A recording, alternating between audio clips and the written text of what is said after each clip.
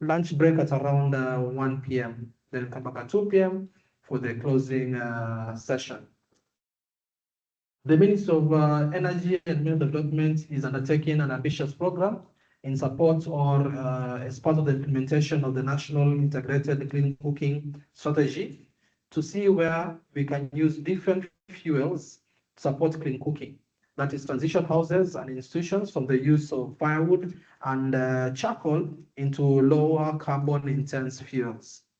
And because there will be a cost element for that transition, we are looking at an innovative way of financing we call carbon credits or carbon finance. And part of our work is to make sure we create this awareness to the community. What is carbon finance? What is carbon credits? How can you participate as a school, as a restaurant, as a household, as somebody who manufactures biogas, somebody who manufactures biodigesters? So there's a lot of things to unpack. And just again to reiterate, for those who just come in, on your table, you'll see a QR code labeled project documents. Just scan it to your phone. You'll be able to access this PowerPoint presentation and a lot more other information about today's engagement. For those of us online, I'll ask my colleagues online to post the link to the project documents. That said, I want us to first of all go around, do a quick round of introduction, then invite Dr. Chris Pastor-Boyat from the Ministry of Energy and Mineral Development to give us some opening remark on behalf of the ministry. So where do we start? And as you're introducing yourself, tell us where you're coming from and anything you know about biogas. Anything you know about biogas so you can get things started. And of course, a lot of information we'll be giving you today, so don't worry if you don't know much. That's why you're here. We are here to create the awareness. Thank you. Thank you so much. My name is Tugume Ronald from Barra City, and I work with Barra High School. I'm very happy to be here today about this carbon biogas because it will instill me more about clean cooking. Since I work with an institution, we are battling with firewood, which is also getting extinct. So it's an issue. So I'll get a lot. Thank you so much. Thank you so much. I'm also called Nwasha Abson from Uganda, Ishongoro High School. That is where I am working from. I'm happy to be here also to hear what is coming from the Ministry of Energy and Minerals. Thank you. I'm called Conrad. I work with Bold Biogas. I'm in sales.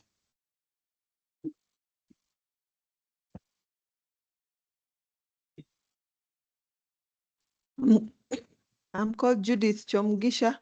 I'm from Isinjiro. I'm a farmer using biogas already.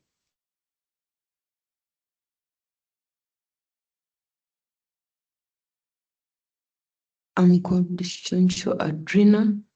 I've been constructing biogas and I'm working with Prime Renewable Energy Consultants. We are located in Kamwingi.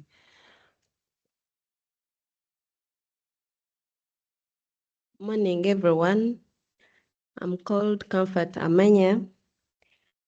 I work with a company called Bold Biogas in after sales. I'm an after sale technician as well as in sales and marketing. Thank you. Good morning, everyone. My name is Birunji Annette, project coordinator, Bold Biogas Limited. Yeah.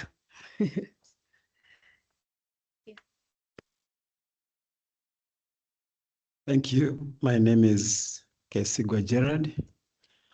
I work with YABI, that's Youth in Agribusiness and Innovation. I've come to learn more about biogas and how I can get organic manure from the residue of the biogas. Thank you.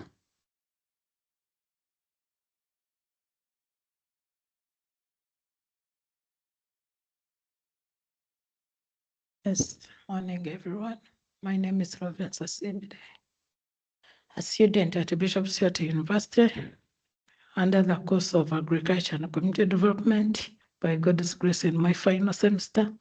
And I'm very grateful to be here. And the purpose of coming is to learn more about the biogas making and how it can help out the community. Thank you. Good morning. My name is Milton Twinamasko, Director, Iviri Parents Primary School, Chegegwa District. I have come to learn more about biogas. Thank you. Good morning, everyone. My name is Reverend Fred Tmwine. I come from Uganda, head teacher in Shongoro High School. I hope biogas will be a substitute for firewood, which we are using, and it is not clean, and sometimes causes a lot of smoke at that area. When you visit there, you find it is painted gray. I hope with biogas we shall improve on cleanliness and the lifespan of our workers.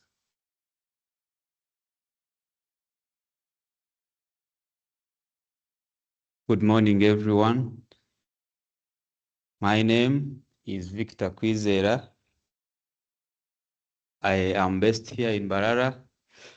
I am a chemistry teacher at St. Peter's, SS Katukuru.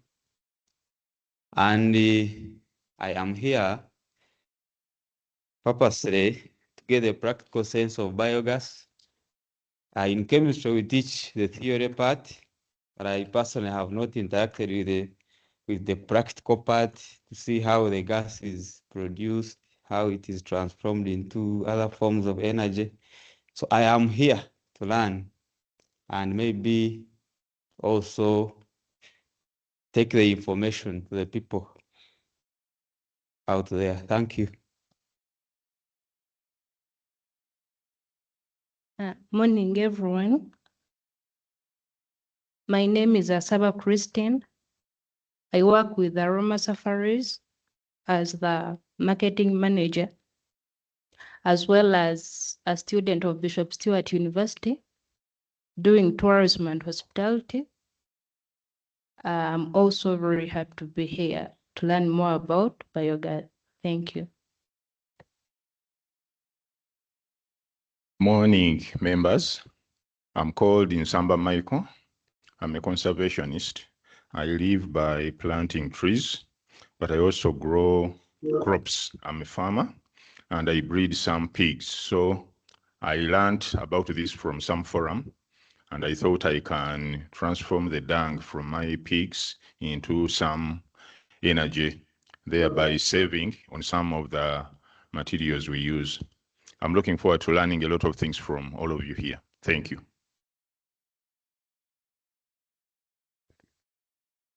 Hello.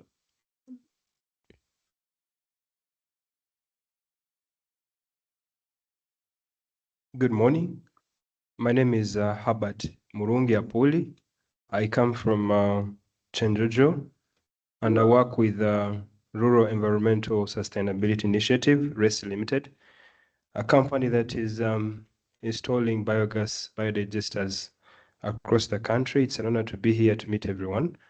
And I don't know if we're saying our expectations, but sure. I'm here to learn more about how can an energy enterprise like RESI take advantage of the carbon markets, and also how to use that tool of carbon markets to serve our community better. Thank you so much.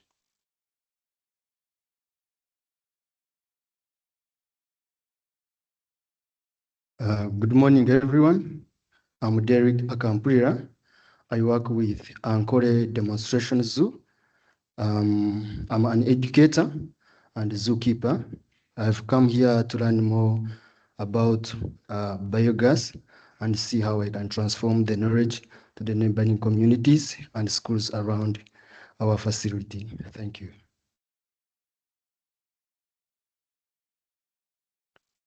Yeah, good morning, everyone. I'm by names of Captain Morris, and I work with Wildlife Clubs of Uganda organization, and basically I'm the Western Ankole region coordinator, and I'm expecting to have some more knowledge on how we can be able to have more practical skills that we can able to share with the learners that are within the wildlife clubs. Thank you so much.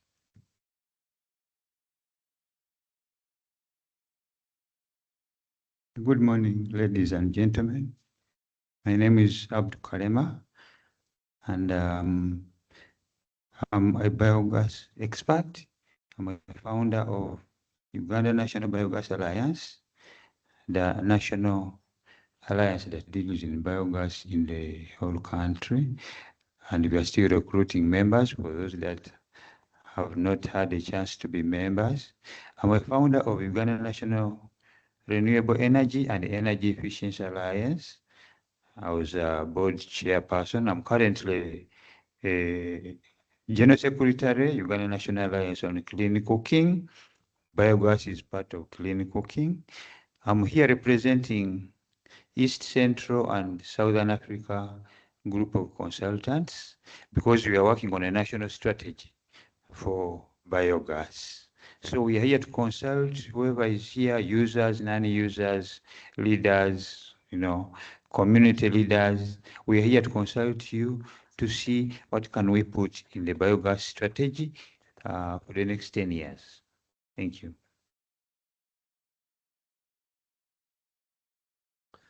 Morning, everyone. My name is Natkwasa Felix from Ishongoro High School, Uganda. I have come here to learn more about clean cooking.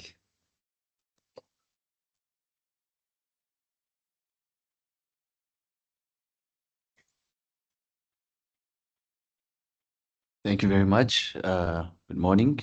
My name is Emmanuel Modisa from the Ministry of Energy and Mineral Development. Good morning, everyone. My name is Lily Rono from Vast Carbon, handling marketing and communications. We are taking these pictures as evidence that this local stakeholder consultation took place, and it is for no other purpose than that. Thank you. I want to turn my attention to the people within online. If they could just quickly unmute the mic, introduce themselves, tell us what they do, and we can proceed. Rama, let's keep moving. Rama. Thank you, Charles. Good morning, everyone. My name is Rahma Faiz. I'm Information Design Specialist at West Carbon. Thank you. Thank you. We have Jacinta. Please mute your mic and go ahead and introduce yourself. Just unmute your mic. Okay, next, Moses. Good morning, everyone. My name is Moses Ochin. I'm a carbon market associate. I work at Vast Carbon supporting energy projects. Thank you. You've got Sandra. Morning, everyone. My name is Sandra Kwamboka, a carbon market associate at Vast Carbon. We have got Lynette and Jacinta. If you can hear me, please just go ahead and mute your mic and introduce yourselves. Good morning, everyone. My name is Lynette Namkwaya. I'm a climate finance officer in the Ministry of Finance. Thank you. Jacinta, if you can hear me, please unmute your mic. Okay. That said, we'll continue, and I want to at this point welcome our representative from the Ministry of Energy, Mineral Development, that is Dr. Chris Basashboya, to introduce himself and also, of course, give us the opening remarks from the ministry, and then we can get started. Round of applause to welcome him. Thank you.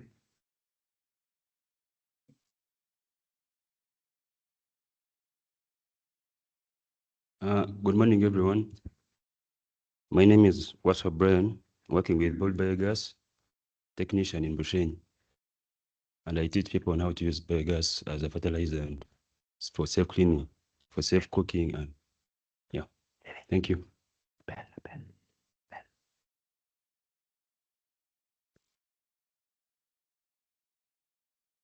Thank you.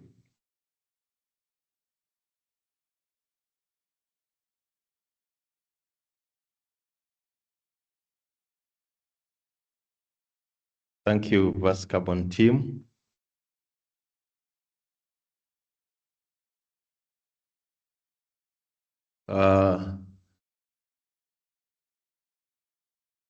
We expect to be with online. We shall have a representative from the British High Commission.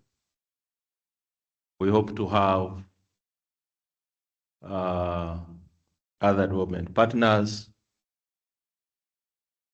We expect to have representative from Bara City. And in their absentia, according to the introductions, I think I didn't hear any, but I know they are joining shortly.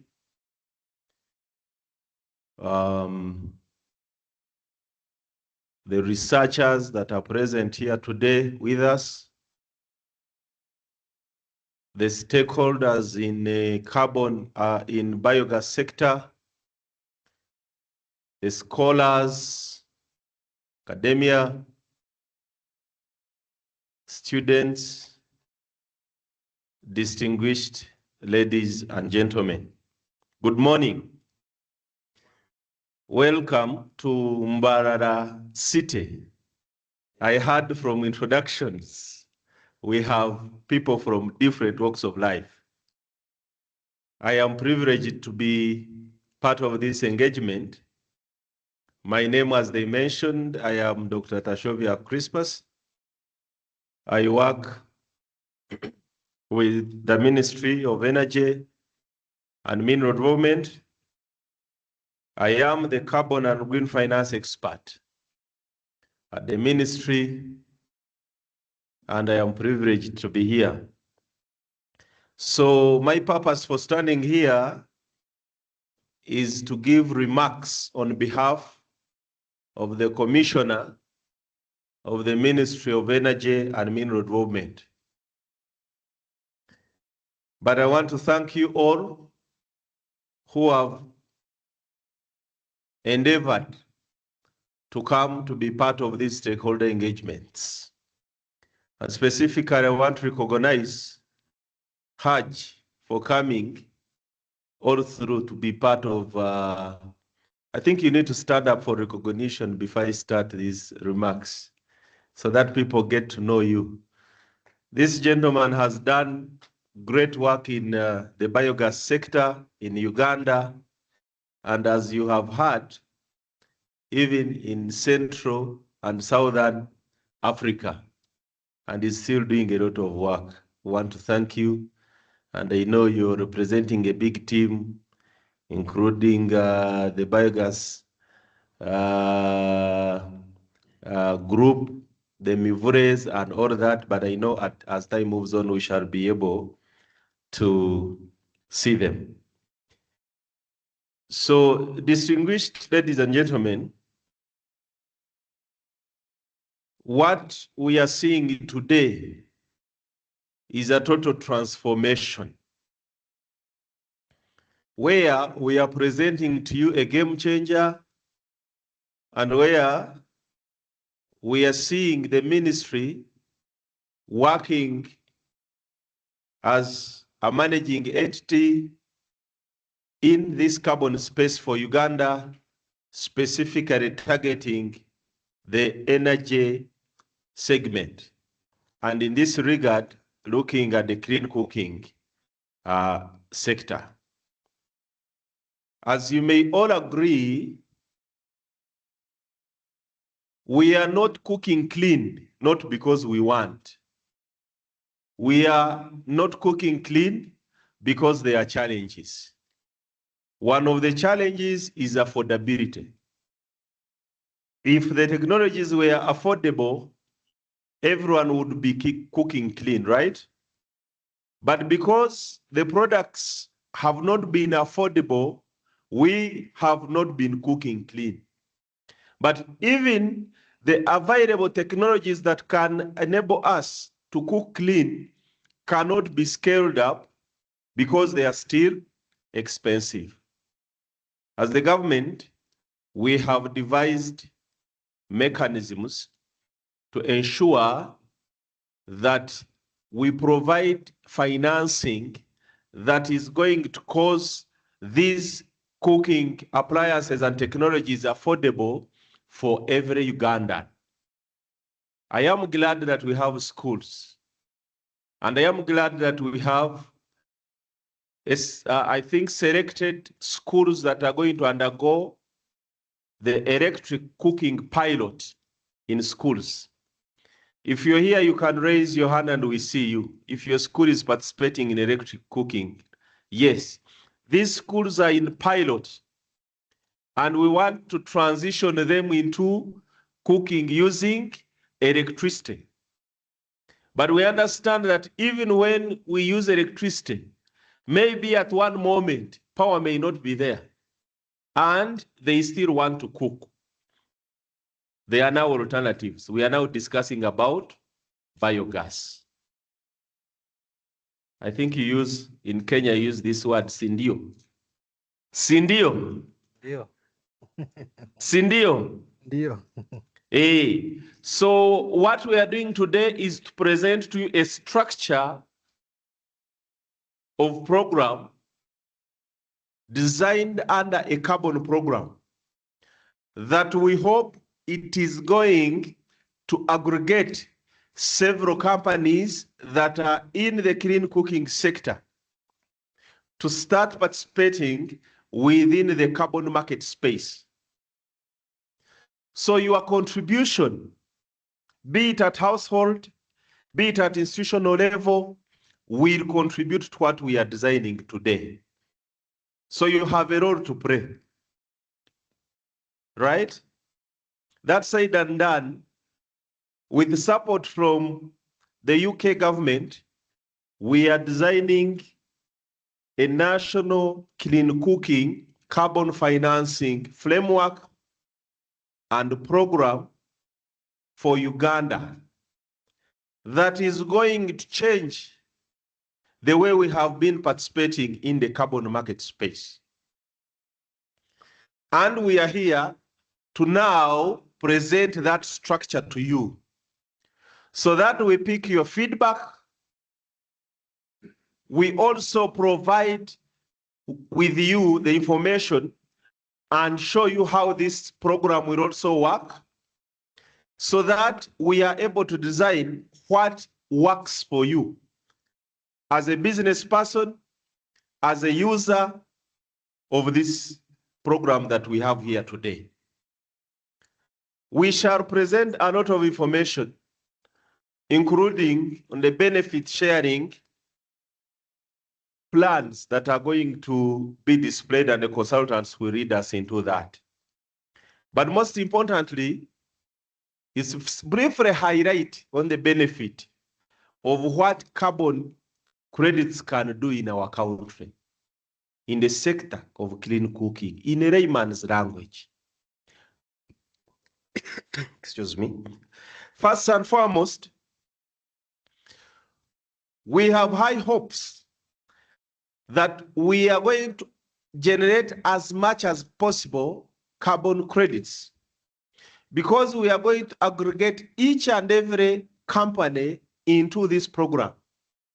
As at yesterday, I had received close to 38 expressions of interest from 38 companies that want to join this program. What does that mean? If they join, it means they are going to earn carbon credits. And once those carbon credits are sold, it means they are going to use them first and foremost to subsidize the products that they are selling. Once the products are subsidized, it means you as a user, as a beneficiary, as a business, you will be able to create what is called affordability in a business. And once there is affordability of the technologies, it means you are going to cause a lot of demand. People will demand what you have. But even you, the user, it is going to be your benefit to be able to purchase at a low price. And once that is done, we will be able to transition as many as possible into using clean cooking methods. This carbon financing framework is looking at 6 value chains. The first value chain is electric cooking. Those who are going to be cooking using electricity. The second value chain is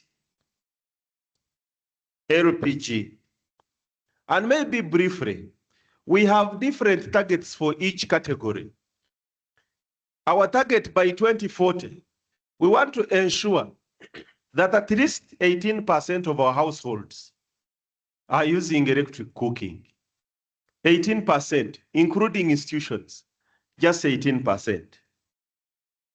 The second value chain is LPG. And we hope that we shall be able to transition up to 30% of our households and institutions by 2040 into using LPG as a result of this framework and program. We want to also transition those who are using open fires, the 3 stones, to at least using improved, start using improved cook stoves and other technologies. And we are targeting at least 33.4% of those in the country. We are looking at biogas. Biogas, we are looking at 0.6%, so that of the entire population of the households using biogas. For bioethanol, we are looking at 8% of the entire population. And we have a team, a group that is going to be using pellets and briquettes. We have an assumption that by 2040, we are going to have 10% of entire households in the country using pellets. Now that comes to 100% of all the households cooking clean. Maybe if I can pose a question. As you were leaving your houses, did you cook clean? Let's pause a bit and try to think through. Have you cooked clean this morning? How about last night? Or you are still using 3 stones? Right? So our target is to transition as many as possible through the 6 value chains. And I want you to note them. We said the first value chain is electric cooking. Those who are using electric pressure cookers and all of that, induction cookers, they fall in electric cooking. Then I talked of LPG, those using gas for cooking. You go to Total, Mogas, Shell, or any other service providers, and you buy a can of gas and you go and cook. I also talked about improved biomass, improved stoves that have high efficiency. That's the third value chain. I also talked about biogas, why we are here today. I also talked about bioethanol, using ethanol for cooking. I also talked about using pellets and briquettes as a 5th value chain. Finally, I think those are the 6 value chains that I've mentioned. So the structure of program of activities that is going to be displayed has been categorically designed to accommodate household and institutional practices, as you will note. So all of these will fall into households and institutional. So me and you, we have a role to play. And the benefits of now this program, as I conclude, is that if we transition into cooking clean, we shall be able to avoid the respiratory diseases as a result of greenhouse gas emissions. But again, saving time for our parents, our mothers, our sisters, our children, saving the time they go to collect firewood when they are cooking clean. For example, if you are using biogas, I need to be sure, maybe Hajj, how long do I need to prepare tea, milk tea using biogas? How many minutes? Maybe like 1 liter or 2 liters. In 10 minutes, you prepare, but how long does it take me to light a charcoal stove? Then I prepare the same milk. Now you see, there comes in the type of charcoal and the type of the person also trying to light the stove and many more. So we hope all these can be avoided. But most importantly, to you as a business owner, we will be able to provide you with the credits which you can use to subsidize your products. In conclusion, as we participate, I want to call upon you to open up and give us as much information as possible, ask as much as possible so that you understand this structure. We have been to different regions. We went to Northern region and we talked about electric cooking. We went to Eastern region, we talked about electric cooking. We went to Central, we talked about biomass, pellets. We also talked about bioethanol, and we are here talking about biogas, together with the team that is online, because other people are also online. Whereas we are only talking about biogas today, it doesn't stop you to ask any question that we can be able to answer in relation to the 6 value chains. With those very many words, allow me open this consultation meeting officially, then we begin the conversation for God and my country.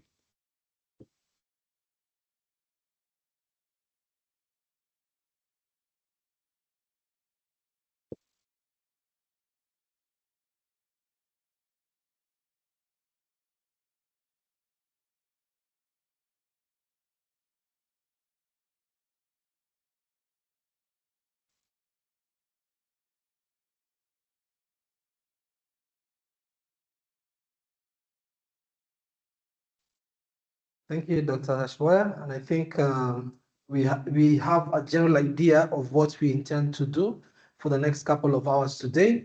We want to promote clean cooking, and the focus for today is to promote clean cooking by way of using and promoting biogas.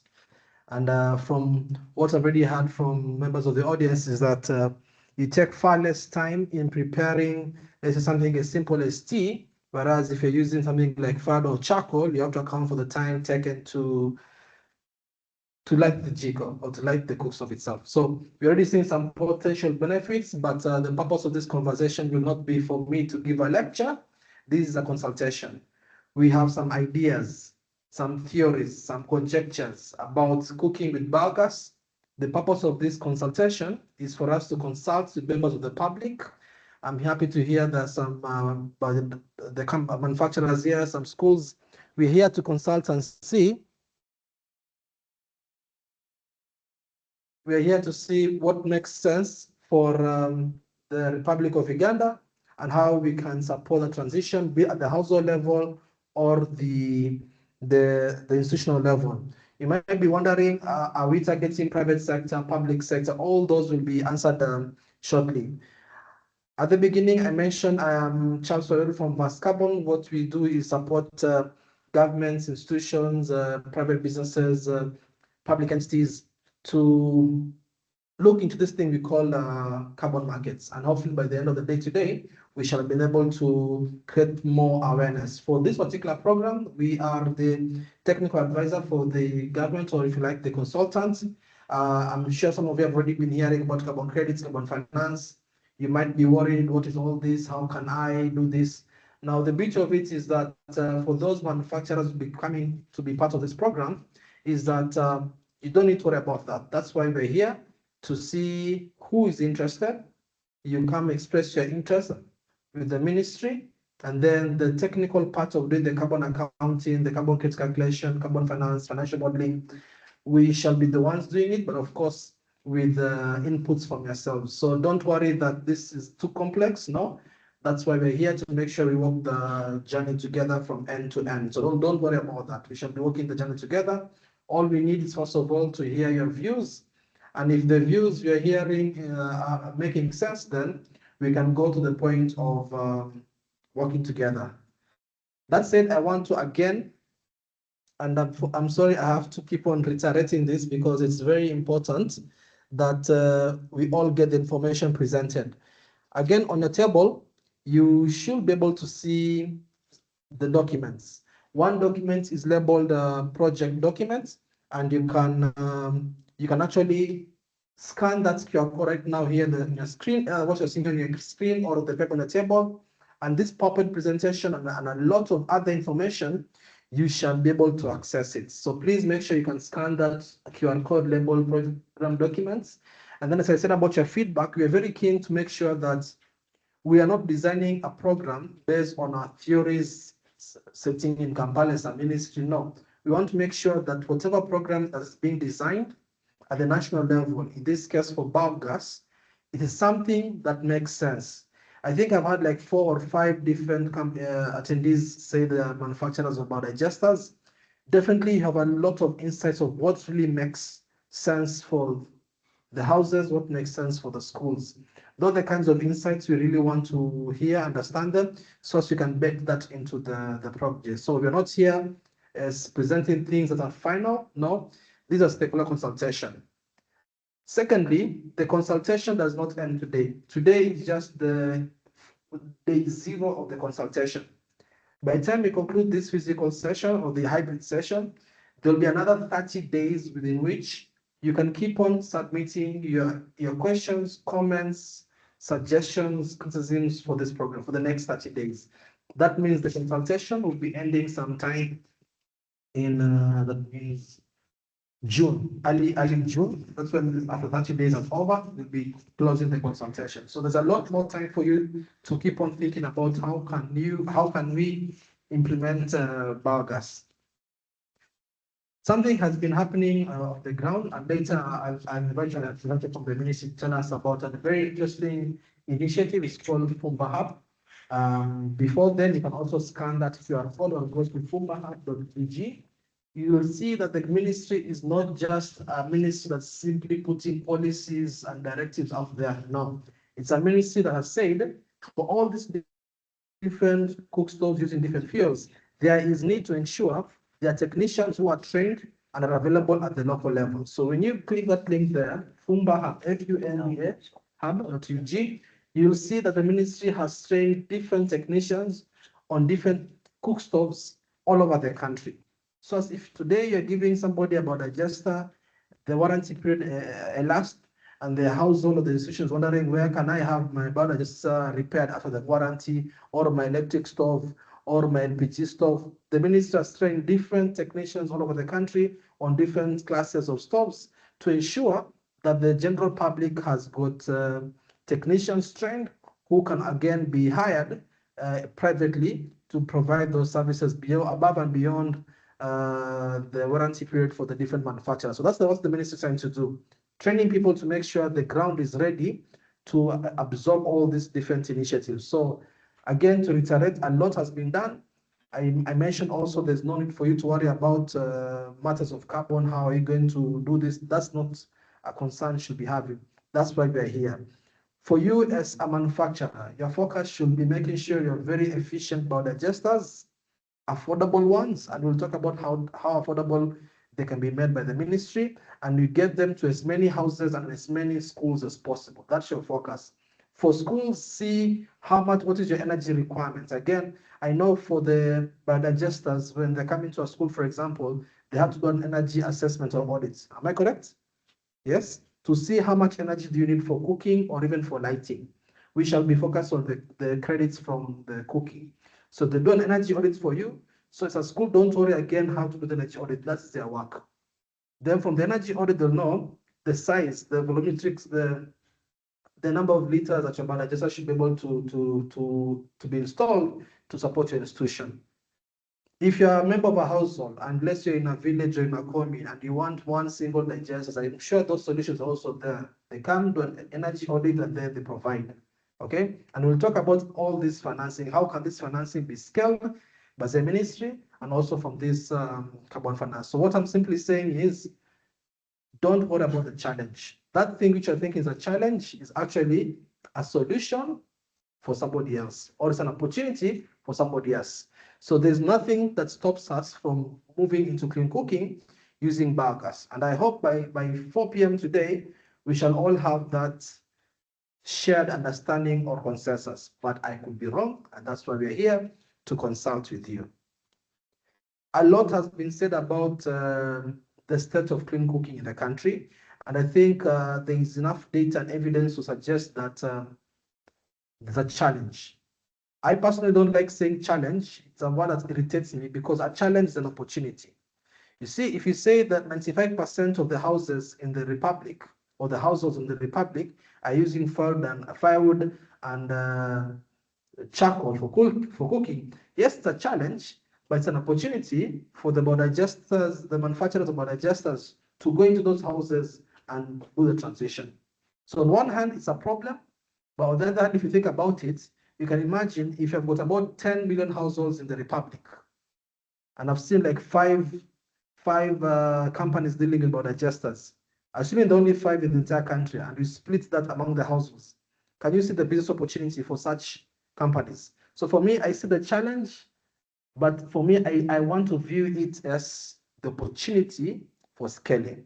So hopefully, if we implement the National Integrated Clean Cooking Strategy by the ministry, the next time we meet here, let's say in 5 years' time, it will be a case where 95% are using biogas. But of course, remember, you'll be competing with other fuels. So what I'm saying is this: the schools here are looking at transitioning to electric cooking. They can go to biogas, they can go to LPG, they can go to any fuel. You as a biodigester manufacturer, or a biogas company, it is your responsibility, like any other businessman or woman, to sell your products. If the school sees it makes more economic sense to transition to electric cooking, that's the school's opinion.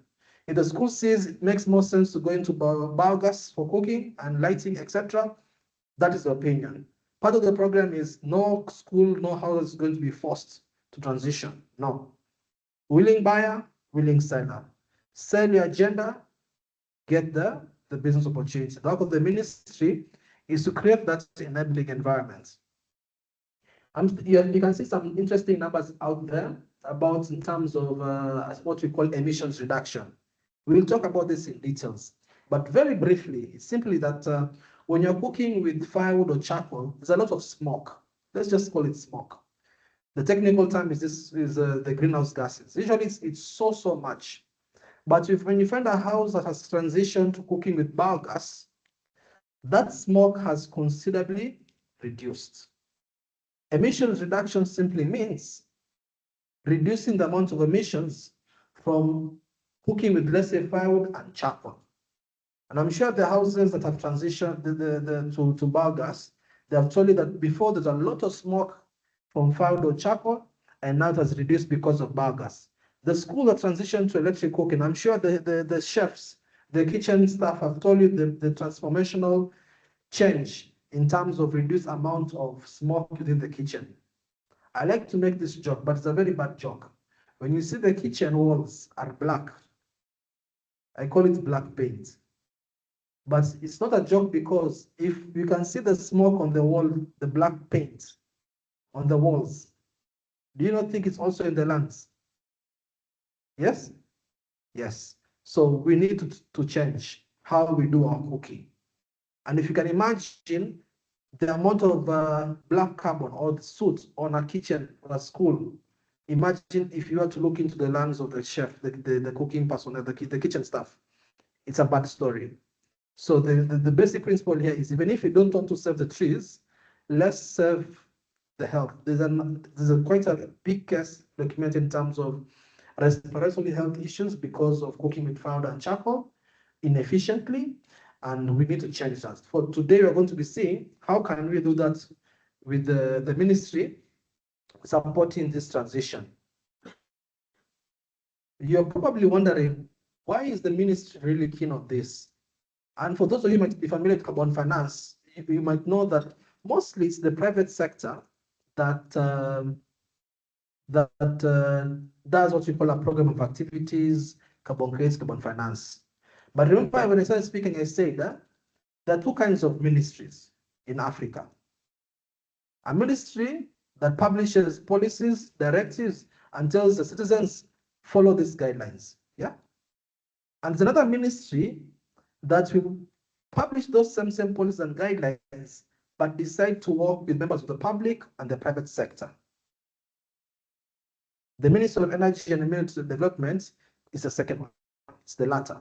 It published policies and directives and guidelines, but it's not just putting them on the website or in the shelves. It's now going back to the same community, the private sector and public sector, and saying, we are going to help you in transition, and the different ways of us transitioning, there will be a cost implication.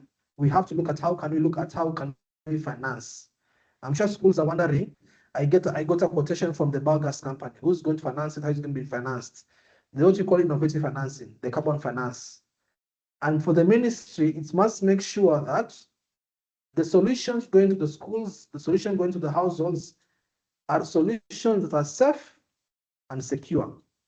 The role the ministry will be playing in this program of activities, which I'll be explaining now in the next slide, is to play the role of what you call a coordinating management entity.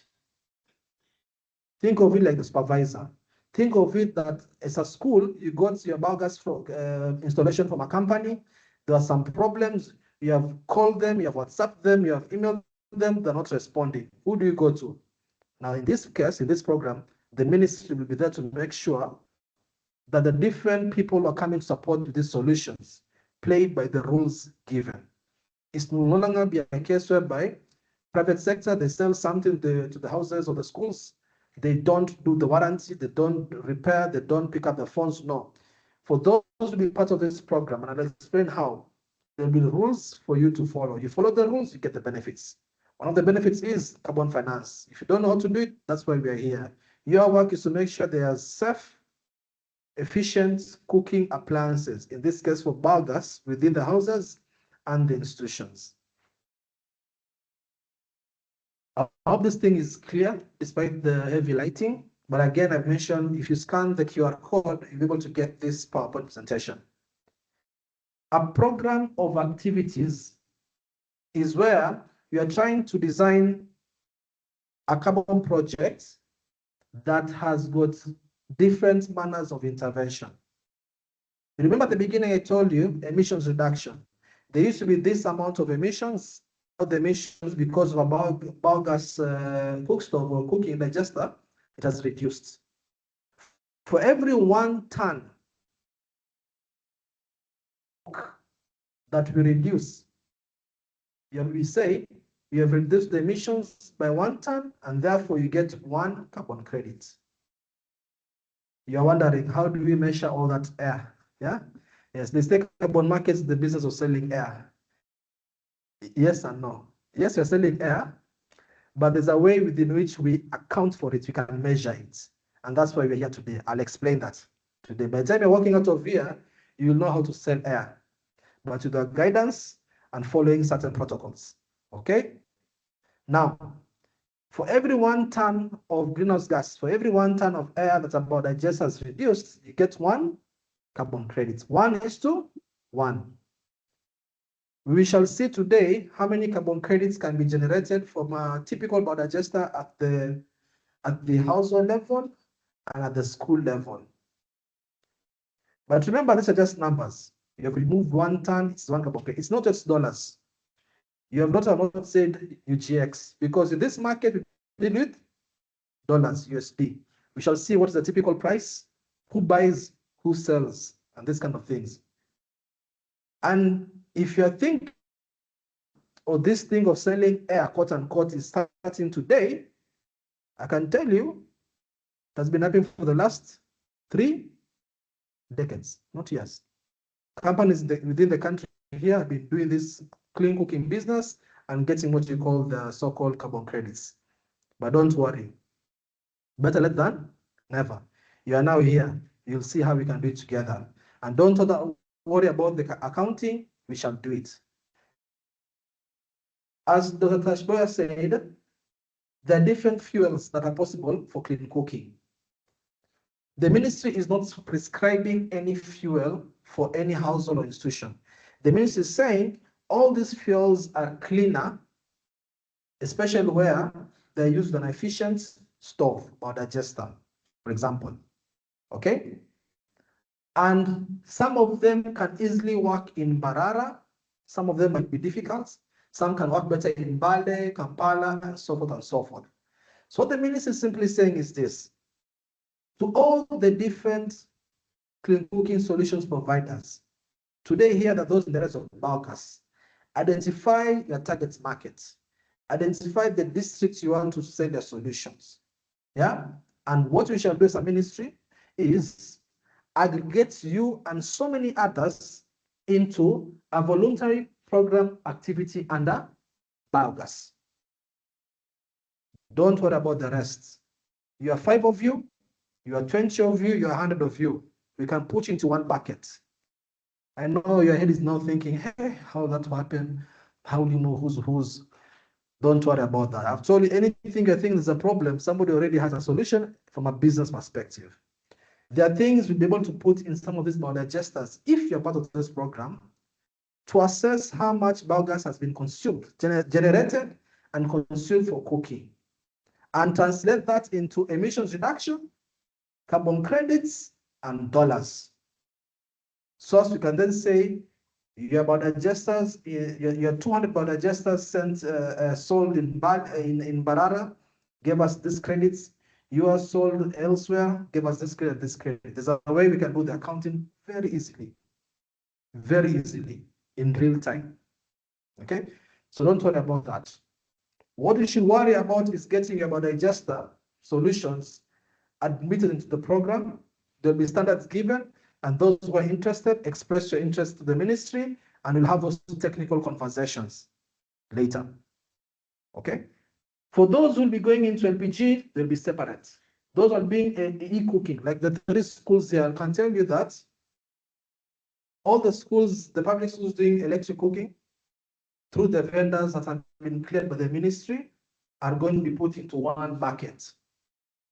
You might be thinking, but aren't my schools be alone?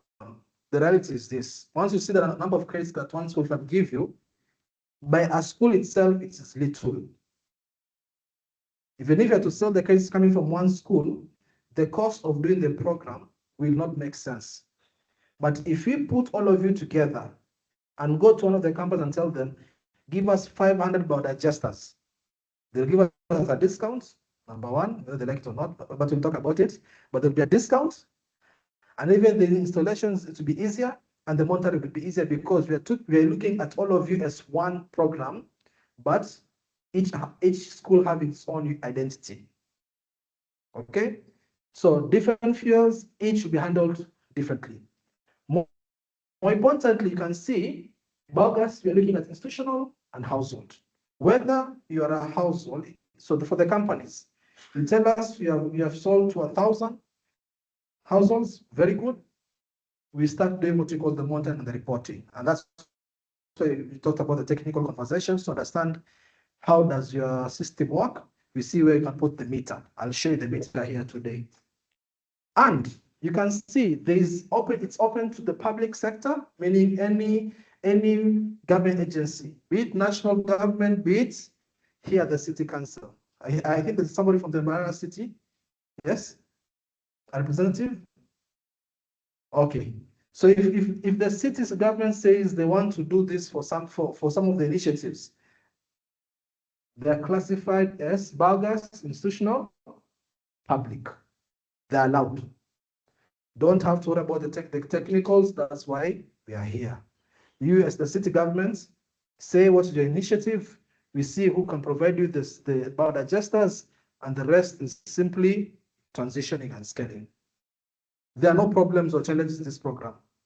Okay, we feel we have thought through those problems and challenges, and we have some solutions, but we want to consult with you. Private sector, you've been selling to private homes. That's where you are. So everyone can be part of this initiative. No one has been left out. If you want to provide it to, let's say, the displaced communities, let's say the refugees, you're also going to be considered. No one has been left out. The only condition is we are targeting those within the Republic of Uganda by way of the administrative boundaries. If some of your solutions found their way to the next country, the border, that is good. Keep doing business, but for the purposes of the carbon finance, we are only looking at those within the boundaries of the Republic. Together. So different fuels, but today we'll talk about biogas. Cooking with biogas at the institutions, at the household, for public sector and private sector. Right, together. And the person who will be coordinating all those mathematics is the Ministry of Energy. Right, together.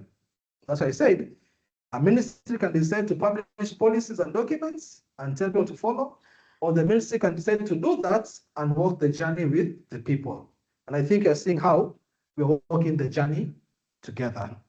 Okay? There's something you'll be hearing me saying today about crediting period. For how long can we get this thing you're calling carbon credits? Now, it is at least 5 years. We do the first 5 years. Remember, you only said your digester once, right? And they cook. I want you to imagine this scenario. You have sold your biodigesters to 1,000 schools. They have paid for that. Yes? The fuel being used to use the biodigester is coming from where? The school. But for this, but even when you have been paid for that for another 5 years, you're still getting something. That makes sense. Usually you sell your biodigester, you get paid and go away. True, right? But now what I'm saying is you don't go away. You stand there for 5 years, keep getting additional finance, not for you to pocket, but for you to have more biodigesters sold to more schools at an affordable price. That's why I tell you give a discount. But for you, a discount is a loss, right? That loss will be covered by carbon finance. Am I making sense? No one is going to make a loss here. When you're looking at transitioning houses to clean cooking, it has to be done sustainably. Nobody can lose. It is win, win, win. There are no losers in clean cooking. That's the program we are designing. Are you together? I know you're getting excited, which is very cool. But whenever the story is too good, you have to be careful, right? And I'll tell you where we need to be careful in the conversions today. This is just the introduction. So we do the first 5 years. And we come and do an assessment after 5 years and see, do we still have a problem of clean cooking in the Republic of Uganda? If that says yes, what do? We renew for another 5 years. Okay? Then after 10 years, we ask ourselves, do we still have another problem of clean cooking in the Republic? If the answer is yes, we do another 5 years, 15 years. The only question I'll ask you is this. What is the lifespan of the biodigesters? And maybe I can have the microphone go around. For the ones who are here, when you install a biodigester and you do the usual maintenance, for how long can your biodigester be alive, if I can put it that way? What is the lifespan? Anyone? Yes?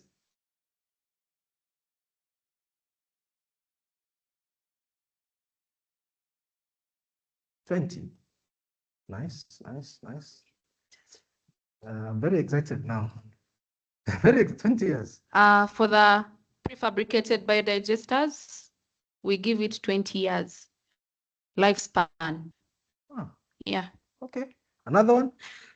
Is there 25? Is there 20? Can we 20? Anyone less than 20? Here. That is very good. And I'll tell you why. Our fixed loom digesters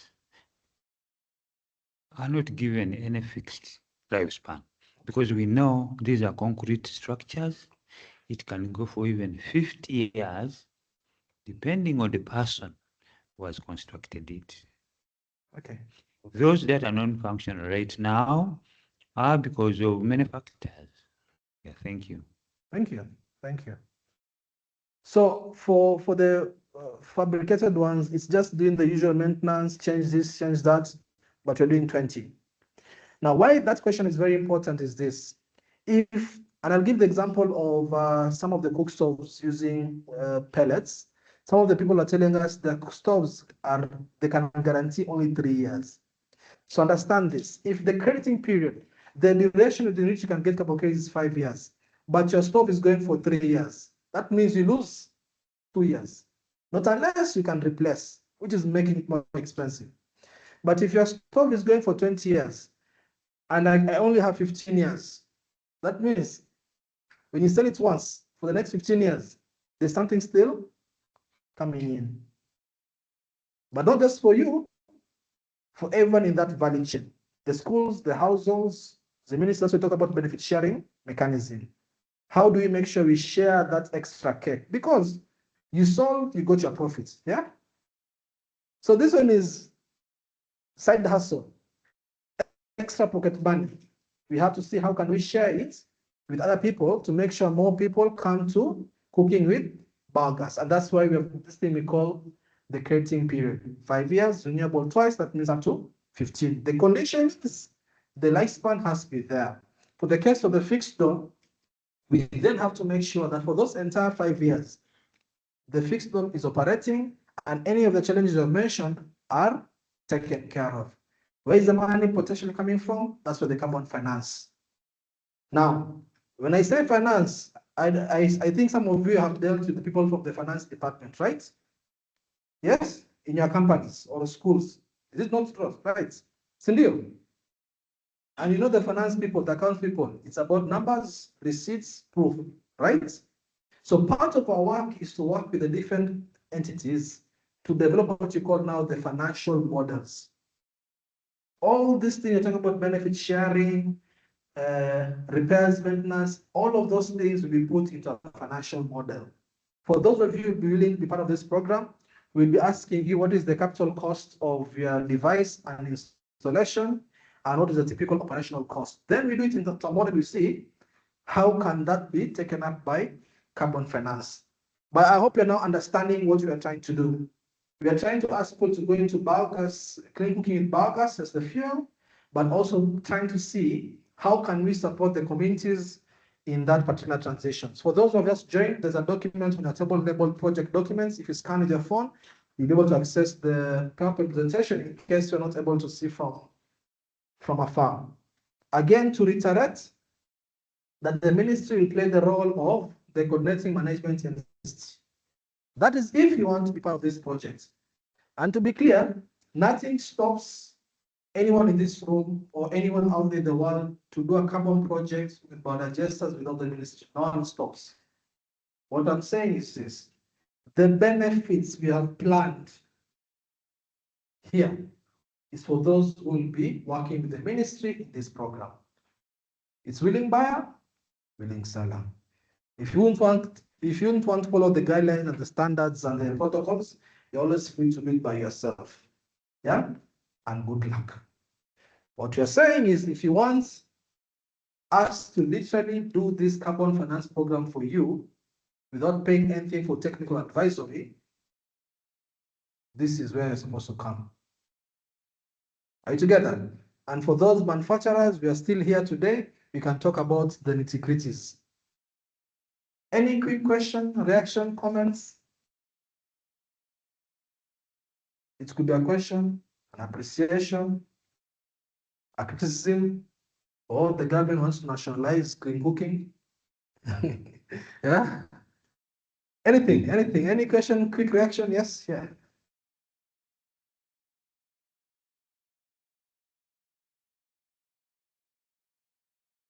Yeah, thank you very much. I hope to give information to our community, to our members here. We have digesters well above 10,000. Now, those are the physical digesters that are there. But it's alarming, but it's a fact that a big number are non-functional. It's not intentional, but it could be corrected. Possibly, we could get a comment from Dr. Tashovia. Is it possible for government to support the revamping or service and maintenance of non-functional digesters now that government has picked interest in the carbon credit? Because they are quite many, the sector cannot afford to have them serviced in order to be fully functional.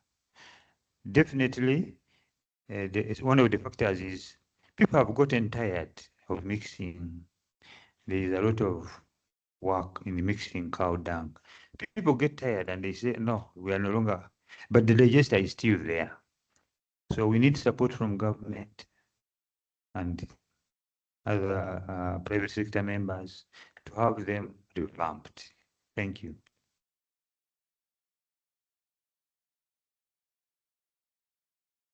Any other question, comments? Yes. Thank you so much. I'm Saba Christine once again, and my question is about the project implementation. How is the Biogas VPA program being implemented in the local communities? And another question is, what challenges have you faced so far in installing and maintaining biogas system? And another question is about community impact. The first question goes that, how has the project improved the livelihoods of households using biogas? And another question about community impact is, what measures are in place to ensure long-term use and sustainability of the system? Thank you very much. Thank you. Thank you so much, facilitators. I remember when I was in secondary school, the first person who tried to market biogas was the late Dr. Samson Chiseka. He was so proud of it in that he would even get the community to go and visit his home to see how it works. Then all of a sudden, it just died naturally. I wanted to know what arrangement is the ministry going to do to have what, I don't know if you allow me to call them satellite kind of centers, where people can go and get inspiration, and then they come up with how to start. Because we have the materials, we have, this is a it's an animal keeping community. And we know cow dung is a big ingredient when it comes to making biogas. Then a good number of the population can afford to set up those structures. Because I remember at one time, the owner of Great African Radio started it. In fact, for him, he was using these grace tanks. He had those plastic tanks, and then they were fitted somewhere in the ground. Then he marketed it for a few months, and then he vanished. So I was trying to find out from you, how applicable is this and how sustainable is it? Because we have seen people coming up with it, and then all of a sudden it just goes and then it dies away like that. Thank you. Thank you. There is also a question online. I want to give an opportunity to Hatimu Munyanja to quickly unmute yourself and ask your question. Katim, please go ahead. I can see your hand is up.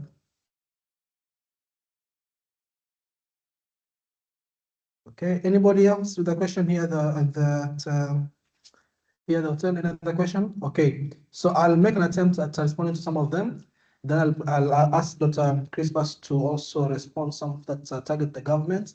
And I want to go back to the companies that are providing these solutions to respond to the questions on community impact and sustainability. If you can also help me with that. What will be some of the stories from the transitions that are given for the communities? I'll really be happy. So my first reaction to about the manufactured digester, but of course Dr. Christmas can add on to that, is that if the cost of repairing will be far less than the cost of just buying new ones, then I think it makes economic sense. And of course, we'll see how we can work around that, because 10,000 biodigesters is a very good number. That is a very, very good number. And like you said, already the source, the fuel is there. Only that now people are tired of trying to store the fuel, and because the biodigester is not working. So 10,000 is a very, very good number for us to work with. It's a very, very good number. And you'll see why soon I'm saying it's a very, very good numbers. The program, the need to create awareness, will continue. For the companies that will be part of this initiative, we'll have to do joint awareness sessions with the communities, because we can't just always be talking here at the national level. We have to go down to the grassroots level, and that's part of the program we're doing. We're not just looking at selling the stoves. We are looking about creating the awareness, having the stove installed, and having the stalls being the models being used. So continuous awareness will be created between the ministry and the companies who are going to be coming on board. That one has to be made very clear, and there's a cost implication for those companies. We'll talk about those numbers. Like I've told you, that most of the problems have been thought about, but we are very keen to make sure we do mass scale awareness. Part of the work that has been done is to try to map out the different districts where biodigesters might make sense. And this is where we'll be sharing this information with you to see, are these districts as targeted districts making sense? Then how can we start doing the rolling out? And then not just the ministry working by itself. Of course, the different town and city governments can also be part of that initiative. So mass knowledge, mass creation, awareness creation for the community is going to be something central. So I want to give to Dr. Christmas to respond to some of the questions to the government. And then we'll come to the biodigesters, the companies providing the biogas, to share some of the quick impacts that have been able to see the transformation of the transition of these biodigesters. Thank you. Let me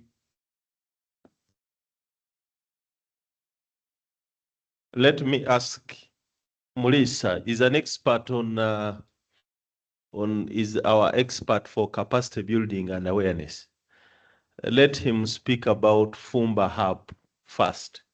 I will start with the last question about the satellite and what the government has done and what is continuing to do.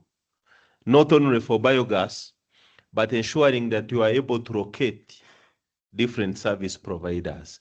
So he's going to speak through. I think you could demonstrate and show how it works. Then I can answer these other ones.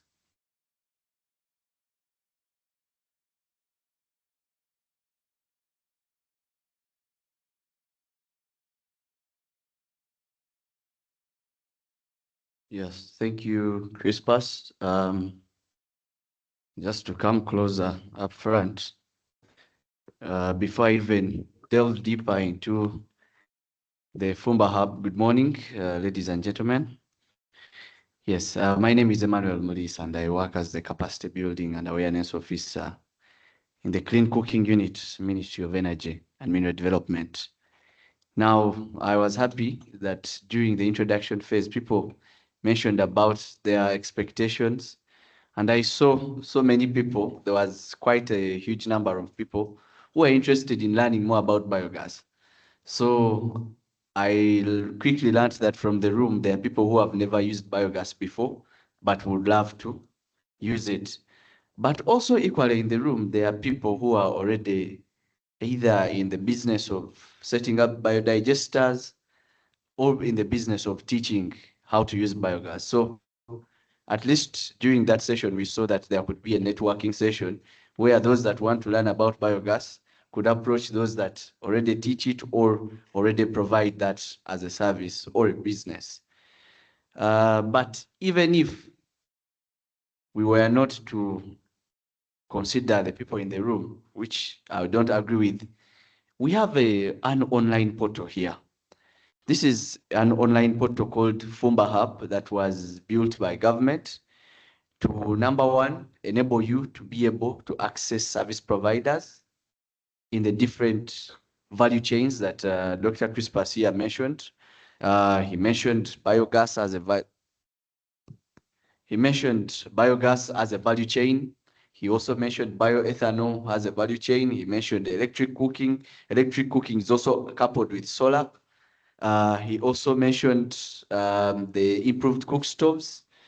He also mentioned the LPG. That's a very technical word, but we usually now translate it to call it cooking gas. Cooking gas. And then he also mentioned briquettes and pellets that are also used. So when you come to this portal, fumbahub.ug, to be able to access much of this information, you have to sign up. You have to sign up, create an account. Oh, okay. You sign up. If you have an account already, you just log in. What you'll find on the portal is that you'll be able to have a list of service providers. If you're looking for service providers in the biogas sector, you'll be able to find them on the portal, where they are located, their business number, such that you're able to call them quickly and be able to interact with them.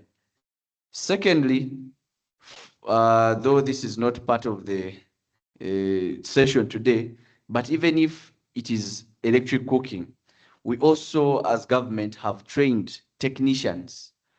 We have not yet trained technicians or built capacity of technicians in the biogas sector yet, but we also believe that those service providers on the portal are able to give you that service. There are also others in the room. But for electric cooking, some of you that have used electric cooking before, I'm sorry, Chelsea, it's not part of the package today, but let me just highlight it. So even on this portal, we have technicians that we have trained to repair and do maintenance works on electric pressure cookers that are a very important alternative in clean cooking. Very cost efficient, very energy efficient. So we also have technicians that we've trained, and we have also put them on the portal such that you don't fear to use or to cook using electricity. There will always be somebody you can locate around your area, and then you can be able to give them a call and access that service. So much is on this portal, especially I saw the General Secretary from UNAC. Yes, this is how you sign up. You create an account, you enter your first name, last name, your email, you create, of course, password, just like the way you create accounts on websites, on different. So you follow that same process and then you register. Then you log in. Charles, do we have time to go through that process? Or yes.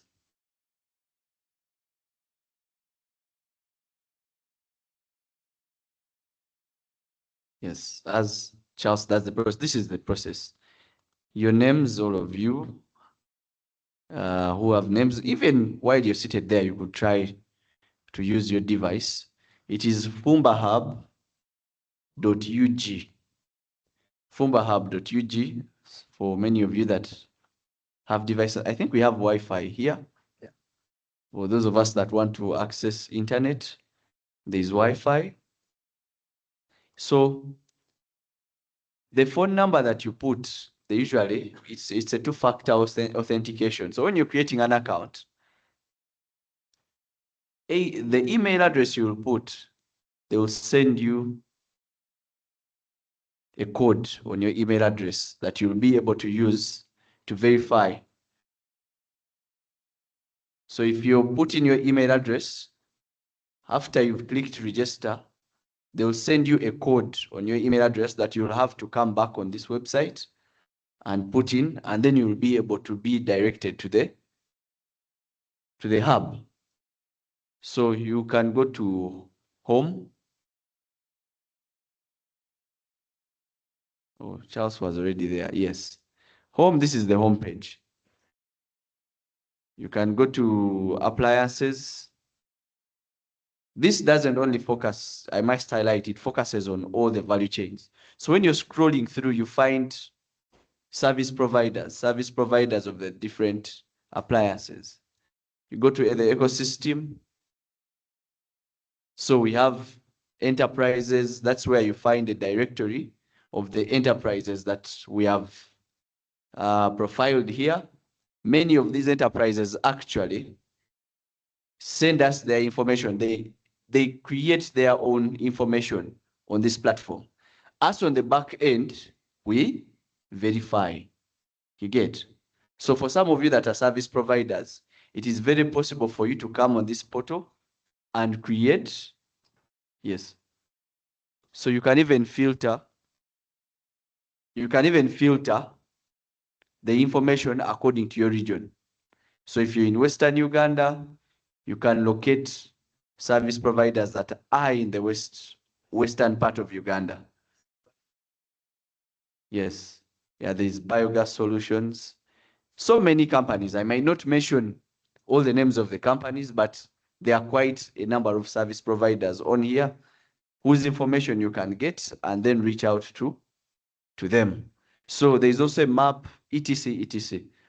And then lastly, someone mentioned that are we creating stories of impact? Do we have learning centers that we have set up?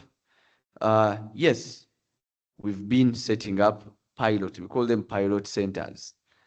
Much of the pilots are in the eastern part of the country and the northern part of the country.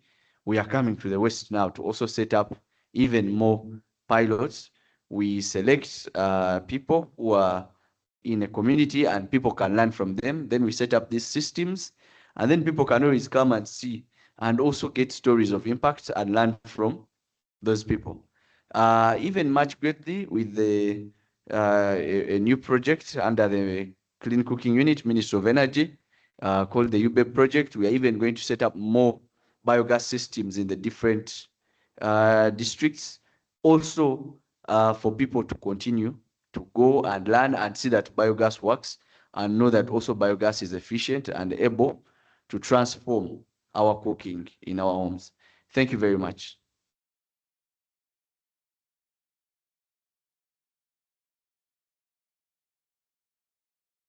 Let me just add from what he has already mentioned. This was important so that we talk about the satellite, which was very important. This satellite is not talking about only biogas, but it is talking about the entire value chain. You log in, you get any service provider depending on your need. Actually, you don't only get the service providers of the technologies, you also get technicians. You also get different technicians. To date, I think what he forgot to tell you, we have started with electric cooking because that is where the biggest issue was. This is a new technology. We don't have people who are going to repair our electric pressure cookers. To date, we have trained over 600 technicians. And we have mapped them in different areas, as he has said.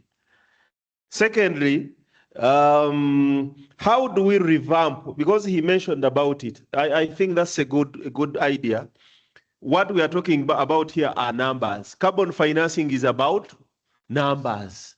And 10,000 is a big number, right? So we have where to begin from the biogas side. So, and this is why we are here. I think in my opening remarks, I said, we want to pick information from you so that we get to know where to begin from. That's the genesis now of what we are talking about.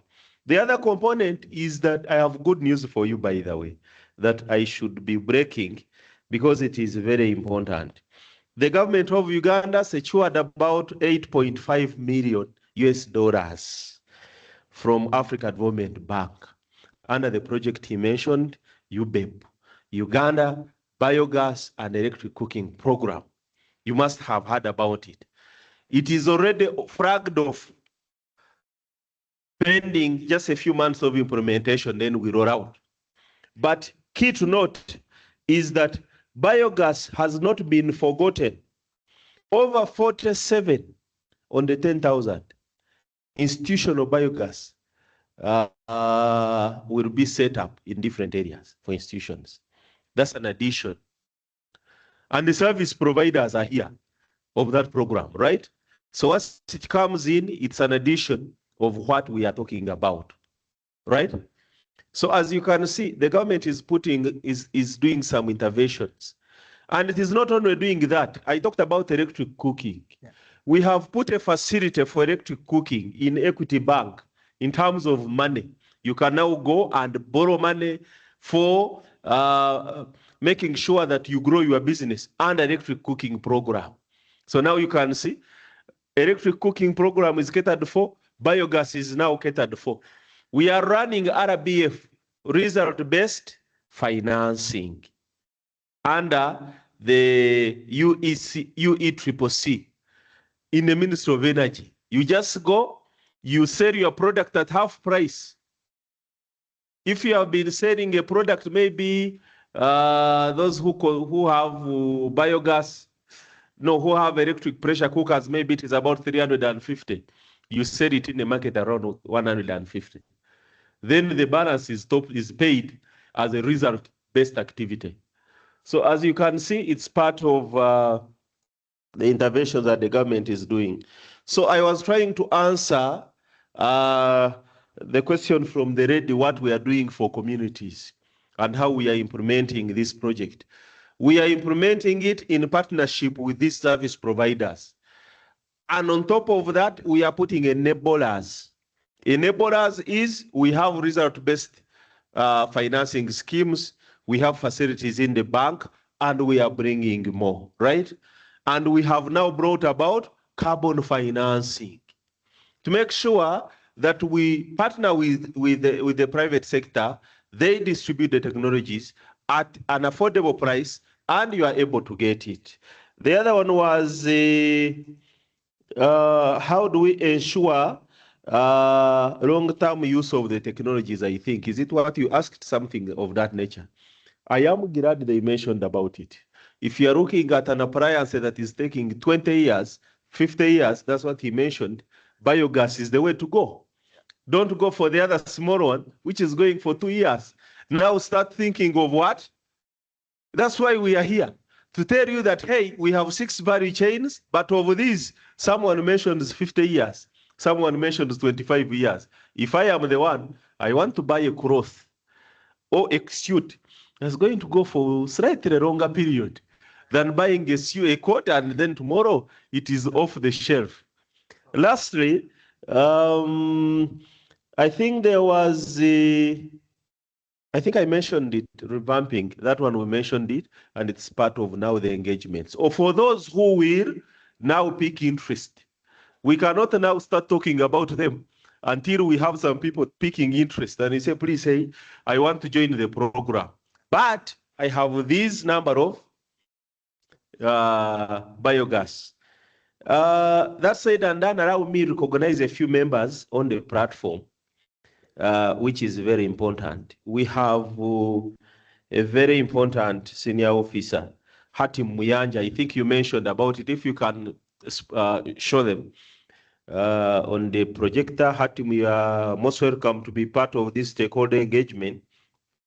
We also have so many people. Lazarus, we have Reverend Benson Amanya from Makobole High School. We have Siraj is the head of a thematic group of briquettes and the pellets and what else? So he's also there. I just saw Mivure We have Isma Muinda. Isma Muinda is, I think for him, he can unmute and tell us. Isma, are you able to talk if you can unmute? Isma Muinda. Isma. Are you there?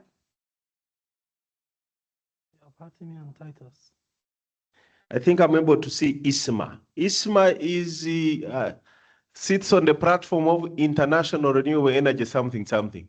But you are most welcome to be part of this engagement. Thank you so much. I think we can proceed, Charles. So I think we are starting to get a good understanding of what the program is all about and what we are hoping to achieve. And it's now 11:05. I want us to take a moment. We have a tea break. We take no more than 20 minutes. We'll spend 5 minutes setting up for a group photo and be able to be back here by 11:25. Then we do another very lengthy session all the way until 1 p.m.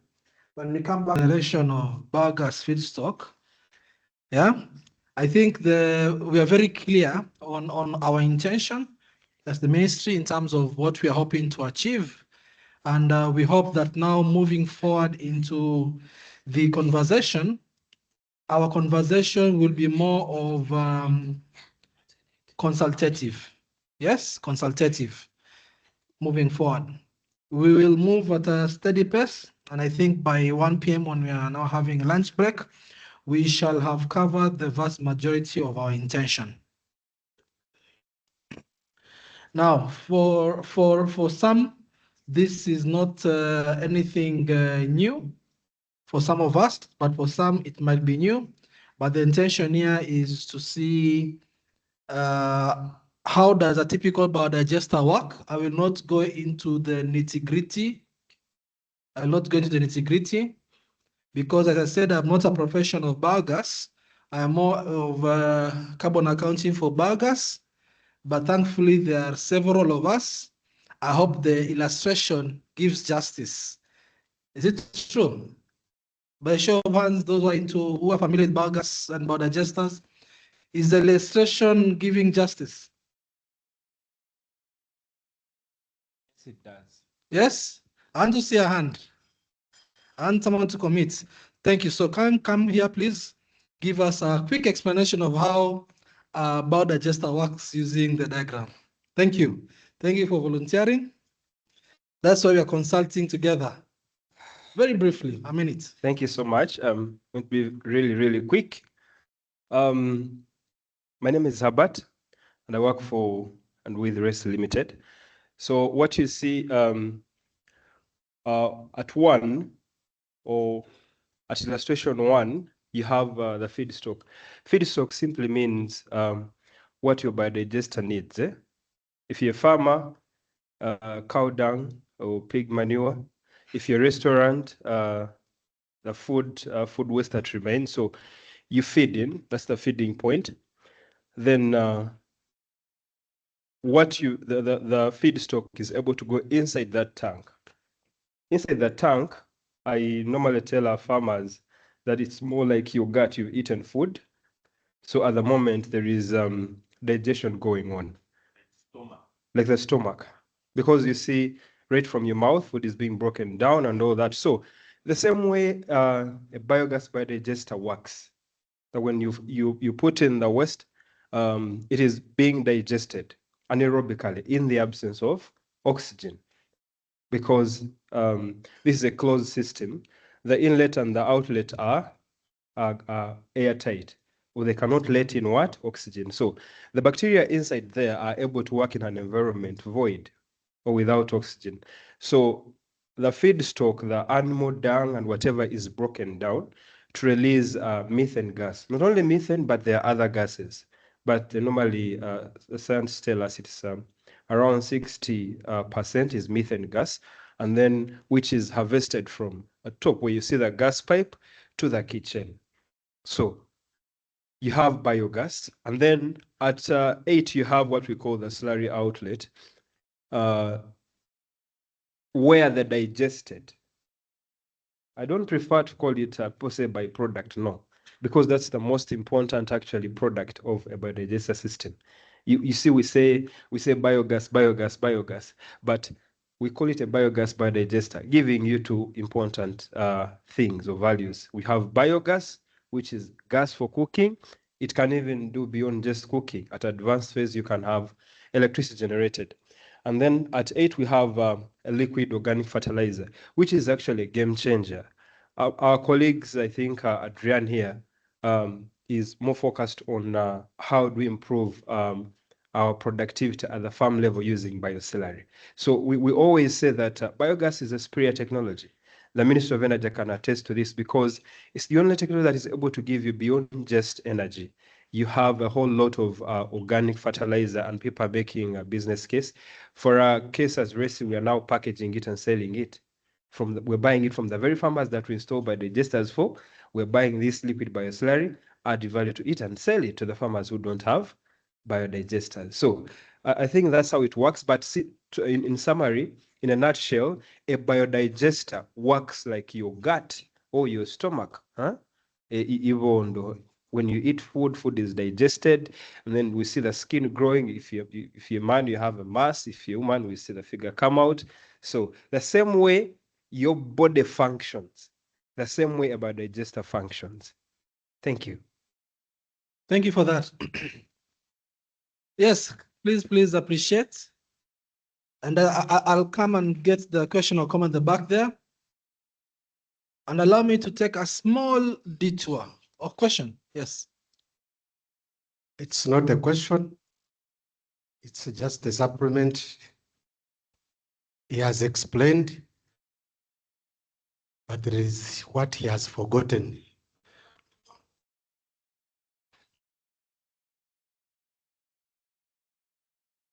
And anyone else or got anything else to add? Please, we are here to learn from each other. We are here to consult on biogas.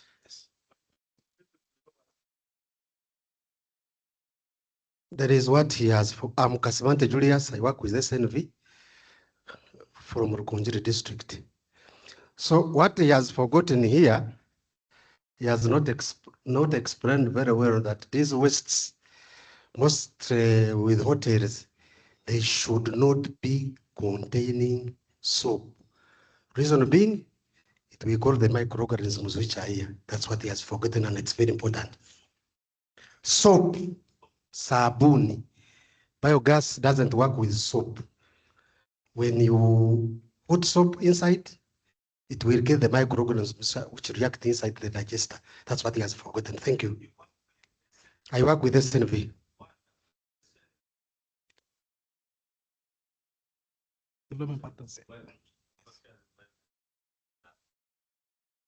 I started working with Biogas 2017, and I'm the one who implemented the digesters in Western Uganda. By that time, we were funded by United Nations Industrial Development Organization. We worked in 9 districts. I was the regional manager. I think most of the plants that are in digesters, which are in Western region, they have my hand. I have even seen somebody here who even constructed, stand up. That lady, she constructs digesters, and we worked with him since 2017. Clap for him. We can do it better. Let me show you how to clap the Kenyan way. Do you want to learn how to clap the Kenyan way? I'll come to you. So this is how we do it.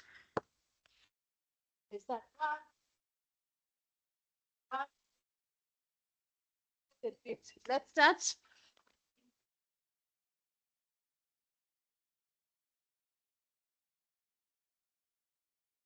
You people, you've gotten tired in the middle, but let's continue. Yeah, and as the gentleman asked his question or comment, I'll ask that we try and maybe put our phones on silent. It's picking, the microphones are picking anything that is being transmitted to the viewers online who are using earphones, and I can bet it's a bit irritating. So just please mute your phones. Go ahead. Okay, thank you very much. I'm Podi Lukundo, a teacher, St. Mary's Girls School in Mbarara. And as your bring these things and want to put them in schools, I would like the gentleman from SNV to continue informing me about the do's, actually the don'ts, the do's and the don'ts, the things we are supposed to put in that bucket and the things we are not supposed to include apart from soap. So I want to know if there because when you talk of soap, then there might be other things which are not necessary, then we also mess up. Thank you. Good enough, you have known that soap is not wanted. Secondly, goat droppings, since they are very hard, they are also not allowed. Then when it comes to schools, because we have constructed digesters in schools, when it comes to girls' school, we don't need sanitary pads inside. And they move fairer because they block the system. And when you are connecting it to toilets, the channel for urine is needed, most important. It's very, very, very important. Urine is very important in the process of manufacturing biogas. So when it comes to ladies, the other things are not needed. And another thing, any decomposing material, we can get biogas from there. Any decomposing. The ones which are not decomposing, we cannot use them. When it comes to poultry droppings, it's okay. But when it comes to goats, that one we don't need them, because reason being, naturally they are very hard. So the process of making them very wet is a wrong process. So other droppings are needed, but apart from the goats droppings, they are not needed. Another thing you should take care of, if it is a hotel like Hotel Triangle, when a plumber, now we have diverted this digester to a septic tank. There is a technology we have already used it. When you are constructing a house, you don't need to construct a septic tank. No, you just construct a digester. Connect everything from the house to the digester. The only question is, you just tell your plumber not to bring the water from the bathrooms to the digester. It is you tell him that he should separate the water from the bathroom to the soak pit. Then others direct to the digester, and you will get a good frame, because naturally with the ruminants, those with the one stomach like pigs, the gas that it is produced by pig waste, it is not the same as produced the cow waste, because the cow waste, for it regurgitates its food. As it regurgitates, the waste that will go out will be a bit weaker. But the one with the pigs and human beings, it will be very strong because it has not been regurgitated. Thanks for listening.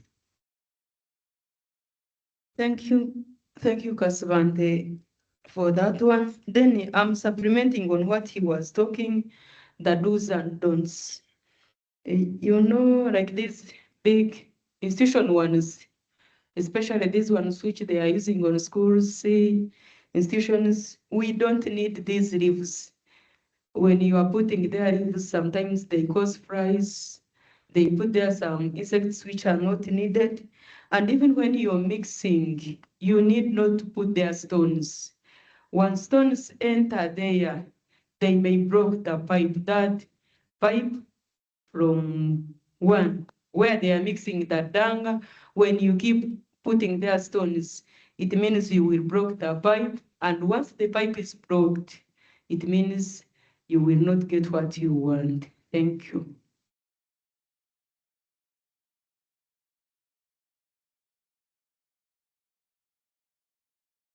To add on what, excuse me.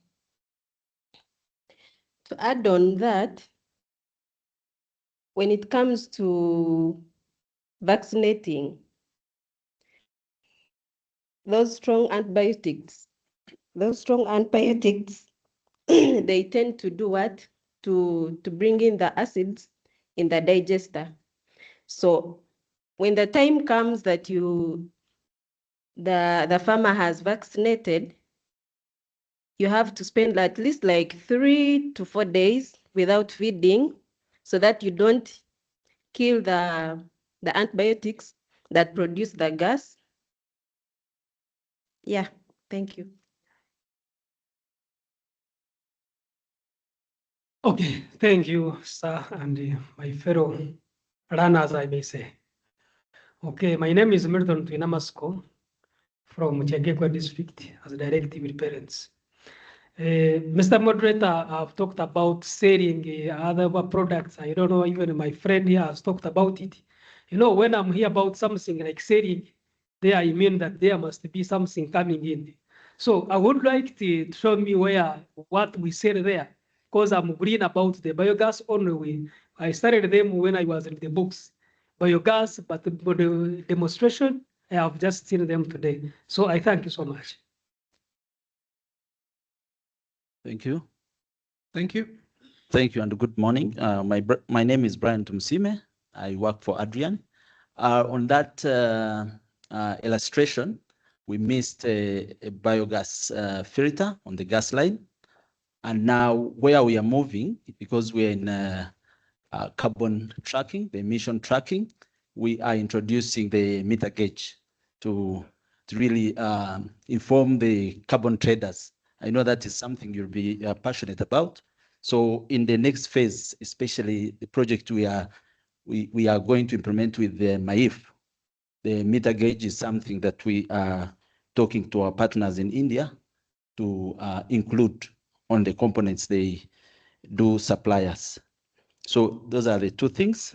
Then there's a gentleman who asked about the do's and don'ts. All these, I found a presentation of is it Fumba? Fumba Hub. It gives you access to technicians. This biogas is installed by technicians. Yeah.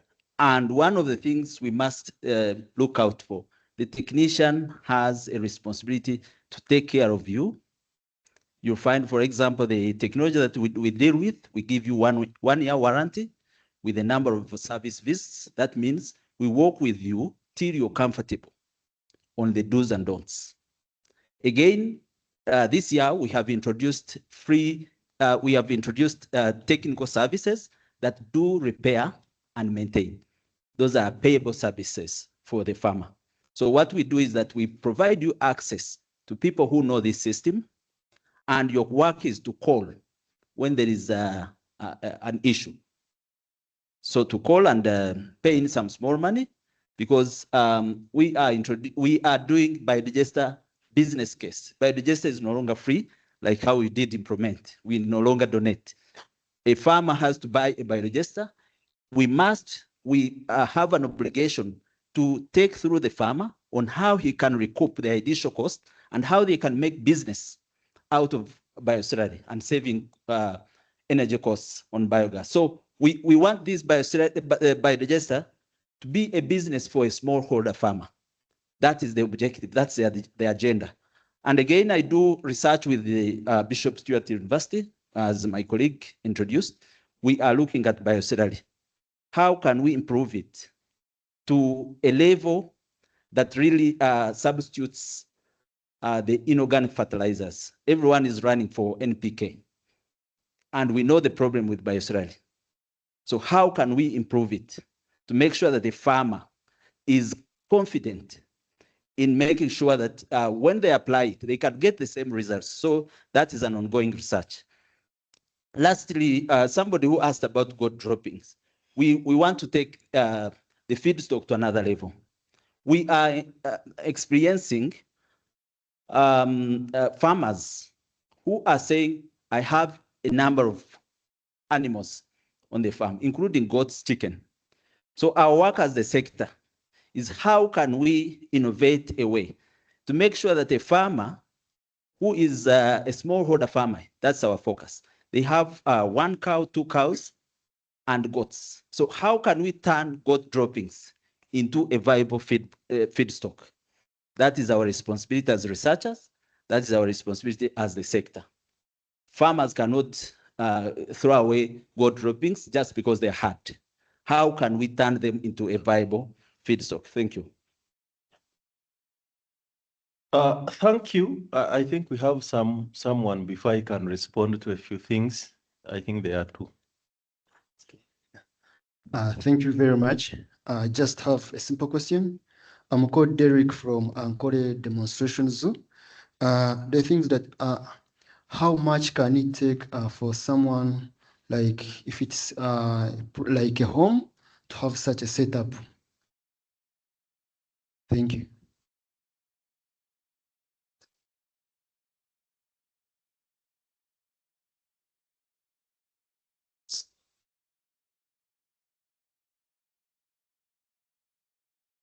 Just the minimum. I am answering his question.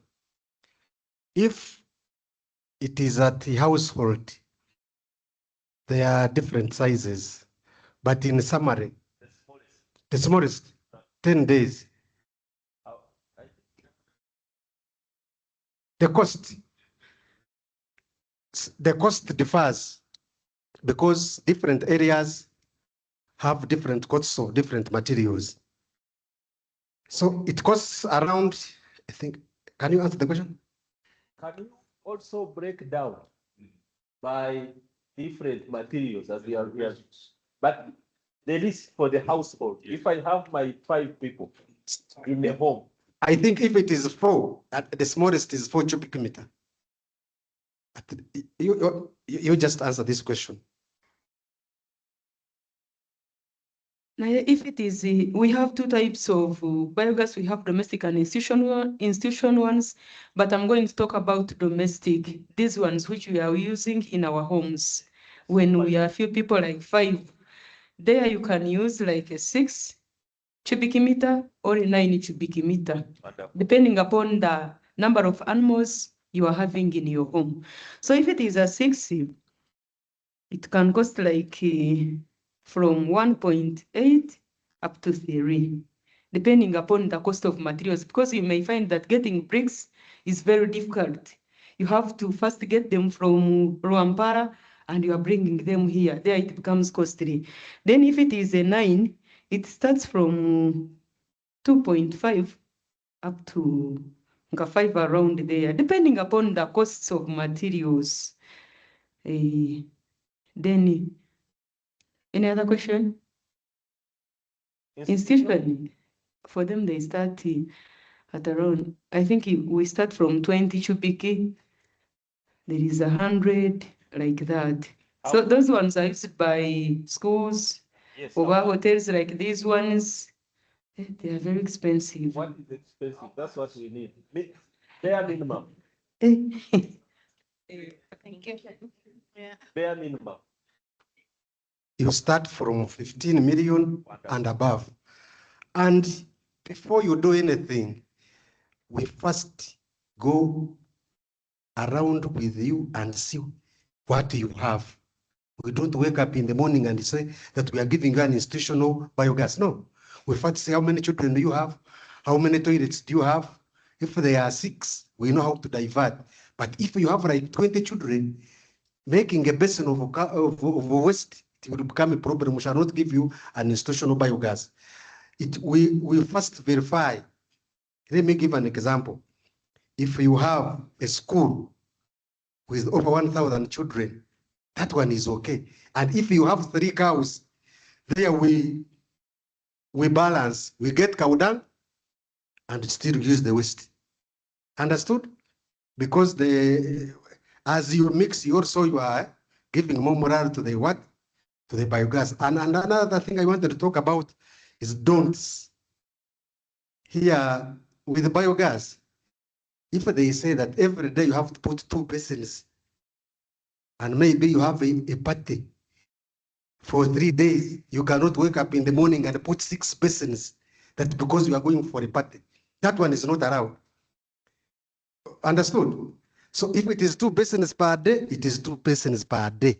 You don't wake up and say, now I have a barrel somewhere, let me put 6, so I compensate the other days that I will not be there. No, if it is 2, it is 2. If you put 6, it means that it will not be digested. It will come out afresh as you put it. It will become afresh. It will not be digested because no you have overfed. So if you overfeed it, it will not digest. It will take it out as it is. And another thing, when you are mixing here, on the mixing chamber here, when you are mixing here, if you have urine from, let's say, a zero grazing unit, that one is good. Urine that it is collected from the zero grazing unit, that one is good. But what is not good, it is using the other mud water. It's not good to use Vyagana. It's like a computer, garbage in. Briefly, before you leave. Yes. So if you constructed the one of 6 cubic meter. Yes. I'm asking, just even when I am aware, but on behalf of everyone, how long will this 6 cubic meter, the lifespan, how long will it take? Minimally, lifespan. Lifespan. Yes. It depends on the materials you used. Okay, at the high quality. With biogas, we don't become too economical as economists do. If you use poor materials, you will use it for a short period of time. One, biogas needs proper building materials. One, good bricks, which are of clay. We don't use these for 200 and 500 for 200 shillings. No, we use good quality bricks. 2, we use good quality cement. Isn't it? We use good quality sand. Plaster floor is the best. We don't use the other sand which is salty because it will lead to peeling off. And we use good quality paint. So with the biogas, what goes around, it will come around. So you have to best use the cement. We normally recommend Tororo for a reason. It sets very well and it sets in a short period of time. Thank you. I think we still have more questions, but let's first respond to a few before they can get out of our head. Thank you. This is great information, and keep your question because we need it. You will ask when time comes. Let me begin with Adrian. I am happy with the innovations. Congratulations and keep doing more innovations. I am glad they are now innovating IoT into the system and metering. That is what we need. We've been looking for it so that we're able to measure how much you are generating in terms of carbon credits. So that's a big innovation. However, to all biogas producers who are here, the capacity building and awareness officer is here. He's an engineer. The reason why he's here is to also pick this information from you.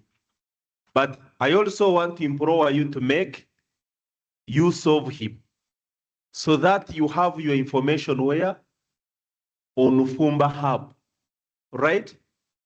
So if anyone in Mbarara is talking about is looking for someone to do biogas, then they will be able to go to get your company, right? That is number one. Number two, the reason why I asked for how much, my background is business. Then you add there financing and the rest. But my background is business. In business, what we do, if we are selling something to you, first of all, we first sell the components of what attributes of what the product we are selling to you, what it has, right? I'm just going to compare two products, which is LPG and charcoal, to biogas, right? So removing the word expensive.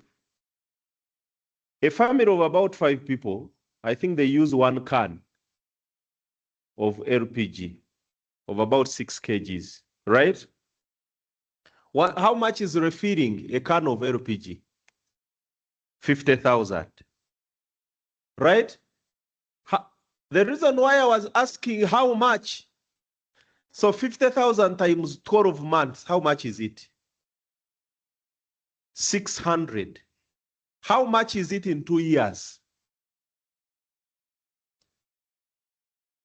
You get the reason why I'm asking these questions. She said the one that you can begin with is 1.2. Then I asked the question, how long it can take? That one was not answered well, but I presume is also in 20 years, is it? But it is, you keep on feed, because the feedstock is there and the feeds are there. So you can imagine you invest 1.2, you harvest for the next 20 years.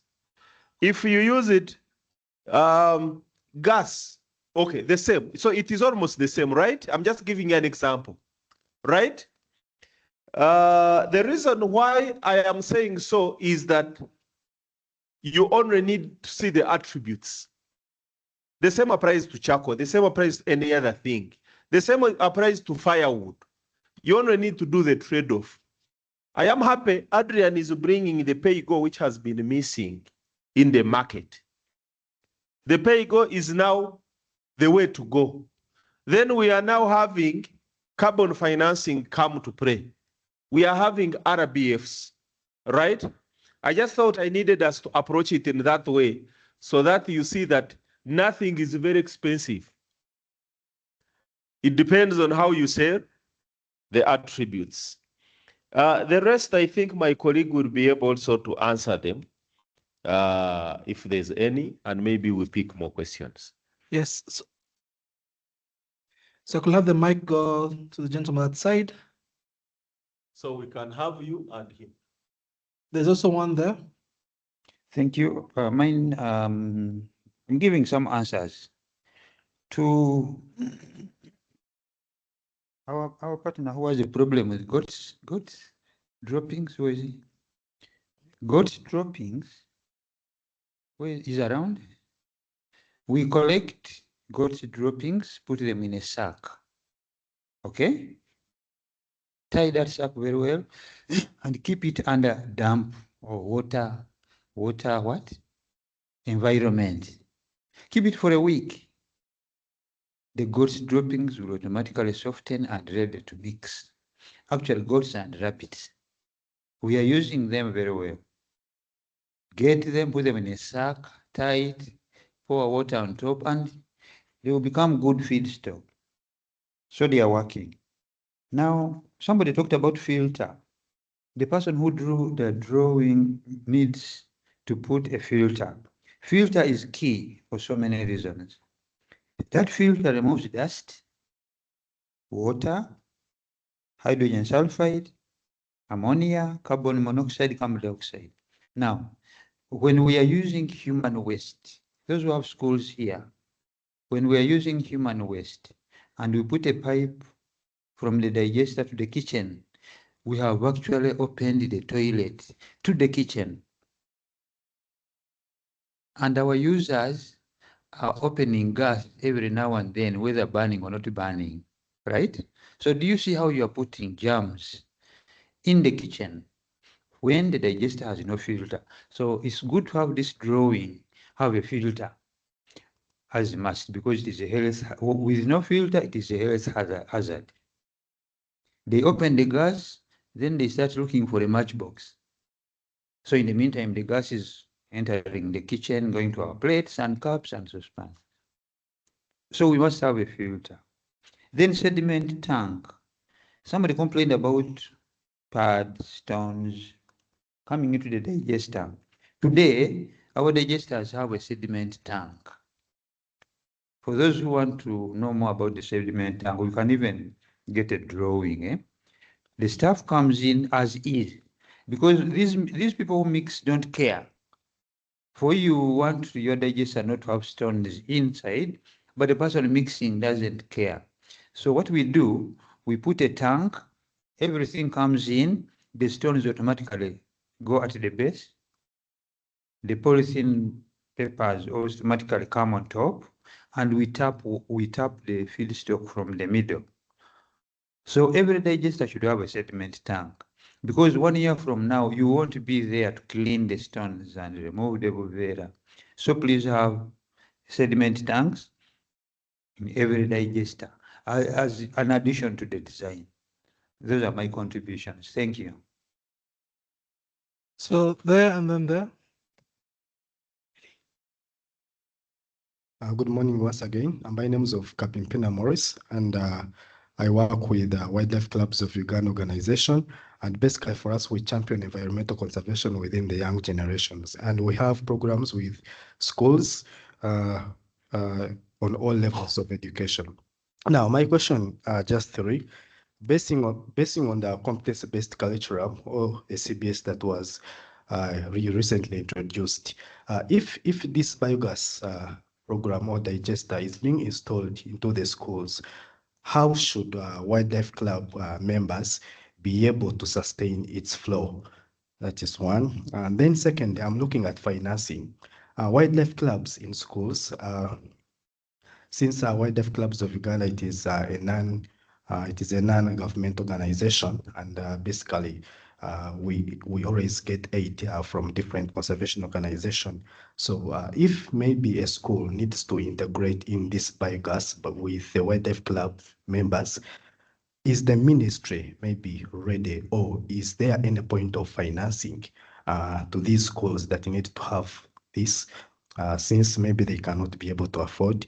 And then third question is, WCO Wildlife Clubs of Uganda, if it needs to work or get in touch with the ministry in order to enroll these clean energy programs within the schools, such that you can be able to hit the target by 2040, is it able maybe to work with the ministry in order to achieve such kind of a thing, since we are all maintaining one strategy? Thank you so much. Thank you. So we'll get questions over there and then come to the minister for response. And as the microphone is getting there, my quick response to you is this is the guy and the one at the back there. You see, they have the boxed you in. They have all the answers on how, where, finance, but you'll get the response. Go ahead. Okay, thank you. I'm Agabadam, and I work with Bold Energy. So mine is actually not a question, but I want to go through a summary of some things, because we've been talking about the fixed dome. And for Bold Energy, we mainly focus on the prefabricated. So the difference is, for the dome is for constructing, and for the prefabricated is installation. So for the prefabricated, this is where I answer about the prices. We asked about the smallest.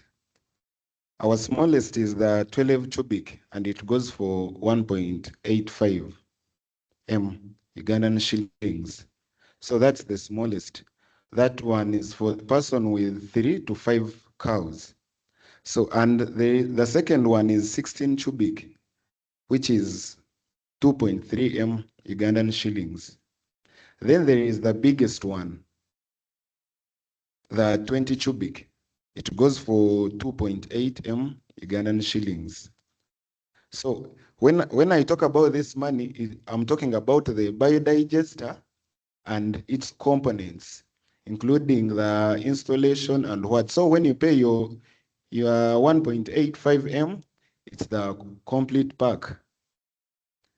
And with bulk biogas, some time back, there are some partners that pulled out. So we could no longer export the biodigesters. So as bulk biogas, we started constructing our own, fabricating our own biodigesters here in Uganda. We have a factory in Mukono, just here in Kampala. It's where we do our fabricating. So that one is no longer a worry. So we can even construct for you something bigger than 20 cubic or smaller than the 12 cubic. So thank you. As you sit, my working assumption is that you're committing to join the program. Thank you so much.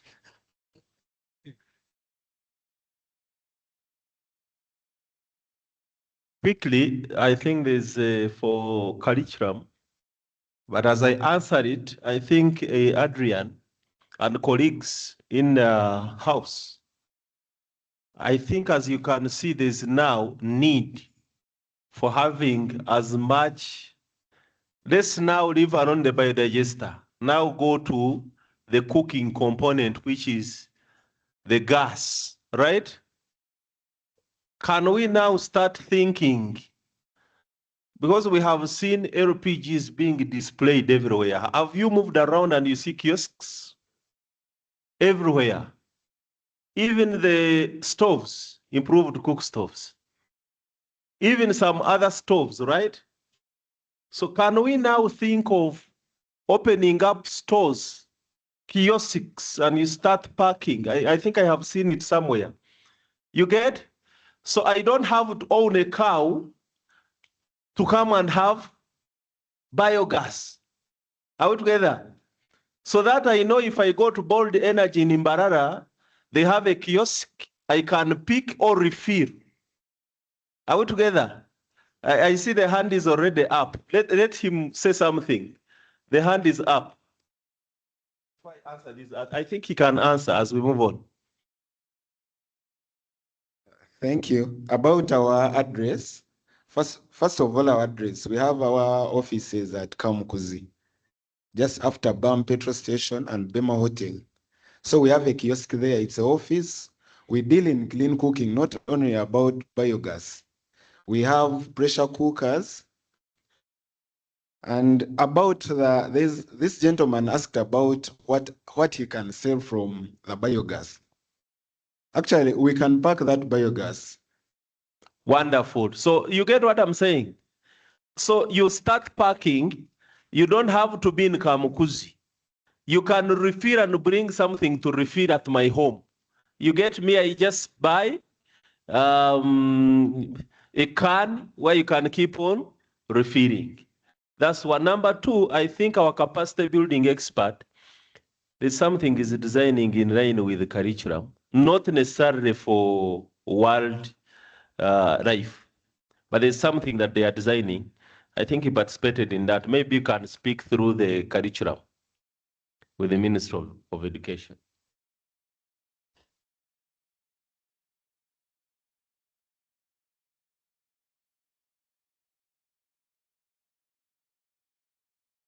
Do I have to wait?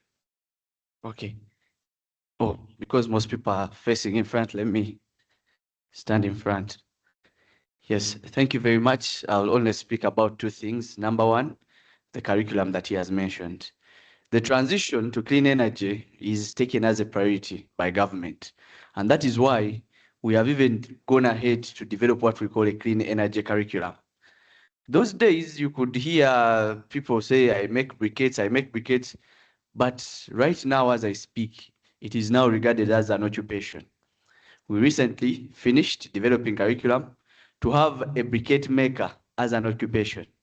Level 1 briquette maker, level 2, level 3 briquette maker.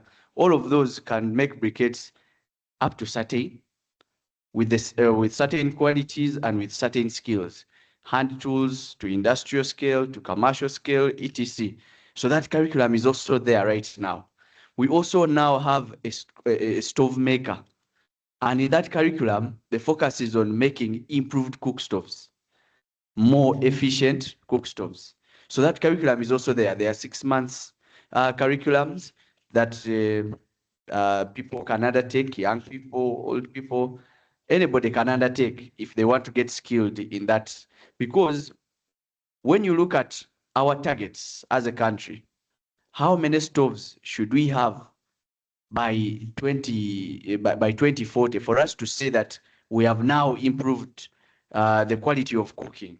How many improved cook stoves should be available at household level, at institutional level, such that we are able to transition? Because these are more efficient and they use less firewood and less charcoal or any other, maybe briquettes and pellets. So we are now taking that seriously with the clean energy curriculum. Both briquette maker level and then improved cook stove level. There are also others, the solar, because solar is also clean energy. And we also know that we also have cook stoves that use solar. Have we interacted with them? There are also cook stoves that use solar, both at household level and at institutional level, commercial level. If we had more time, we would bring some of those service providers here, but they are also on the Fumba hub. You can always locate them there, who make stoves that use solar. Also, we are soon beginning to start a curricula, to start developing a curricula on biogas. On biogas.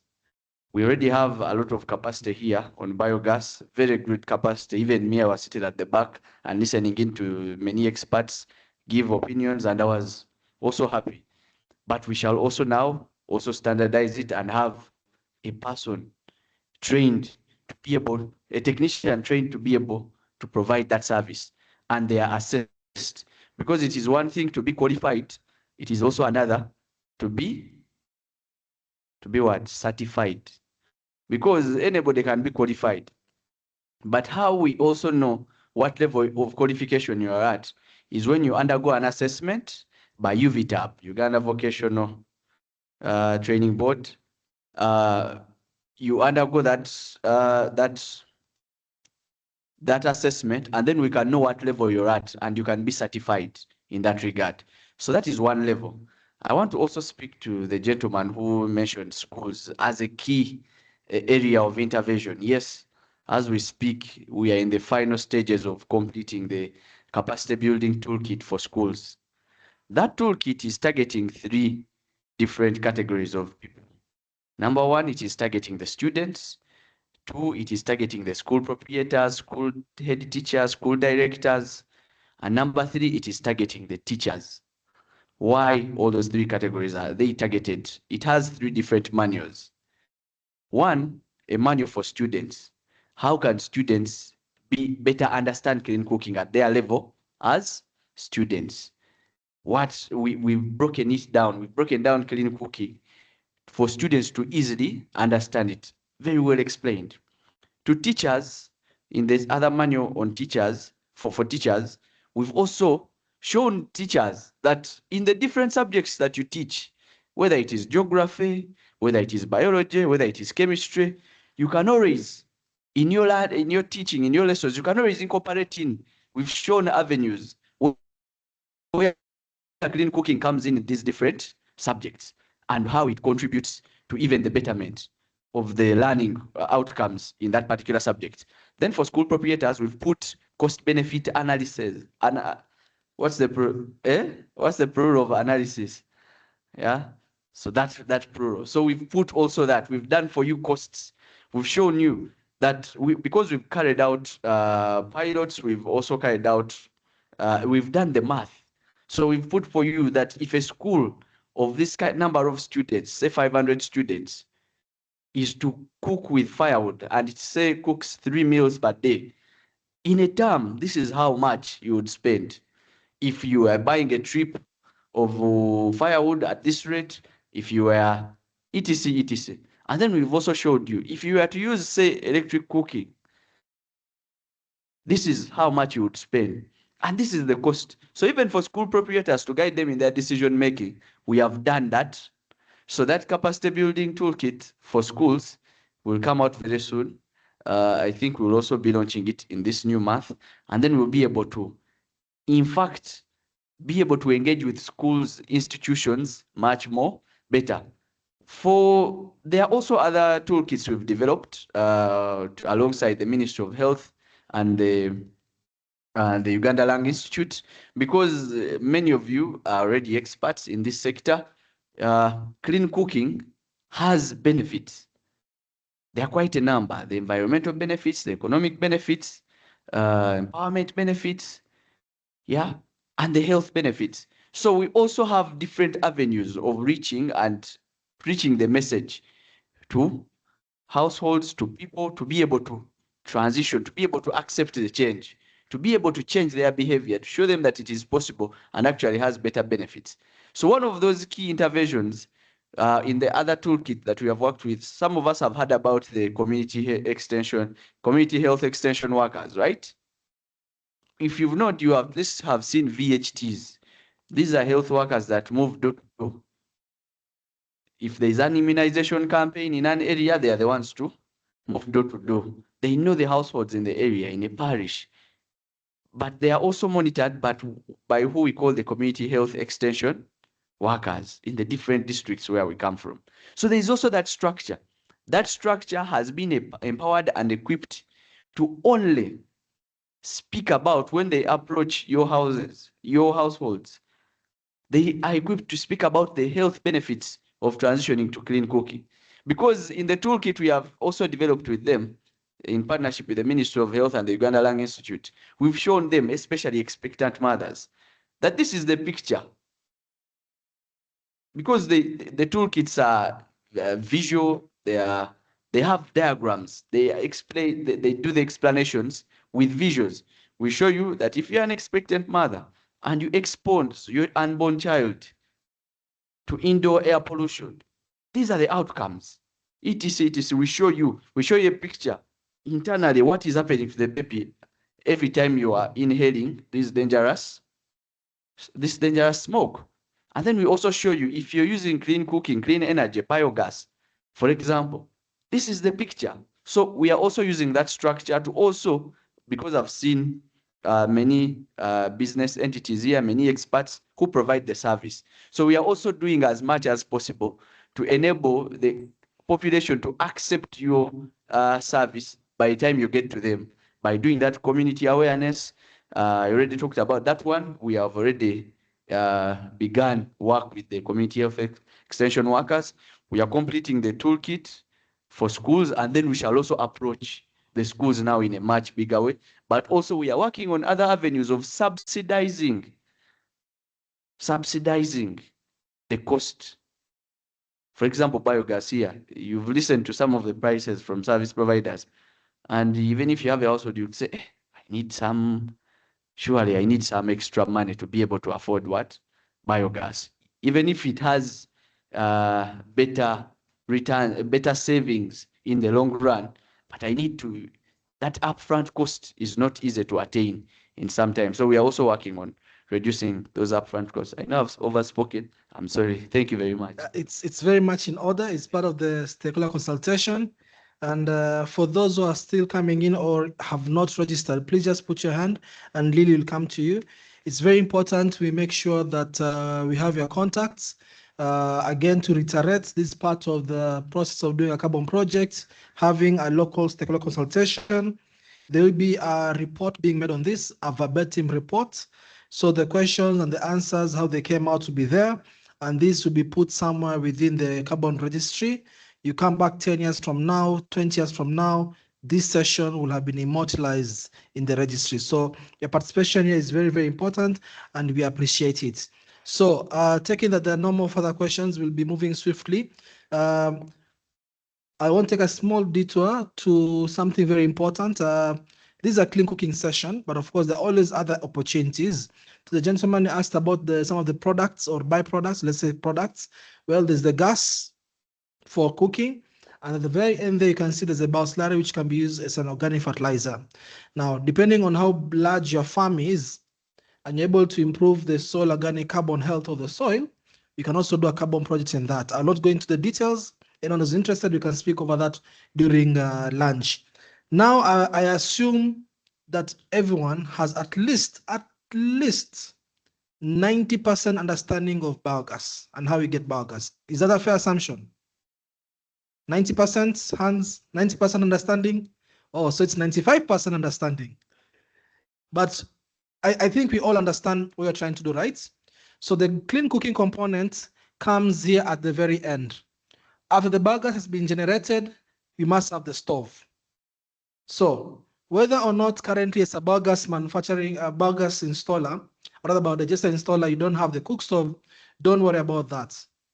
The first step is us having these conversations with the people who are doing biodigesters to see how we can bring them on board. And then if they don't provide the cook stove, we work that journey. If they provide the cook stove, well and good, we make sure the thermal efficiency is at least 40%. And we'll be looking at a conversation as to why that efficiency is absolutely important. Whether the biodigester will be used for cooking in the house, whether it's going to be for the institution, all these are the program, is part of the program. So we are now coming to the part whereby how do we quantify the benefits, the emissions reductions benefits? Again, to reiterate, for you to have these slides, there's a form there showing project documents. Just scan it your phone. You'll go to the folder and you can access all these presentations and have them for your records. Now, at the very beginning, I mentioned something that when you're cooking with firewood or charcoal, usually the amount of emissions or the smoke, let's just say the smoke, is usually quite a lot. Those who have used biogas for cooking can attest that that smoke is pretty much reduced. How we do carbon accounting, how we do emissions reduction is very simple. We come and estimate the amount of emissions during the business as usual when the household or the institution was using firewood or charcoal. Okay? That amount. And then we come back and reassess after the household or the institution has adopted the biodigester, how much emissions are there. Simply put, the difference of the emissions before transition and after transition is more or less the amount of emissions you've been able to reduce. Together, we take the before and the after. The difference between the before and the after is the amount of emissions you've been able to reduce. And like I said, for every 1 ton of these gases that you reduce, you get 1 carbon credit. Are you together? That's now the part where now the carbon finance comes in, quantifying the level of effort. So why did I talk about efficiency? The more efficient the cook stove, the more efficient the cook stove that is used to cook with the biogas it means that the amount of emissions from that flame there is also going to be less, meaning you have got more credits. I'll repeat one more time. Before the biodigester was brought to the house or the institution, guys were cooking with firewood and charcoal. Yes? Smoke was all over the place. Smoke was also seen on the walls. Smoke was not seen in the lungs, but it is there. Just know it's there. Are you together? And then the installers, they came, they sold their vision and the apparatus, they installed in the school, they installed in the household. We then do an assessment of how much emissions are coming from the biodigester and the biogas-enabled stove. You see that's the flame, right? You can see the flame. We're able to assess how much emissions are coming out from that apparatus. We quantify it. For us to know the amount of emissions that have been reduced in this clean cooking apparatus, we take what was there before, subtract what was there now. If your stove is very efficient, the emissions coming out now is also going to be very small. The difference between the before and the now is your emissions reduction. And for every 1 ton reduced, it is 1 carbon credit. I know your question is, how many credits are coming from a household? How many from an institution? We are coming there in a few. But I hope the point is very clear. Clean cooking, carbon finance is about looking at what was there before and what was reduced after the transition. Is that point home? Is the point home? So obviously, we cannot expect the same amount of credits. Mike, please. We cannot expect the same kind of amount of credits from one house to another. Why? Because the energy demand is different, correct? The energy demand for a house of 2 people is different from 10 people. True or false? Because in the 10 people, you're cooking more, correct? Even when they come and assess in your house, the emissions in the business as usual, the emissions in the baseline before transition for 2 people was far less than 10 people together. So when you hear this household has generated more credits and they're getting more benefits than your house of 2 people, don't complain. They invested in population. You didn't. Are you together? So the amount of emissions reduction depends with how much was reduced. Number 2, that stove, how efficient is it? Are you together? How efficient is it? Maybe one company, their stove will be 70% efficient, another one 40%. We will find out. So the amount of credits being generated depends on how much are we transitioning, how much are we reducing in terms of the emissions from the business as usual, plus the efficiency of the stove. So when you hear one company is providing more benefits to its customers than another company, before you start saying they're doing bad things, they're stealing your credits, understand that the emissions reduction depends with what are you transitioning and efficiency of the stove. Are you together? Lastly, those are important points made by Madam. She said, if you stop feeding the biodigester, what happens? It stops working. Do you get biogas? No. Do you use biogas for clean cooking? No. Do you expect credits? Simple. For you to ensure that the houses you have transitioned are getting carbon credits, for you to ensure the schools you have transitioned are getting carbon credits, very simple. You must ensure you are doing emissions reduction. You must make sure you are getting more feedstock into the digester, generate more biogas and use the biogas for cooking. It's as simple as that. You must keep on doing emissions reduction together. So for clean cooking, 2 factors. How many houses, how many schools have adoption? How many of those houses or institutions are utilizing the digester and the stove? Am I making sense? So if a school transition, you see like the case of the 10,000, they can't get credits as of now because they stopped working. But should we rehabilitate, we get them back to working, distribute them to houses or institutions, get them working, we can start talking about carbon credits.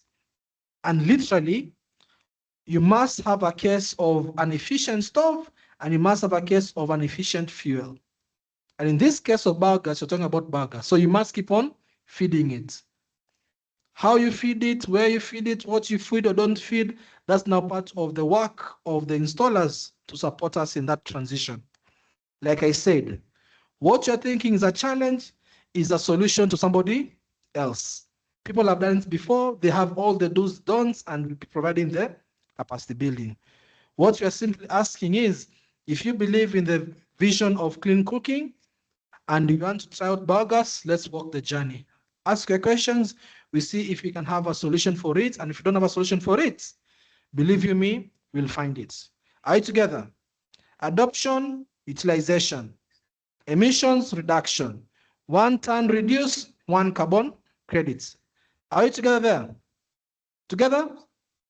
And when now we quantify all the carbon credits from all the projects you are doing in biogas, because let's face it, And no disrespect, but the ministry is bigger in terms of being known than any company here. So they're going to make sure when you are selling those credits to whoever you're selling it to, we get the better price. Are you together? The vast majority of people who buy these credits are from the global north, in the European capitals and where else. Okay? We are not going to be asking the biogas companies to go to the European capitals and sell the credits. No, that's not your work. Yeah? Your work is to make sure highly efficient biodigesters with a good lifespan, near zero breaking down stories, all those stories of Fundis technicians. No, those funny stories. Biodigester companies, biogas companies, give us the best machines possible. Transition, schools, ensure, put first there, use that for cooking. Household, same thing. Get credits. Vascarbon, quantify the credits. Ministries, the government, get the best price. Division of labor, it has always worked. Are you together? Together. Your work is to make sure you focus on this and everything else. But of course, we'll talk about the platform that will be designed, is being designed for all this. There'll be maximum transparency. With a digital monitoring reporting verification system, you as a company will know how many credits are being generated by your household, the machines in the houses and in the institutions in near real time. We'll talk about that. And because you'll be part of the program, we shall have already spoken about the benefit sharing plan. Are you together? So literally, you can be quantifying the amount of money you're making from every waste going into your machine in real-time basis. That's what I'm saying. So there'll be a lot of transparency to make sure there's a lot of accountability across the different players in the ecosystem. That's what I'm saying. That's the benefits of now you as a biogas company being part of this program of activities under biogas with the ministry. Nothing stops you by doing it by yourself, but that's how it will be. If you don't want to be part of the program, it's okay, but the support, you just have to figure everything else for yourself. Are together? So the partners, the players are going to be supporting us in this transition. We need not worry too much about it. Moving on swiftly, I also want to mention that some of you have been hearing stories about carbon market. People didn't get so and so because of regulatory misalignments. Now, to reiterate, the coordinating management entity is the Ministry of Environment, Ministry of Energy and Mineral Development. Other ministries, including Finance and Environment and Water, are also supporting the initiative. Because you're doing with biogas, who sets the policies in biogas? Which ministry is responsible for that? Which ministry? Yes, so the same ministry setting the policies, providing the guidelines, the same ministry championing biogas. What am I trying to say? This program is not anchored under wishful thinking. This program is anchored under government policies, guidelines, and strategic plans. You might all be familiar with the government's National Development Plan, the 4th National Development Plan, NDP4, and you might also be familiar with the National Integrated Clean Cooking Strategy, again, championed by the ministry. So all these programs you're doing are anchored by policy, anchored by regulation. It's not somebody's wishful thinking. Okay? What I'm not saying explicitly is don't have to worry about following the regulations. That is our work to make sure if you're joining this program, you follow the regulations and you'll never be out of order. There's a part whereby you've been saying that when you're doing a biogas project, usually you don't share the benefits with anyone, right? You're doing a biogas business, you sell your biodigester, you get your money. What we are saying about benefit sharing is not about your proceeds of selling the biodigester, no. We are saying the benefit sharing is contained in the climate market, the carbon market regulations, the mechanisms for the carbon. We are talking about benefit sharing of the carbon credits revenue. I hope I'm clear on that, yeah? So don't think I'm saying biogas companies will be sharing the profits they're making from selling the biodigesters. No, it's only on the carbon. And that is because there's a regulation 18 from the carbon market regulations or mechanism guidelines that requires carbon projects to have a benefit sharing plan. Are you together? And that's why we'll work with you again to ensure we designed that project very well. And what was happening before I took this mic was that all of you were giving insights of the do's and the don'ts. What you don't know you're doing what you call program or project design by itself. What can work, what should not work? How can things work? We are doing the project design here together. Am I making sense? Ultimately, long story short is that you're in safe hands. We'll ensure that everything is being done is as part of the government's regulations and strategic plans and thinking, and you'll never be said, hey, what you're doing is out of order. That should never be any part of your concerns. These slides, again, are within the program documents. Please feel free to review them. If you have got any further questions, you can always go back to the link I've shared, or even the emails we shall be sharing here today. And to reiterate once more is that the government is looking at transitioning using biogas for both households and institutions. And I think you heard Dr. Christos mentioning that. The breaking news is that there's some bit of financing from some people to support that. You all heard that, right? So really, we shouldn't think of any problem that will stop us from proceeding with this program. But if there's any other challenges, of course, we're willing to work together and see how we can go into it. Like I said earlier, it's very easy for us to think about the carbon finance. Yeah, but I think from some of the conversations we had, there's some things that you cannot put into the digester. Is it not? So there's some things also you have to make sure that when you're looking at transitioning with biogas, we make sure that adequate studies.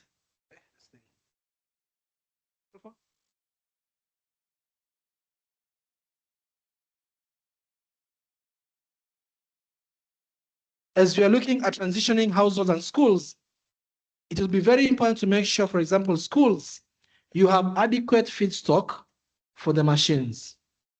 Last thing we want is there's no fuel for learners' meals to be prepared, okay? And that's why I think we talked about energy audits to make sure schools can actually take this up, etc. The policy, one of the key things with carbon finance is this. If a household of 5 people used to prepare meals of, let's say, 5 kilograms using whatever amount of energy, and now we have transitioned them to using biogas, the rule is simple. We are not reducing the amount of food being prepared. The amount of food to be prepared before biogas and after biogas is the same. What we need to make sure is there's enough energy to prepare the same amount of food. Am I making sense? We are not going to starve kids in the name of clean cooking and emissions reduction. The amount of food that was being prepared for 200 learners in a school will remain the same. What is changing is the cooking fuel and the cooking apparatus. Are you together? We are looking at changing fuel and cooking apparatus, the cook stove. We are not reducing the amount of meals. So just keep that in mind. And of course, part of the program will be leveraging and anchoring, making sure that, especially for institutions, there's a clear way within which we can be able to do repairs and maintenance. And that's part of the programmatic design that we shall be deploying. I won't want to get into nitty-gritty. Key thing to note here is that besides clean cooking, there'll be other subsequent benefits coming from the biodigesters. What the program will focus on in terms of carbon credits is carbon credits being generated from the cooking activity. So if you use the bioslurry for agricultural activities and increase the soil organic carbon, we shall not be designing that under this program. That can be considered under a different program entirely, okay? So the focus here will be on the clean cooking and not on the other components. Of course, I mentioned about there being a digital register to make sure that we're able to track a lot of these initiatives. I won't want to reiterate too much of that. And of course, you might be wondering, why have we been focusing on transitioning people from firewood and charcoal? Is because of efficiency. If you look at if you have to put a scale of what you call the thermal efficiency or capacity of one fuel to the others, if we like to go to physics, net calorific values, you'll find that firewood and charcoal are far below biogas. But is biogas more efficient as a fuel than electricity? Maybe not exactly. So when you're looking at transitioning, you must transition something that was having a higher carbon intensity than biogas. That's why I'm talking a lot about firewood and charcoal. That is how we've designed. But remember, the program is open to any of the fuels. And when you're talking about institutions, we're not just talking about schools. Yeah, the ambition is everywhere. Clean cooking is clean cooking for those who are free and those who are incarcerated, for those who are in refugee settlements, for those who are in health facilities. Transition is transition. No one is being left out. Are you together? So to the biogas vendors, the program, if you're looking at prisons, you're looking at refugee settlements, you're looking at health facilities, that is very much okay. Will also be part of the program design. No one is being left behind, including religious institutions. Every institution that wants to do clean cooking using biogas, you are more than welcome to be part of this. I hope that point is very clear. I'll break for more questions shortly. And of course, I've mentioned that the government's interest is to make sure that everything is designed and implemented per plan. To reiterate, those who missed this in the morning, at the very top of the program of activities, multiple fuel lines. We are focused here today for the case of biogas for both institutions and households, for both public sector and private sector. Everyone is more than welcome. Together. Lastly, I talked about the beginning that carbon market has often been confused or been assumed to be the business of selling air. But the reality is we have what you call carbon accounting methodologies that we are the ones going to be using to assess what was the smoke before and after the transition. And we'll be using these two particular carbon accounting methodologies to ensure. Now, one of the key things is that these methodologies have requested, for the example, the first one, metered and measured energy devices, is that for a project to be eligible to use this one, we must install this meter. Yeah, and we shall be looking at some of the meters in mind, but you must have a sort of a meter. So as like I've said, from wherever you are, if your office is in Kampala, you have put stoves, your biodigester stoves and the cook stoves out here in Barara, you can remotely be able to see the amount of consumption, utilization, etc., such that the meter can tell you this thing has not been used today or tomorrow, and it's a school. So you should be worried. Why is the school using this? And it's supposed to be, they're still in session. So these are the methodologies we're using.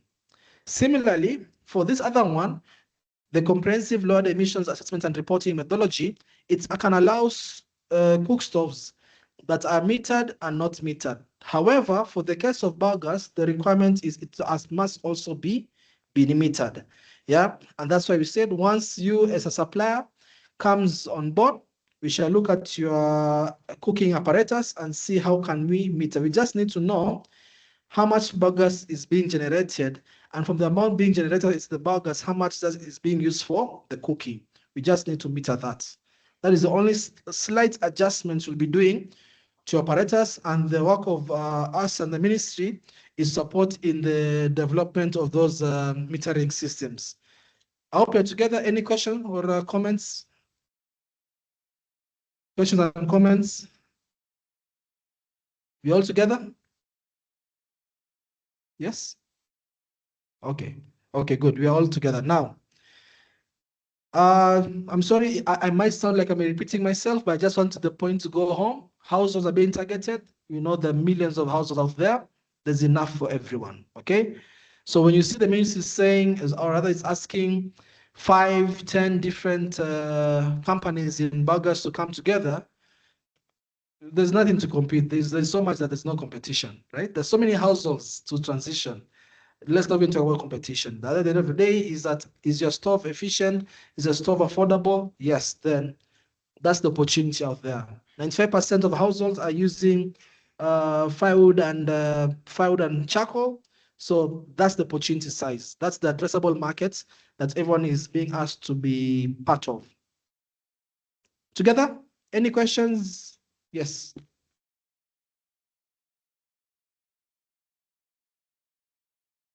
Yes, thank you so much. Yes, good afternoon to us all. My name is Daniel Richards. And I have two questions to raise to you, sir. And one question is it is say that how much gas will be produced if someone has like 50 cows? That's the question, the first question. And the second question, how can excess gas be handled? Thank you so much. Thank you. Biogas companies, SOS. If you have 50 cows, if you feed your digester, we account it in hours. It will work 24/7 if you are feeding it. Then another question was, how do you handle the excess gas? Here with the excess gas, if you feed the recommended kilograms of waste, you will never have wasted gas. Where will it come from? Because they have said you feed 45 kilograms per day. If you feed 45, it will keep there. You cook, if you don't finish it, it will remain within the gas chamber. As you were saying, the other topic will remain in the gas chamber. Tomorrow, if you add, it will keep there. But what I don't like is that they tell you to feed 45, you feed 60. You are wasting the gas because it will not be proper digested to the extent that even the biosalary will come out when it is still fresh because it has not been done what? Been digested.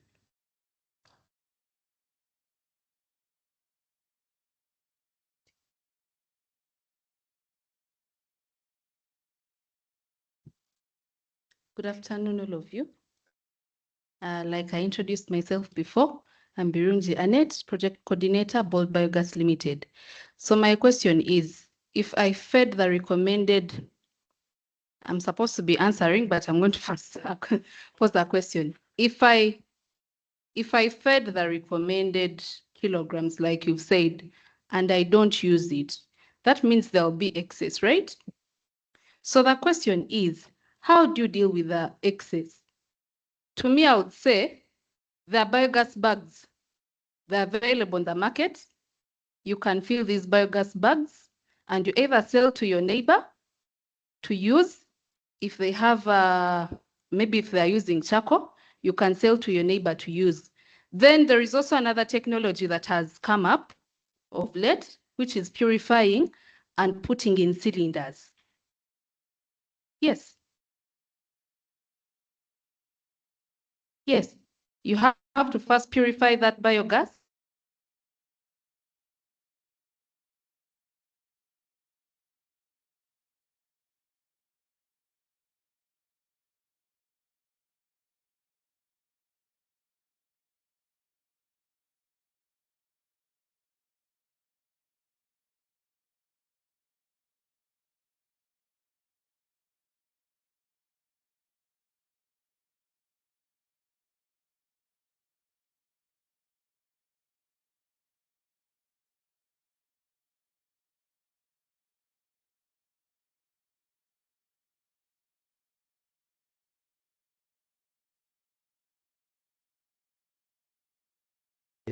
Transition comes for everybody.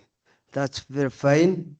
And again, I would ask that now there are some biogas digesters in existence, non-functioning and functioning plants, functioning digesters. Then you have said that there should be some meters on those biogas systems. So I don't know you are using to put on those meters. And again, there are some digesters which are not working because of some reasons, maybe of the clients or of the technicians. So to to make everything well, you as the Minister of Energy, those digesters should be functional so that you get the right transition. Then again, you as the Minister of Energy, I would appeal to you, if you can say, if you can think of packaging biogas, I think even more farmers would come on board, because me, I have worked along with many farmers. Their problems is that when they have the gas, maybe at one time they are not feeding. They should be having some packaged gas. When they come from out, they use that gas, packaged gas, so as they prepare for normal feeding. Thank you very much. Thank you. So let me quickly respond to that as we take more questions. So I'll respond by asking the first question. By the show of hands, how many companies here provide biogas and biodigester services and products? Just by show of hands. So I'm seeing 6 companies. So I'm sorry, I'm going to expose you. Those digesters that are not functioning are owned by private sector players. Okay, so what we are trying to say in this program is we are appealing to these 6 companies and others out there who are looking to scale their business and leverage carbon finance and might feel that this program is suitable to them. If some of the digesters are part of the ones you're saying are not functioning, you're saying, come first of all, it's a private company, express your interest in part of this program. We see how we can scale and what your we start doing the technical design and the financial design, of course, and the legal design of this whole carbon business. Because those digesters are not owned by the ministry, they're owned by private sector players. So it's for them to say, we want this support and when we be part of the program, so they have to come and be part of the program, then we work the journey with them. Because the digesters and the stores are the carbon assets, which technically we should be seeing later today is that's what is holding the carbon credits together. So they have to come. The 6 companies, I hope by the end of the day today, will tell us if this message makes sense. And if you want, of course, more conversations, we can have more conversations. But that's the call. Biodigester companies, biogas companies come, we work this journey in using biogas for clean cooking. Then we can see what support is required. If some of them have got some of those stoves out there lying for whatever reasons, we start working the journey on a case-by-case basis. Up them together. Thank you. Next. Once again, I'm Kapimpenda Morris from Wildlife Clubs of Uganda. Now, my question is, if a school has installed measures to ensure that it has put clean energy, maybe equipment or materials, then how is it able to tap into opportunities of carbon crediting? Yeah, thank you. Thank you. As the mic is passing on, one, a school, a house, so long as we deploy the carbon accounting, can generate the carbon credits. But you know, there is generating the carbon credits and having a program that is anchored. We shall be seeing in the next couple of slides the estimated number of credits based on the numbers we use per household, per school. Those credits are very small. For a single school by itself to do an entire program. Why? Some of the cost of auditing can be as much as $20,000–30,000 US. And if you're generating 20 credits, sell it at even $50, you won't cover the costs. That's why we are saying what we are trying to do here is aggregate 1 school, 2 schools, 3 schools, 1,000 schools. Aggregate 1 household, 2 household, 1,000 household into 1 program. So as the cost of things like auditing is for all and not just for a standalone. The numbers will never make sense. A school can generate the credits, but it can't do the carbon program by itself because the cost of doing the program for a school vis-a-vis the benefits there is no budget which will make sense. It will just be a negative. So this program is aggregating the schools. How can wildlife clubs help, for example? You are in specific schools already mapped out. You know quite a bit about the schools very well. You know which schools are most likely able to use biogas. The ministry will have mapped out by then all these biogas companies that want to do work. And I'm sure they have their maps of schools possible. You also have the map. Simply to the ministry, based on our work as wildlife clubs, we see these schools in Mbale, these schools in Barara that can be part of this program. Can we get the biodigesters there? Ministries go and see who is operating in these districts and can easily quickly deploy, so and so. Financing is arranged, deploy the digesters, crates are being generated, colors. So the purpose of this in convening is to try and connect all these things that are happening behind closed doors commercially as companies. Yet Wildlife Club may not be the biodigester company, but you know more about schools, for example, I'd assume, than let's say some of these companies, because you've got clubs, students, teachers, a lot of information about the schools. You know, for example, this school, Biogas, this one, they're ready for electric. So collaborating with the ministry and sharing such kind of data, then the ministry is connecting the different vendors, biogas, electric, ethanol, etc. Because this is for 6 different fuels.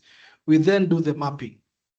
The ambition is anyone who is willing and able to be transitioned, transition. There's no forcing anyone. Yeah. Whoever is ready, let's go. Let's go. Microphone? Yeah, question. Yeah. Yeah, thank you very much. I'm responding to somebody who said he wants to know the gas production of 50 cows. It's important to note that we have tables that give us biogas production per kilogram of cow dung. So some of these cows give between 7 and 15 kilograms per day. Now, if somebody comes and assesses your cow dung of 50 cows, it means multiply maybe 10 kilograms per cow per day. So you have so many kilograms. Now, there are tables giving you production of biogas per kilogram, but that will not be your biogas digester rating. There is a difference between you having 50 cows and what is the size of your digester. If you have 50 cows, you can construct a digester of 100 cubic meter. Okay? And then you get 30 cubic meter of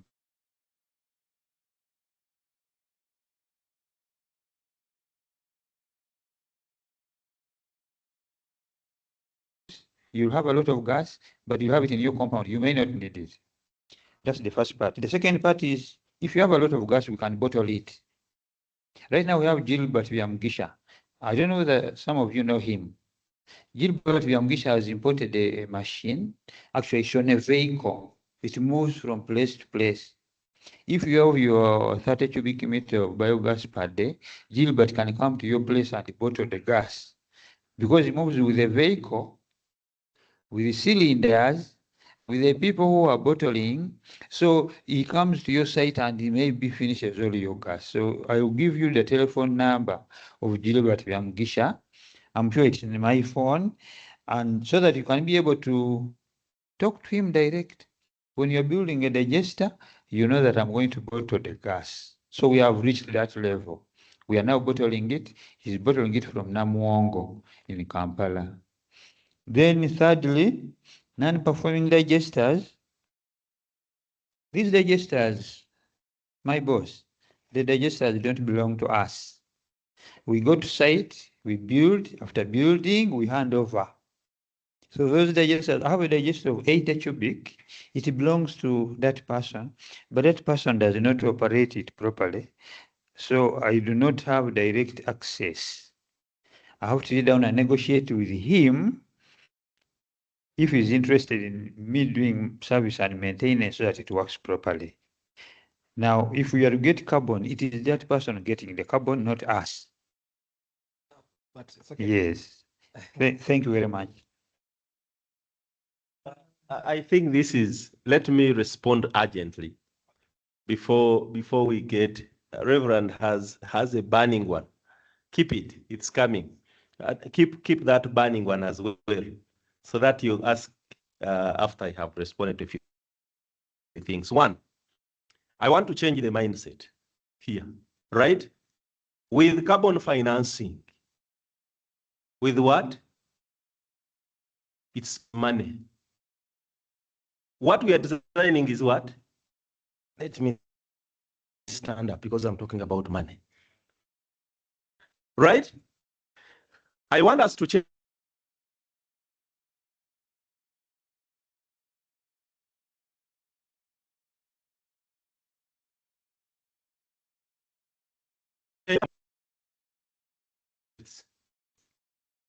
right? You earn the credits on a stove. I want us to understand this very clearly. Whether you do all that work and you don't have it there, sorry to say, it is as good as nothing. So can we think of now having a stove from our companies accompanying what? The digester. That's the first step. So you have a 360 degrees project. Number two, the biodigester is yours. It's not for the customer. Why? Who has constructed it? Whose company is it? It is you who is not providing right after sales services. He said he wants to expose you. So let me also expose you, but in good faith. One, if you construct for me and the biodigester is not working, most likely I will not refer someone to you.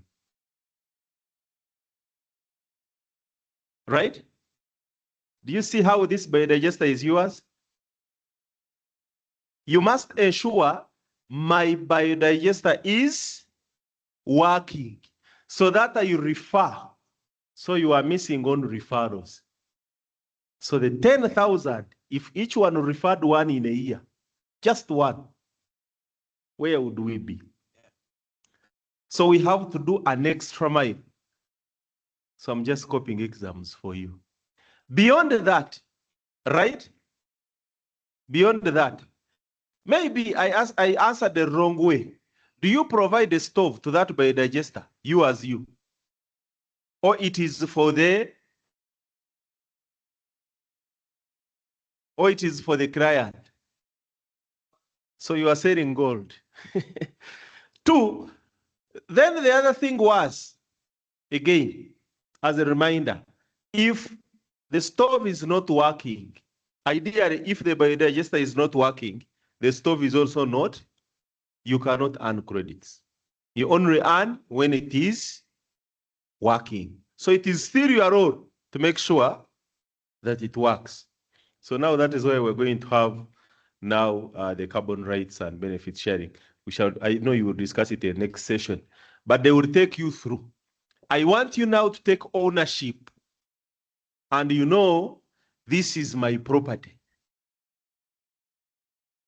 This is, I am seeing some people already shaking heads. They are saying yes, that's the direction. The other thing was, before I go, I am happy for the packaging or bottling. So you see, someone mentioned about excess. It was answered yes, but that excess, the person was saying, I have more. What do I do to it? Right? So they have brought the solution. You can be able to bottle. Finally, I think not the final one. Someone also mentioned that and said again on the not working biodigesters that the government needs to take over. Right? But we are not, ideally the government is not the one that caused the trouble in the first place. Right? But what we are trying to say today, let's now change the way we do business. We just don't do business as usual. we change the way we are doing it if we are going to benefit in this program. Then only those who are going to come into the program are the ones that we will be able to support, because we need those non-functional biodigesters. Lastly, I think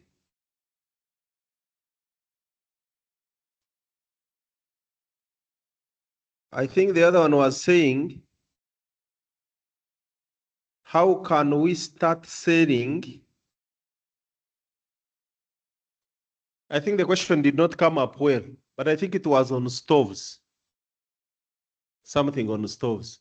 But I want to empower you to now start doing after sales services for your business to keep thriving, right? Thank you. As the mic goes there, we have the Reverend. Yes. So we'll have to first of all agree on what time we're breaking for lunch. It's 1:07. We have to come to a unanimous decision. This is public participation. Everyone has to agree. Can we agree we then break at 1:20 and resume at 2? Oh, lunch has to be 1 hour. Okay, sorry. Yeah. We could take one option is we finish what we're presenting, break for lunch, feedstock, home, or we break, then come back. What do you prefer? We break, then come back? Yeah. Okay, so it's now 1:08. We have to break in the next 7 minutes. Okay, at 1:15, then we come back at 2:15. Okay, so 3 questions. Yep. Thank you, Doctor. In your opening remarks, you said that where there is a problem, then we need to target that one as a business. And I was considering, I'm one embracing this program of biogas, and that's why I'm here. So I know I have other commitments, but then I decided to be here. My concern is some of us will have animals, cows, specifically in villages, and there are many. And what I wanted these service providers to add on their package, if I have cows in the village and I'm staying in town, how can I have enough, even more than excess for business? That is what I wanted. That I have like 50 cows or 100, I can use all the cow dung that is there. Then I produce gas, and that gas which is produced in the village, and then I can be able to use it in town or sell it for more money. That is what I wanted, that package. If our service providers can put that component, then we shall embrace the program and have more gas and even sell more gas and even use it and when we are not there. And also I was asking, when sometimes we are not at home, if I'm having a gas for maybe 5 people and we are not at home for 2 weeks, what will be done to that gas? That is what I wanted us to include on that program. Thank you. Thank you. I hope the 6 companies have had the call to action. Yeah, you're getting free business ideas today. Yeah, it's very nice. Mine is a humble request from the Minister of Energy. Since, you know, in extension, we say seeing is believing. I am of the view that Minister of Energy should select one of the schools and demonstrate how biogas can be important in schools. Why am I saying this? I have moved in Western Uganda. Most of the schools have moved around them, and most of the districts have moved around them. It's good. I was going to construct a biodigester at Intare School. They told me that Minister of Energy, you chipped in. So that's why I'm requesting that people who are here with schools, you have got a chance, you have seen ministry people, they are here. Can you set a demonstration for us as a ministry so that when the head teacher of which school? St. Mary's Girls. When he's talking, he knows what he's talking about. Because when it comes to biogas in schools, it is limited. It's a humble request. So can you have demonstration schools in Western Uganda that can be your referrals when somebody is talking? You can refer to them. I work in Rukunjiri. They are suitable schools. When they see that this one, they have done this, they will also copy. But if we don't do that as a ministry, where do you think these schools will start? It's my humble request. And I need the answer before you leave today. Yes.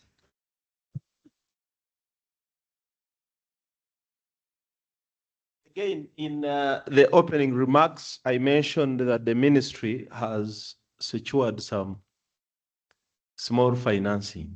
I mentioned it for UBEP, about 8.4 million US dollars. And of this money, I mentioned about the 47 commercial and institutional biogas biodigesters that are going to be constructed. I did mention about it, right? And this is part of, and so many more. By the way, the government has already constructed, unless maybe we have people who don't continue following the government. It has already constructed over 250 around the country. So,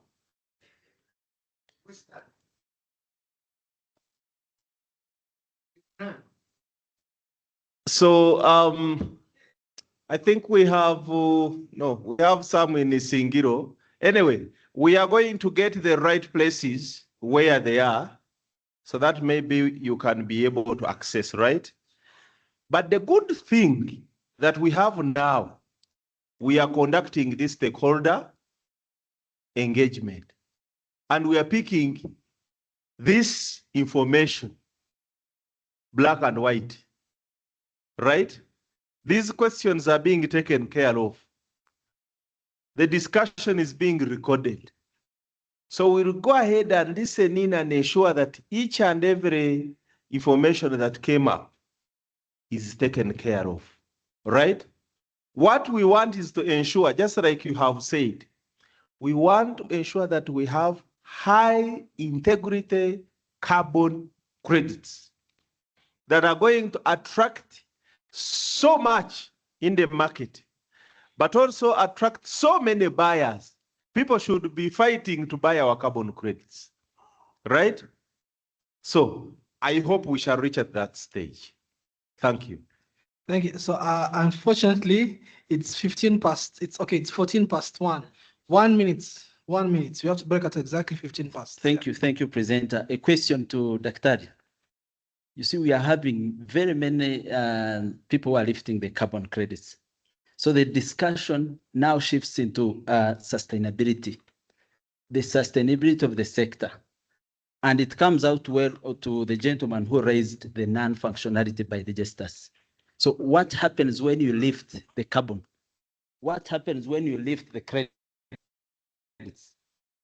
And you're earning the credits, leaving the farmer or the service provider struggling with the repairs. So the issue of sustainability is becoming sensitive. And I just wanted to share what we have done as Adriani. We deal in prefabs, just like a number of us here do. Towards the last of the end of last quarter, what we did was we imported machines to repair the prefabricated biodigesters. Currently, we are running a campaign for repairs dubbed "Keep Your Biosalary Flowing, Keep the Biogas Coming to Your Kitchen." So we are not providing it for free.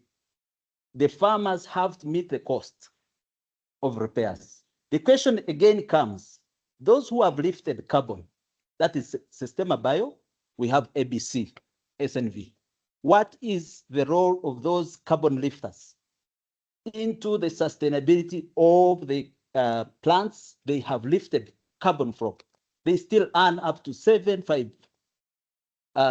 years. So the ministry, Dr., what you have to help us, what is the role of those carbon offsetters in the sustainability of the equipments they are lifting? So for those, all of you, the farmers, the service providers, we provide repair and maintenance services. You can reach us. We agree with the farmer and provide that tailored repair and maintenance. Thank you. Thank you. We will not proceed beyond that. We have a specific session on carbon rights after lunch. We are looking at SDG, carbon rights, and then we look at the monitoring, and then we come to a close. So it's now 17 past 1. I'll ask us that we come back from lunch at 15 past 2 and try and spend another extra hour to complete the conversation. Is that agreeable? Yes? So, Andrew, lunch is on first floor, right? Yes, so lunch is on first floor. I'll want us, we just pack our, just close our stuff. We lock the door. We quickly go get some stuff. By the time we're leaving, there's something for digester. Together. Thank you for your time. Can we get a word of prayer? And then please, let's vacate the floor. We are pressed for time. Let us pray for lunch. Let us pray. Let us all stand up and we stretch a bit. Yes. Lord, we thank you for the provision of food that is ready served for us to take. And Lord, as we take this food, we pray that you bless and satisfy our bodies as we continue to do your work. Lord, we also put into your hand those who may not be having food, even for lunch, those who have one meal and those who do not have meal. As we finish this day, we pray for those who have provided for this meal, bless their hands and bless the sources. Lord, continue to bless us all through Jesus Christ our Lord. Amen.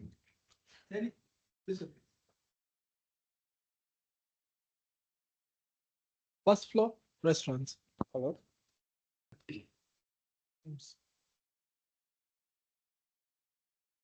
Testing, Rama, can you hear me?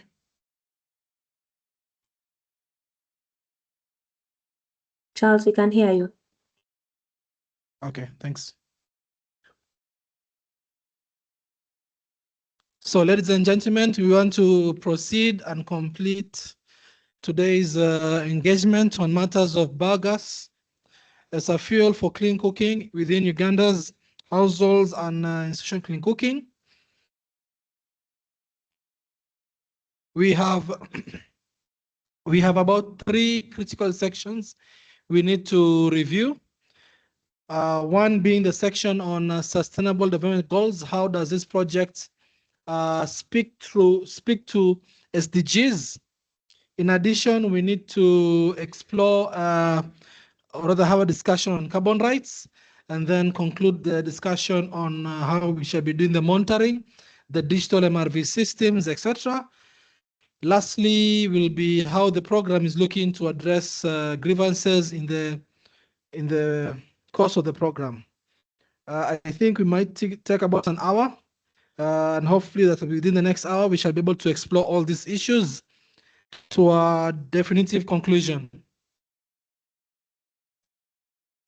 Now, suffice to say that we can all agree on one thing, that this particular project is tackling several potential impacts of the project, and some of them are things that you've already been able to take note of.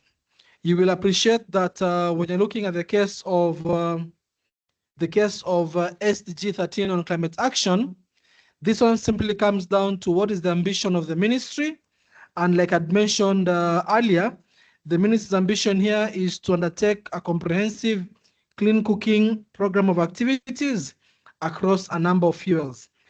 In the case of biogas, we do anticipate that there will be considerable number of emissions reduction, and the way we shall be accounting for SDG 13 is by way of how many credits or emissions reductions have been able to undertake across the different value chains within biogas, that is, be it households or institutions.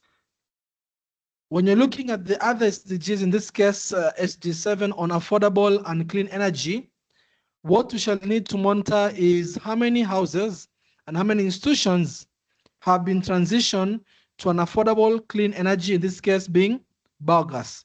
And that's why for us it's very important. We have a very robust monitoring and reporting system that not only allows us to measure the impact from a climate action perspective, but also the one from affordable and clean energy. You might be wondering, why are they important? For two reasons. One is that for us to do an international that will be recognized as something robust, we must show that the project has attempted at least 3 SDG goals. 3. So the first one, which is very obvious, is the first one on climate action, because you're doing a carbon credits project, so that's emissions reduction. But more importantly, we must have 2 other SDGs to this as part of a requirement of the gold standard, where we're looking at doing registering these carbon projects. But another more important reason is that when you're doing a carbon credit project, the more the co-benefits or these kinds of attributes that can be assigned to a project, we are better placed at selling these credits once generated at a better price point. Because we're not telling the buyer, we're not just focusing on emissions reduction, focusing on climate action, but we are also looking at how this project is having other benefits, what you call the core benefits. So the more the core benefits that you can tie to this project and ensure that you can be able to show proof that indeed we have other core benefits, then the buyers will be looking at buying our credits. We can go for higher price points. In clean cooking, you're looking at prices of about between $4 to about $10. That's the usual, $4 to $10 per carbon credit. But when you're looking at selling this in the compliance market, you're looking at $20 and beyond. There's a case of our project selling at $35 per credit.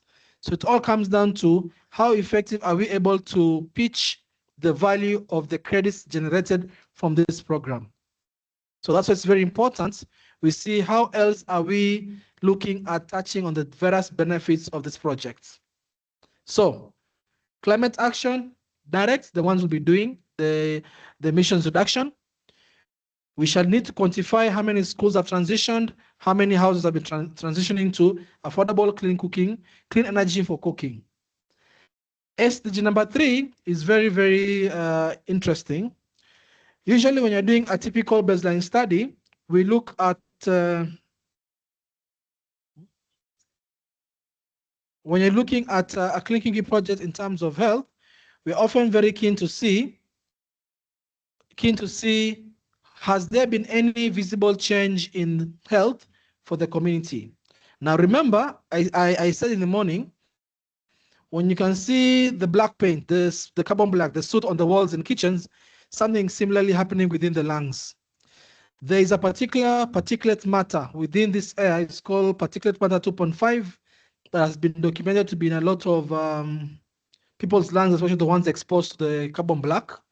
So we shall be looking at some of the data from the health ministry to see what is the case within households and institutions, and see for the institutions and households that have transitioned, do we still have cases of respiratory health illnesses? So that is also another indicator that we shall be monitoring for the households being transitioned, especially schools. We know that for a fact that schools have the case where some kitchen staff have been having problems on matters of health. So we'll be trying to see, is this on a decrease or is still a problem? So that is something that we shall also be very keen to see if we can be monitoring as we proceed in the project. In addition, a case can be made on how many trees is the program saving on account of not touching firewood, which simply means not touching trees. I know there's an argument, a counter argument. People say that some of the firewood comes from twigs and whatnot. Yes, fine. but we know for a fact that the vast majority is still coming from whole-grown trees being chopped down. So there are calculations that you can use and see for the number of houses and the number of schools or institutions that have been transitioned from the use of firewood to biogas. We can transition what is the number of avoided firewood used for cooking and work backwards and see how many trees have you been able to save per given year across the creating period, and document that and show how we are able to preserve life on land by way of tree coverage. Right, together. There was a suggestion from another LSC, similar workshop like this one for e-cooking, where some of the principals suggested that we could also consider when we are introducing the electric cook stove, can you also consider a case whereby trees are actively participating in tree planting and tree growing activities to supplement what the school was using as firewood for the years before. So that is something novel, and of course it will be open to the schools participating for the biogas. We anticipate that value chain take this call to action. We anticipate a scenario whereby there will be a significant increase in job creation directly, indirectly from the biogas ecosystem. We anticipate people are going to be hired more, either as sales engineers, as technicians, as engineers.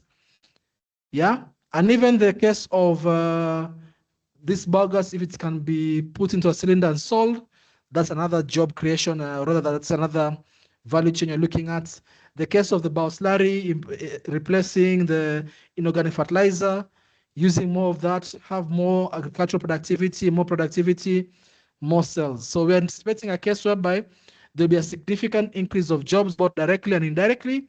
And this is something that we could also potentially monitor and see from the biogas intervention alone, what has been the economic growth on account of this particular fuel. That is something we're also very keen to monitor. Last but not least, we know for a fact that one particular gender has often been bearing the brunt of being taxed to either look for firewood and prepare meals. Yeah. But from today's conversation, there's an indication that the amount of time taken to prepare meals, where biogas is a source of meal, is a source of fuel, is far less than firewood or charcoal. We shall quantify that. We shall quantify that at the household level and the institutional level, so you can then see how much time has been saved from what will have been time spent on collecting firewood and preparing meals on account of biogas. And say, on that account, we have saved this amount of hours and therefore allowed that particular gender that has often been the one tasked with responsibility to use that time to other productive economic activities. Everything must be monitored. For us to say the project is tackling any one of these goals, we have to monitor and provide the evidence. And that's why we're very keen to make sure that the people, the entities that will be part of this program, work with us together to ensure we can monitor all these components.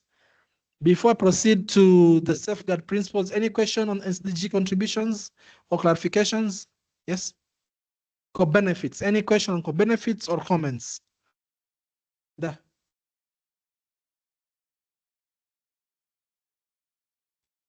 Thank you for that presentation. My question is, can we use the bioslurry to offtake during the monitoring of the credits? Because we know the role of organics in emission reduction. So would you mind considering that in the monitoring aspects? Okay, so it depends. So the primary focus of this engagement, this program of activities on clean cooking. But like I've said earlier, if you use the bioslurry and put it to the soil, we anticipate or we know that there'll be what you call an increase in soil organic carbon in various farms, which if we're able to have done a baseline study and then we put in the slurry to enhance the soil carbon and then we assess, we're able to see there's been a significant case of emissions or the carbon sequestration, but that will be more of a follow project there, agriculture, forest, and other land use. So theoretically speaking, yes, carbon credits will be generated.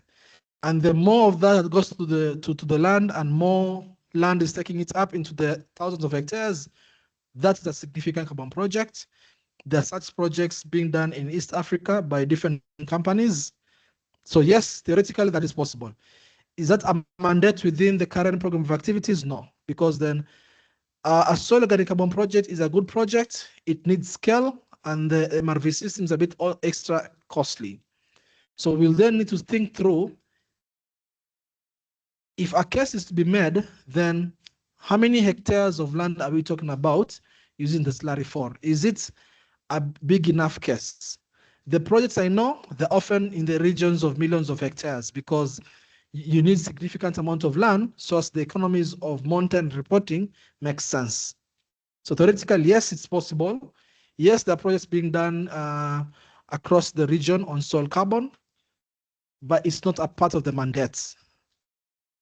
A case needs to be made if there's so much slurry being generated and it's applied to so much hectares of land, then that would be the case. Yeah, but indeed, it is very much possible to do a carbon project on that on that component. Very much possible, very, very easy. Yeah. And if the biodigester will be used for other things beyond heating, like let's say lighting, that can also be another component, because you're talking about avoided methane emissions by way of anaerobic digestion. That's also another potential carbon project, but it's not exactly within the framing of this one. So it's for clean cooking, but it is still possible. If you are many enough and you can make a very good case, then that is a conversion we can have. Okay. Anyone else? Question, comments? I know. I have barely 1 hour before I lose network. Physical network and a cyber network, yes. So just give me an hour. I'll be done an hour, please. Just give me an hour of the network. Yeah, thank you very much, Mr. Presenter. Yeah, thank you very much, Mr. Presenter. Now, on this biogas system, if this biogas is to as you have said, that you are now dealing with all the people who can cope up with you on this system. Now, these farmers, you will be dealing with these farmers. Now, these farmers will want to know the benefits. The benefits, not only the carbon credits alone, but the benefits, what will they benefit? For instance, one of the benefits will be the gas, the energy. Another one will be the bioslurry. So when you don't include in the bioslurry to the farmers where they benefit more for their agricultural products, then that means the project that you are delivering into the people will actually have less boost. That's my submission. And I appreciate that. So maybe just to clarify, maybe the ones who installed the digester can tell us, because my understanding is slurry will always be there. And my assumption is that the way if it's introduced in schools or farms, they find our use of the slurry. Or am I assuming things? Am I assuming? They often use it on their farms. So yes, okay. So what I'm saying is the slurry being used in farms can continue. What I'm saying is not covered in this program is us quantifying the carbon credits from what you call the soil organic carbon from the use of the slurry in the soil, because that is a different sectoral scope and require a different monitoring system. Technically, it can be done. We can do it. But for me to make an informed advisory, I'll need to know how much slurry will be generated and how much land will be covered by that slurry in terms of its utilization. If the numbers are good enough, then I can make a case and say, hey, this is something we can do, and maybe you can have maybe the Ministry of Agriculture take it up. Because the specific monitoring principles for that will be outside the scope of the Ministry of Energy. But technically, you can get the carbon credits. People can use the slurry in the soil. Nothing's restricting us. But in terms of us quantifying the carbon credits within this program, it will be out of technical scope. The scope is clean cooking, scope 3. And agriculture, other business are a different scope altogether. Yeah, so that's where we'll have to say, okay, if it's possible, then it's a different program to be designed. Yeah. I want to answer you on how much biocereal will you get. It will depend the condition of the cow dung. If the cow dung is wet, you will use less, you will not use a lot of water. If you use 6 jerrycans to mix the dung, you will get 6 jerrycans from the biocereal. Okay. That is, I'm answering that question. Then on biocereal, as you deliver this project, consider it with you underline it 3 times. It's very, very important. Reason being, majority of the farmers, yes, they use the biogas to cook, but with the biocereal, when it comes to crops, it is perfect. Yeah. Because one, it is used as feeds for the fish. So people from who do fish farming can also benefit from there. Secondly, biocereal works very well. This one, I have approved it because I have worked with the United Nations Industrial Development Program to construct biogas to boost banana production, and it has been done. When biocereal, every stamp of a banana, you just apply just 2 jerrycans. Okay. Within 3 months, you will see a big change. In the village, there people will testify. When it comes to this, even they are used as feeds for pigs. So, and chicken. So as we implement the project, you consider also those things, because they are used as feeds for pigs and chicken. At the same time, they are used as feeds for the fish. But when it comes to crop production, it is excellent. When it comes to those people who in Kamwenga who plant maize, when you use biocereal in planting maize, hello, hey, you will tell me if you have mixed it very well. John, there is a condition. When you mix it very well, it will be having a yellow color.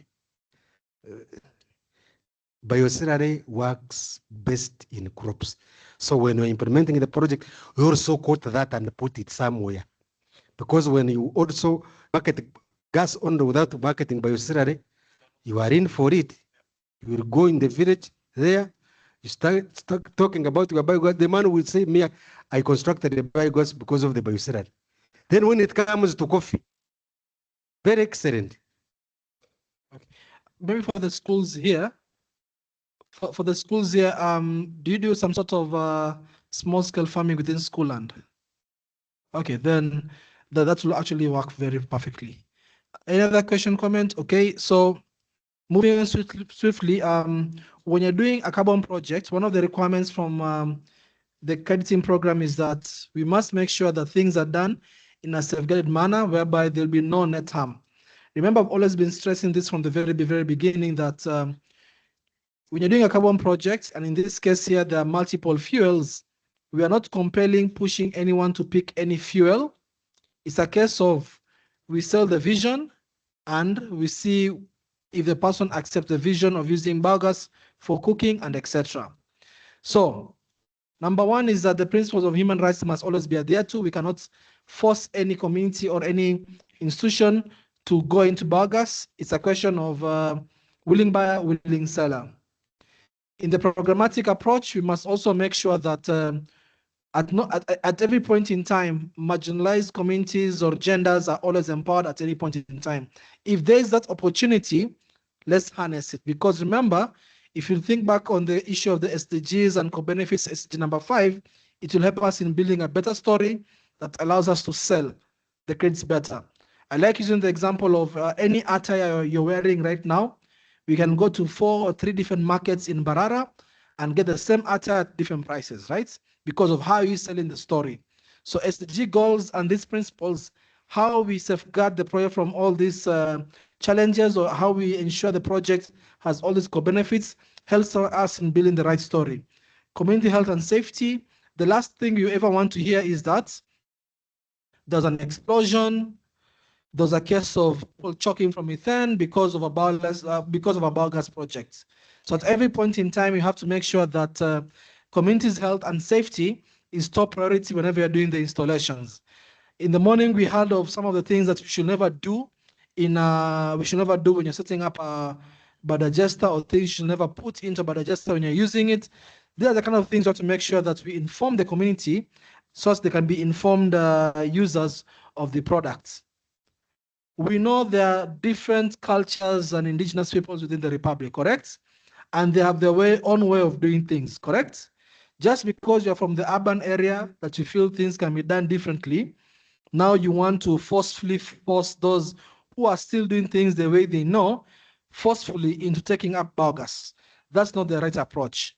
Like I said, approach the community, the indigenous people, respect the culture, just present your opportunity and do not force biogas into cooking in a community where they're yet to absorb it.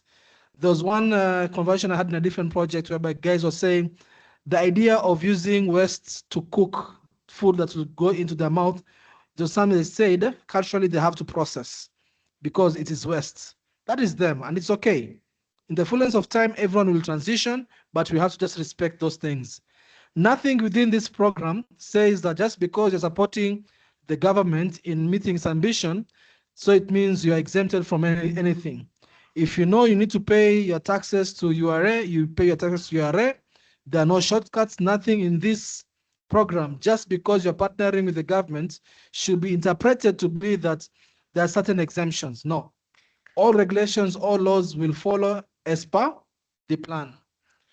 I talked about economic impacts. We are very keen to make sure that you can document all those impacts into the story. The more the benefits you can have, the better it is. Is it not? Lastly, I'll not talk about 7 on climate and energy. I'll talk about water. Maybe someone can tell me how much water, what is the water requirements for some of these machines, especially the institutional biodigesters? Do we see an intense requirement for water? Do you see it's going to be sustainable enough? Or do you see it presenting another problem for the schools?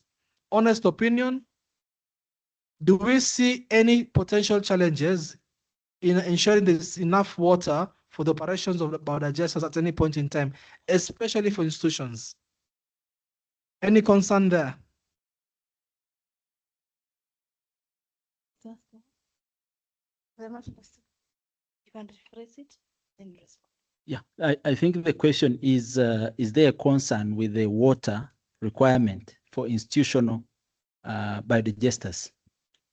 So you will respond, but my concern is when we are approaching this water issue,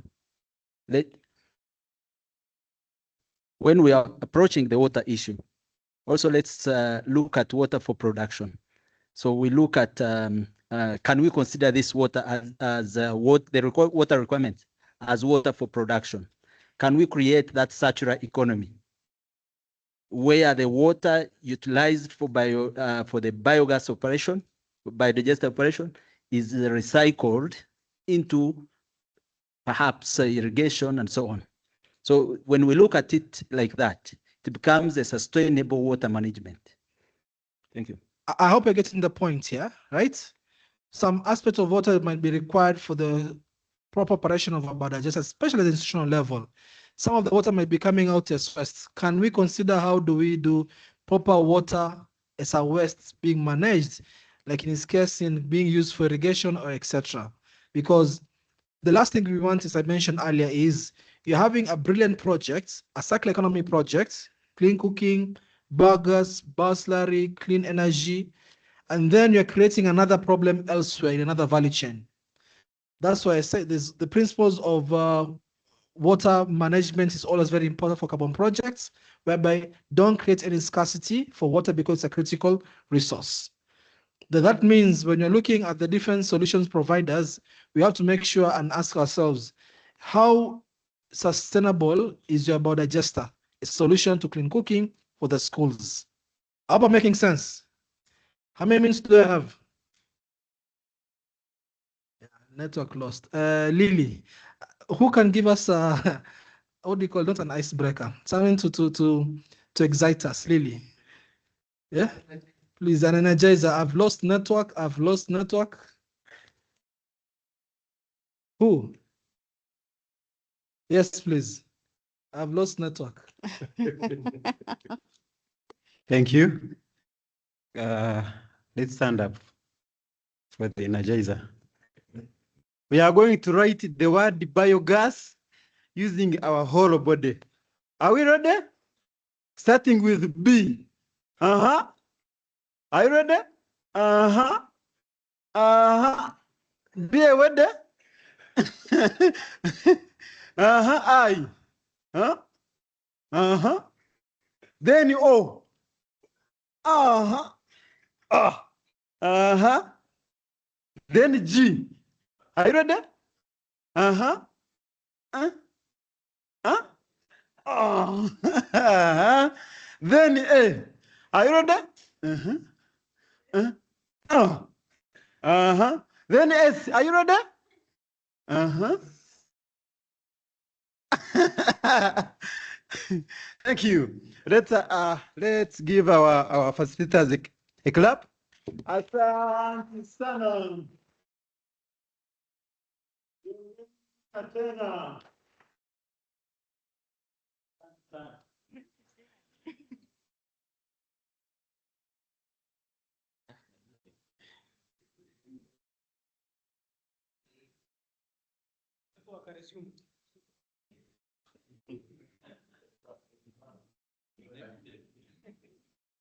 Is the point on water scarcity understood? Yes? The importance of water management in the biodigester program, is it understood? Who's saying yes? Yes. Tell us one more time. And then the question. A question and then the point. Yeah, thank you very much again. When you talk of water management in the biogas production, actually it is very, very vital, because as likewise as for the school, for institutions, for the school, the digester has to be big. It means that school should be having the capacity of much water into the digester. And if at all that school is using the national water, it means the cost of that water will rise high.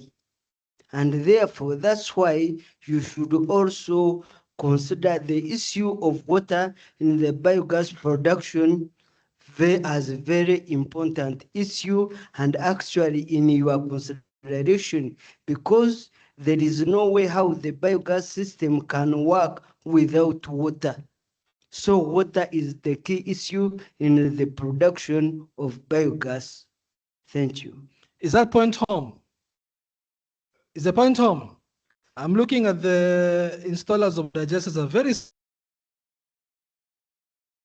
silent. Ask them, tell us about water consumption in the different units. If it's something you can share. Go Okay, ahead. I'm Samba Michael again. I think I will have to ask my colleague here to enlighten me further, because I'm still fresh and new in this biogas thing, and I want to take it seriously. If we use specifics, if we try to be specific, like and we consider a unit for a home use, let us say the digester, the biodigester or the chamber has a capacity of about 200 liters. Let us use the simple language, because when you say cubic, very few people here might visualize the cubic. But let us use liters. because at least we have those crest tanks and we can easily tell that this one is 300, this one is 500. Now, like a 500-liter tank could take in maybe about 50 kilograms of dung, which is wet. Now, how much water do we use? Does it evaporate? Does it condense? Because I was trying to imagine what goes in cannot be as the same as what will come out in the sludge and the slurry which goes into the to make the compost. So help me to get that picture about how much water do we put in, how much of it gets dissolved, how much of it evaporates, and then about how much can we remain with it, so that we get a true picture of what we can recycle. Just for me to understand that, because I want to take this gospel to the communities where I will be working. Thank you. So I'll take that to one of the vendors. Anyone, you have answers for that? In the case of the products you're having, if possible, please. Let me do this. I'm going to give him an opportunity and him to explain on the water requirement for fixed dome and flexi. But my comment is this. You know, this biodigester sector is one of the climate smart innovations. When we cease looking at it in that way, as climate smart, we lose the whole aspect. What we are doing, we are partnering with the banks. Why? They have other green products like water harvesting tanks. So when you detach a solution of biogas, biodigester, at the farmer level, at the school level, if you detach it with water harvesting is a climate smart solution. It's a component of climate smart, much as biodigester is a climate smart. So when you detach those two components, you are going to find yourself complaining about the initial water of feeding. So the timing comes in. If it is a school and it doesn't have national water, can we look at timing the installation during the rainy season? Can we advise the school on how to acquire a water harvesting equipment? You see, you deliver a solution. You are not delivering a component as a digester. Deliver a solution. So once you go into that mode, you'll deliver more benefits to the institution, to the whole household, as a climate smart solution provider. So let's change our mindset and look at solutions that work for the household, work for the institution. Let's not complain about water. We are blessed. We have 2 seasons of rain in the tropics. They are changing. That is climate. This is why we are talking about climate smart. So you can no longer rely on rainfall, but you can rely on water, the water that is harvested to do irrigation. So once you are blessed and you have water, can you harvest it and keep it for the season of scarcity? That's what climate smart means. My colleagues?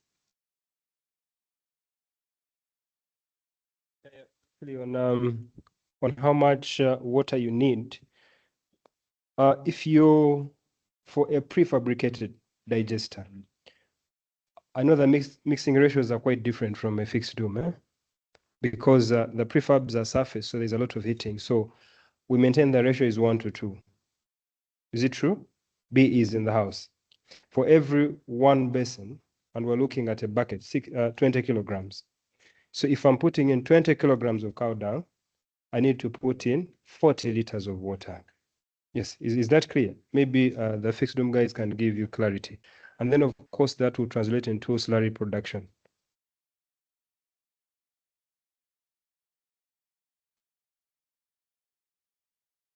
Thank you, my colleague. You have said that it's 1 to 2, but you have not considered the type of dung, the type of cow dung you are using, isn't it? If you have cows, if it's a dry season, you use more water. But when it's in a wet season, you use less. And my brother, to your information, even the urine can actually mix, and the urine, when you mix with the urine, you are simplifying things. because we are harvesting the other gas from the urine at the same time you are mixing cow dung. So you have the amalgamation of the two, the combination of the two. So when you have urine, it becomes very easy. Even you are introducing more gas, the gas from the urine at the same time. So the ratio is about, if it is a small digester like six cubic, it means that's 6,000 liters. 9 cubic, it means it's 9,000 liters. 12, it's like that. So a jerrycan ratio from 2 to 4 jerrycans, those ones enough. If you come from Isingiro, I'm sorry to tell you this, we normally have problems with digesters constructed in Isingiro because of lack of water, but good enough, they have now resorted to harvesting water on a taproom. So things are becoming easier. Then for the schools, you must be having a tank. That is the truth. At least a tank of 10,000, because at least you have to use at least 10 to 15 jerrycans per day. So with the industrial, we need water. So you also think about that. Biogas and water, they are connected. And the more you mix well, the more you get the bioslurry. The poorer you mix, the poorer the bioslurry you do what? You will get. Thank you.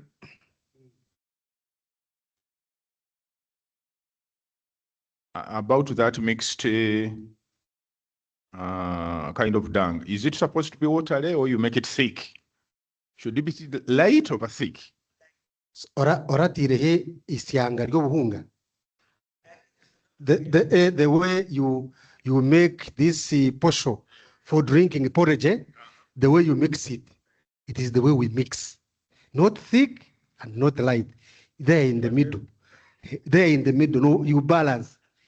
A bit light, so that even if you touch, it will even fall on your hand. As you touch, it will fall on your hand.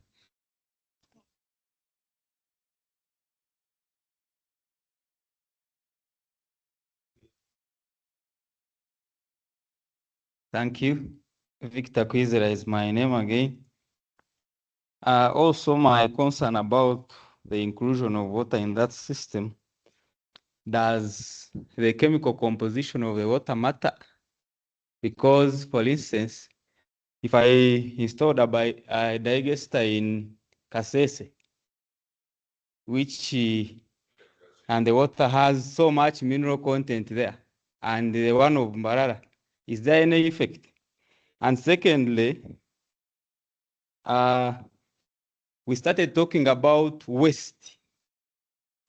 Yeah, but as we discussed, this biogas is seemingly zeroing to dung, cow dung.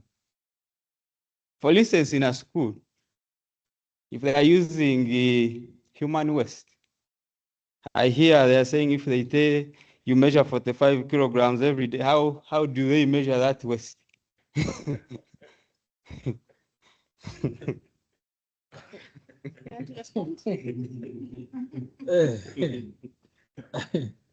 That one is still hot. Just that person. He wants to answer. She wants to answer. Yes, please. And he, they are the expert. Thank you so much for your question. I'm still Adina. That one of mixing the human waste, that one you cannot mix. You go direct as like you are going to the toilet. You go, for it goes direct, you cannot mix. We mix the one for cow dung, for pigs, for chicken, but we don't mix this human waste. There you cannot determine.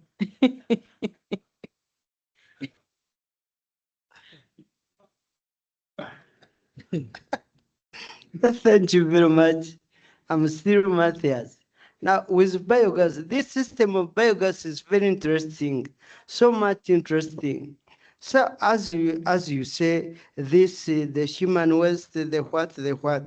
Now you see, this human waste, there is a way when you make the institutional biogas, for instance, for the school, there is a way that is made differently from this one of domestic biogas systems. Because when you make the bio toilets, those bio toilets, there is a way they are connected to the flush. There is a flushing system whereby, for instance, you need to have like 4 jerrycans a day to flush those feces into the digester. That is at the end of the day. You get? So therefore, the quantifying of water there, and then you see, it needs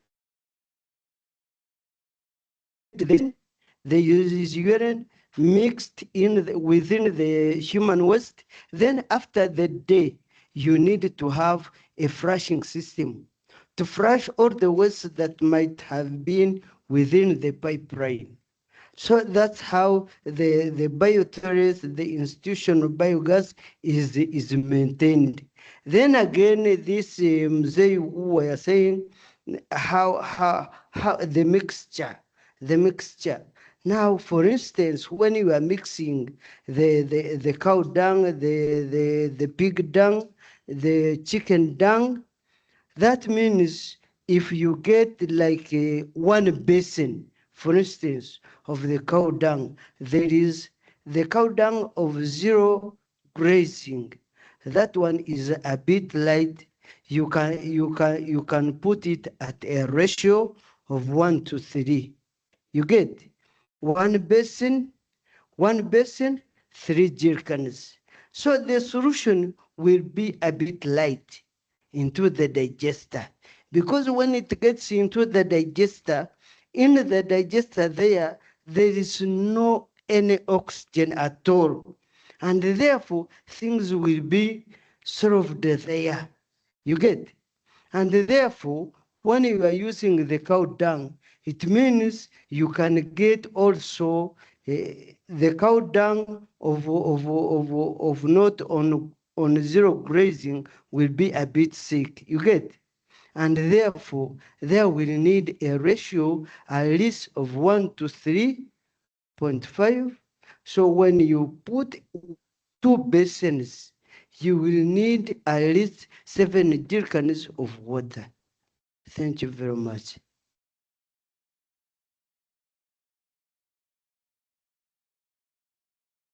The man from Kasese, in summary, every biogas has what we call a pressure gauge. What is a pressure gauge?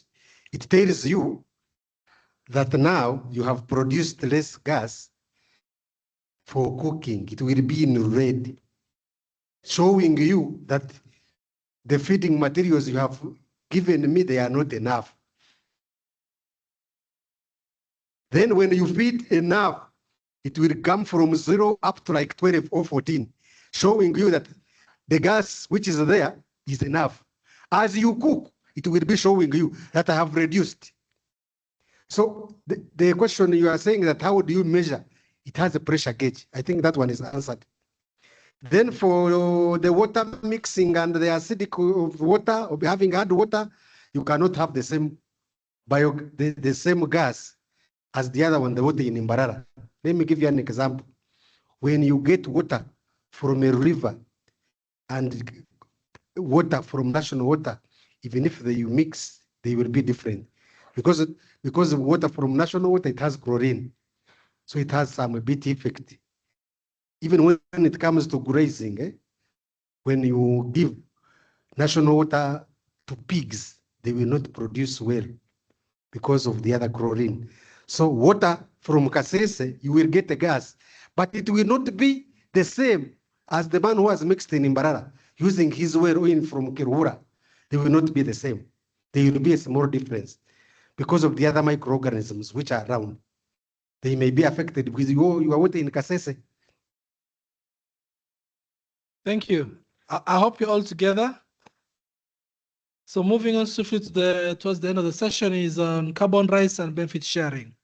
So this is where I want to give some clarity on what do you mean by carbon rights, who owns the carbon credits, and why. So I want to use the example of these smartphones like Samsung and Apple.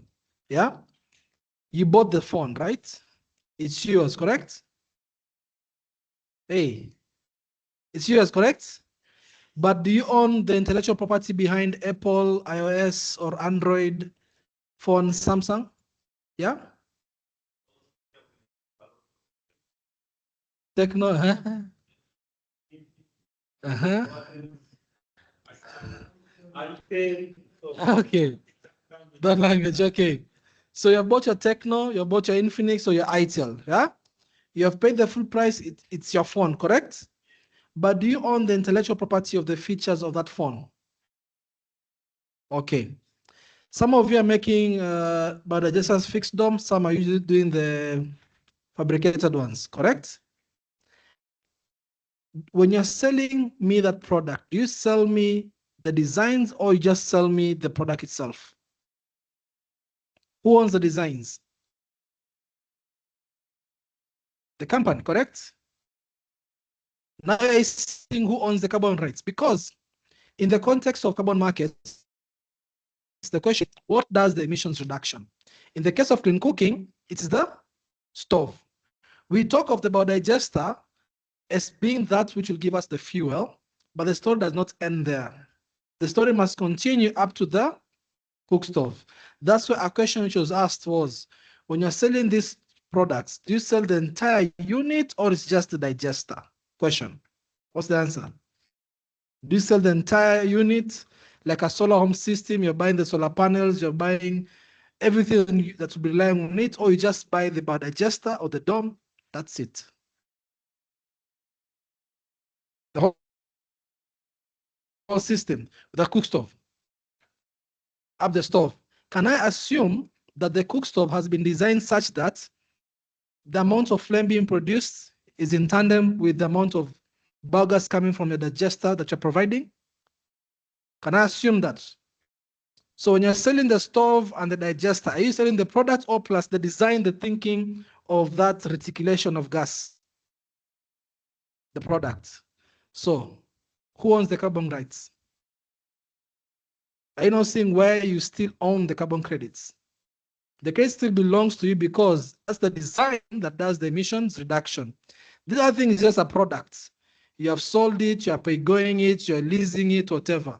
But the intellectual property towards the utility of that device is the manufacturer's. However, the only way you get the carbon credits is if the device, the cook stove, is being used. Who's using it?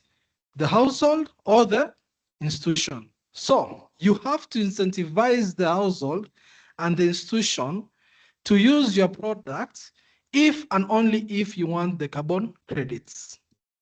What am I saying? Today, your business is simply selling the biodigester system, get paid, you do your warranty, maintenance, and that's it, right?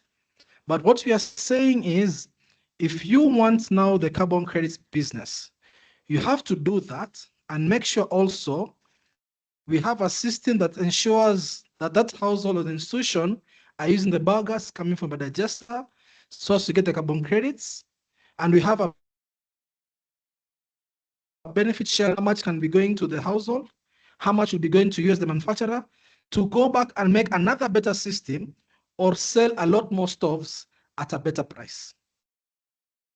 Are we together? That's not the carbon conversation. How do we ensure we maximize the amount of credits you can get the moment you sell? I believe for those 10,000 stoves, the 10,000 biodigesters that are no longer being used, if there's an incentive of carbon that requires the digesters to be used, whoever supplied those digesters will have worked with the different people to ensure keep using my digester so you can get carbon credits.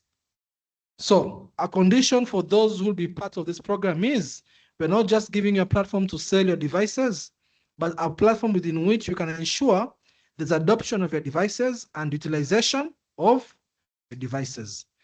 No biogas generation, no biogas consumption, no carbon credits.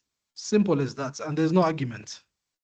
We must be able to ensure when we transition, we sustain the transition. There's a program that's being built whereby sell it at half the price. Why? Because we want many people to adopt the electric cooking appliance, for example. There's a program you're designing elsewhere whereby for electric cooking, you're saying, we are going to make the cost of these electric cooking appliances very affordable.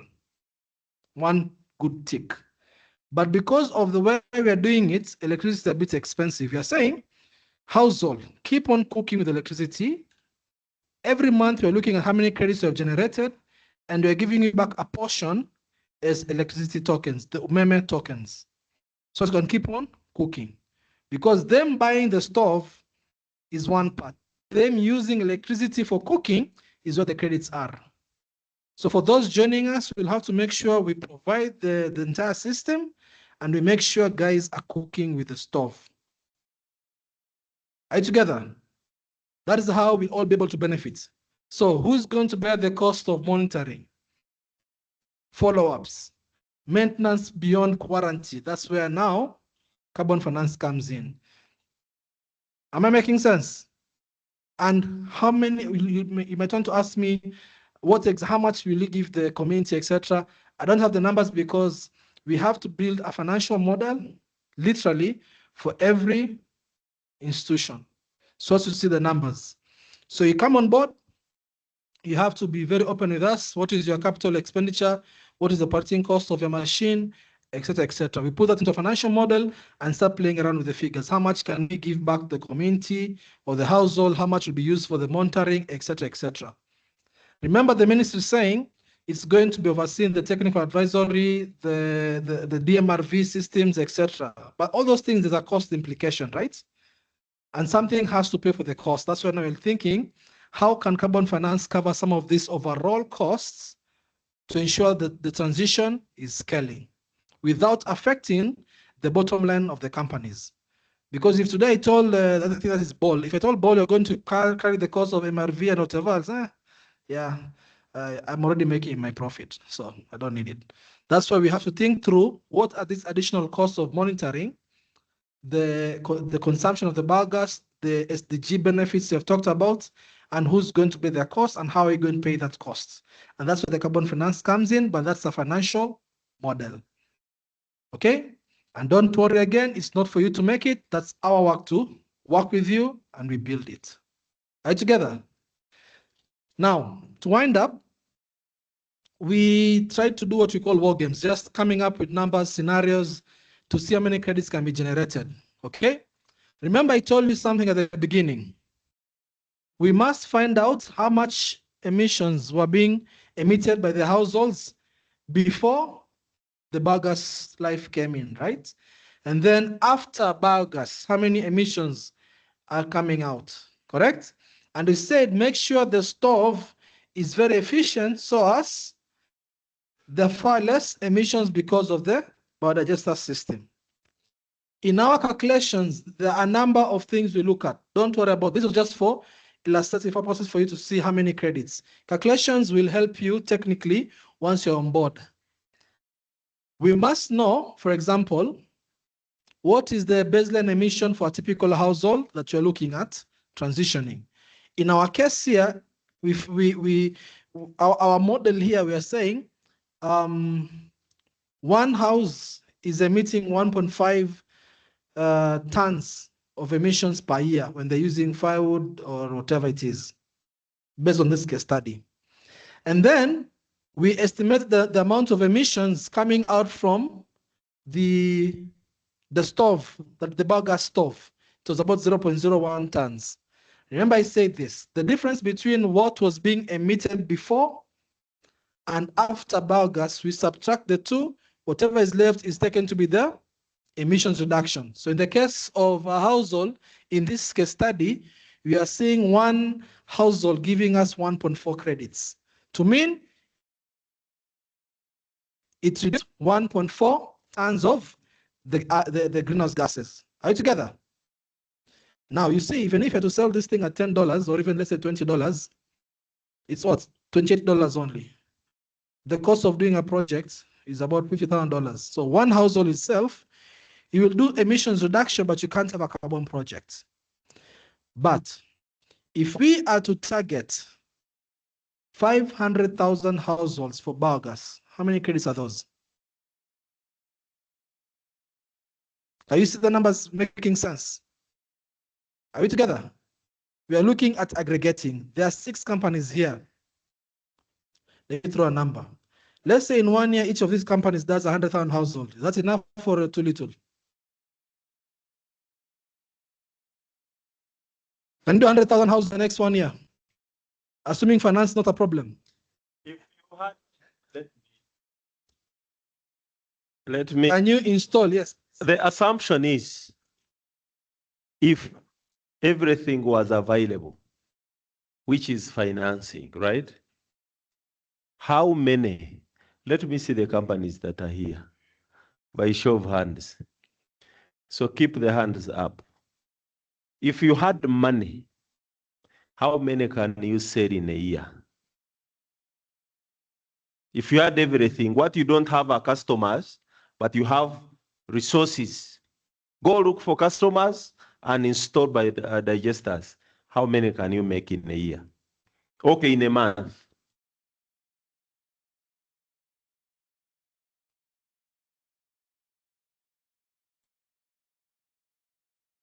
In a month, you can make 30. That's okay, we shall get the figure. You have resources, and we are saying, go get for us by digesters.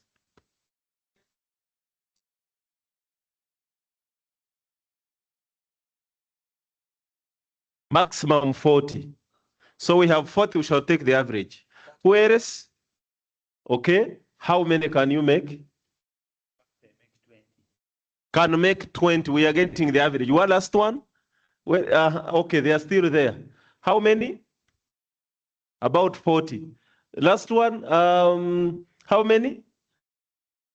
20. So we do average. So in 1 month, 150 digesters, 150 household, 150 times 12 months times 1.452, that's 2,600 credits from here.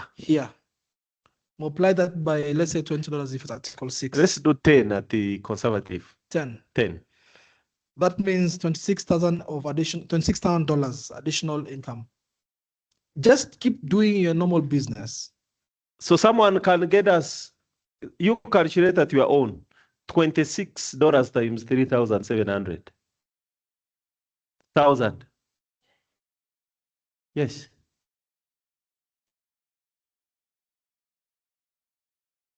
So if all of us worked at that rate, all of us would generate how much? But remember, the other resources have been put there. Maybe customers were paying for their own resources, right? So for us, as a company, as aggregators, we have back our, we have in our pockets our, this is not yet a profit, because we shall remove a few things maybe here and there, monitoring and all that. But you have how much? 96 million. So how many? There were how many? 6 divided by 96 by 6. That's how much? 96 by 6. 16. So in addition to what you have sold, now this 16 million has come into your pocket. That is 1 month, by the way. That's 12 months. 12 months. So 12 months, maybe you can say monitoring, repairs, what in a year. Maybe you have one boy who keeps on moving around. Is it 1 or 2?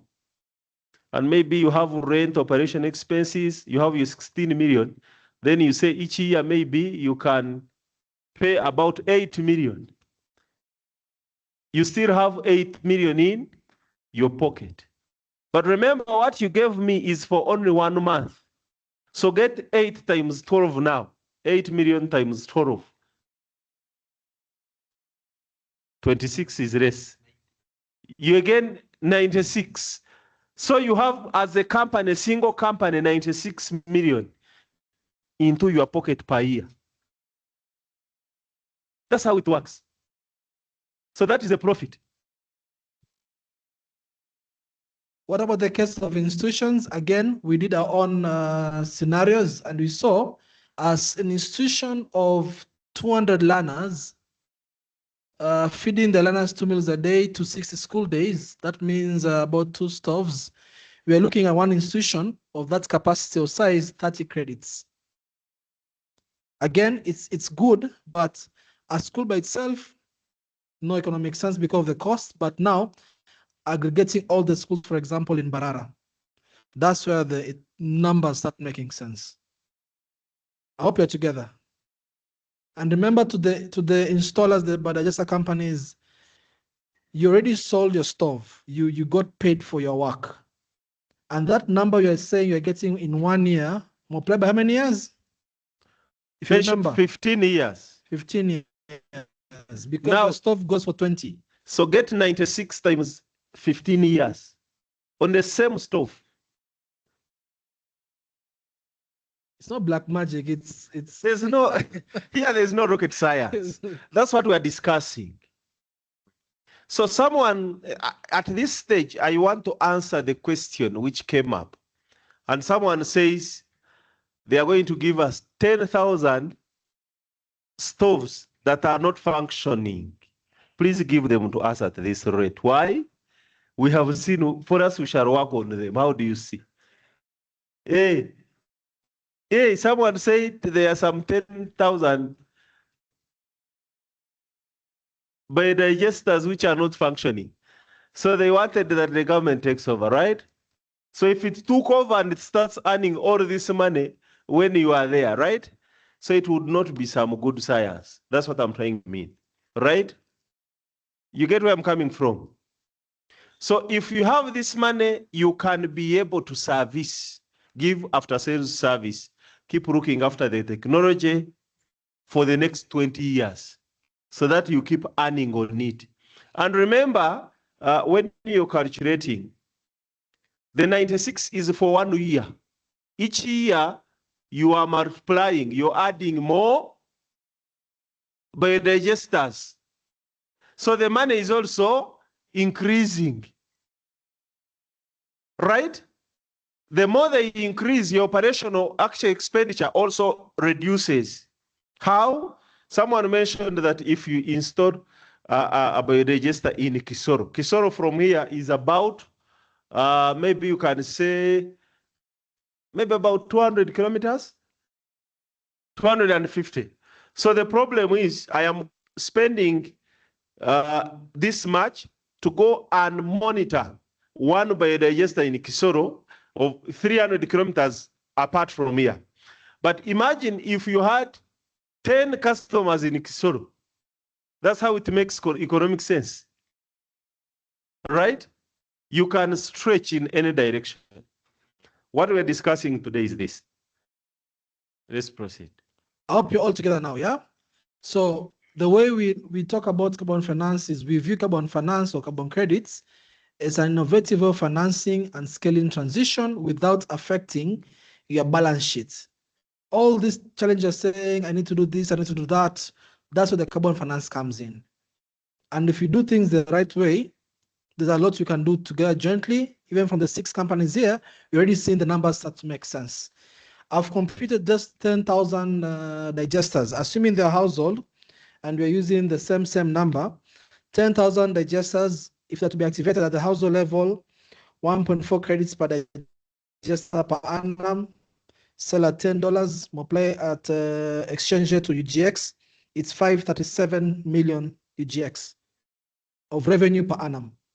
Multiply that by 5 years, then you get your 2.5 B. Simple. So that is now the money you're saying you'll be using it for monitoring, scaling, and all these other things. Are you together? But we must be able to do the hard work. So I want to quickly go into the last bit, which is on the monitoring. So you are worried that maybe your office is based in Kampala, you go all the way across the country to install. Will you be required to do in-person physical month-by-month monitoring? No. There is what we are calling now the digital MRV system. We simply put a sensor that knows how much biogas is coming out here, how much is being used for cooking, and that's it. You do your work wherever you are, the monitoring is happening. Because we have what you call an Internet of Things, an IoT sensor put in the DMRV, SIM card relays the data to the office in Kampala or whatever it is. You only have to go to sites if there are mechanical issues, which of course the client will tell you. So how to make sure we manage this in terms of buying the sensors, putting the SIM cards, the data, that's where now we're saying is what the program is providing. Okay? This is the only modification we need to do on whoever is joining the program, just put in that sensor. So as we can ensure all board adjusters, household, institutional, that are coming into this program, we can remotely, in real time, be able to assess the amount of biogas generation, consumption, and therefore, day by day, week by week, carbon credit generation remotely. Are we together? Are we together? That is how we intend to do the monitoring. And of course, the different methodologies will tell us the specific parameters. I won't talk about that because that's too technical. For the companies who are joining us, we'll now sit and have those technical conversations. Which data parameter has to be monitored, at which stage in time, how frequently it also has to be monitored. But that's how we're looking at doing the monitoring for this project. The cost, again, as I've said, the designing of the platform, that's what you're doing with the ministry. Provision of the hardwares for some of the pilot use cases, that's what you're doing with the ministry. Again, I reiterate, your work is to make sure your board adjuster and the stoves are high efficient and they're safe, useful appliances. Deploy them. We monitor and do the carbon accounting. Everyone plays their role, we should be okay. Is it not? Yes, we play football, but not like Arsenal, but we just play the right football and you make sure you get everything right. I had to wake you up. I had to check network.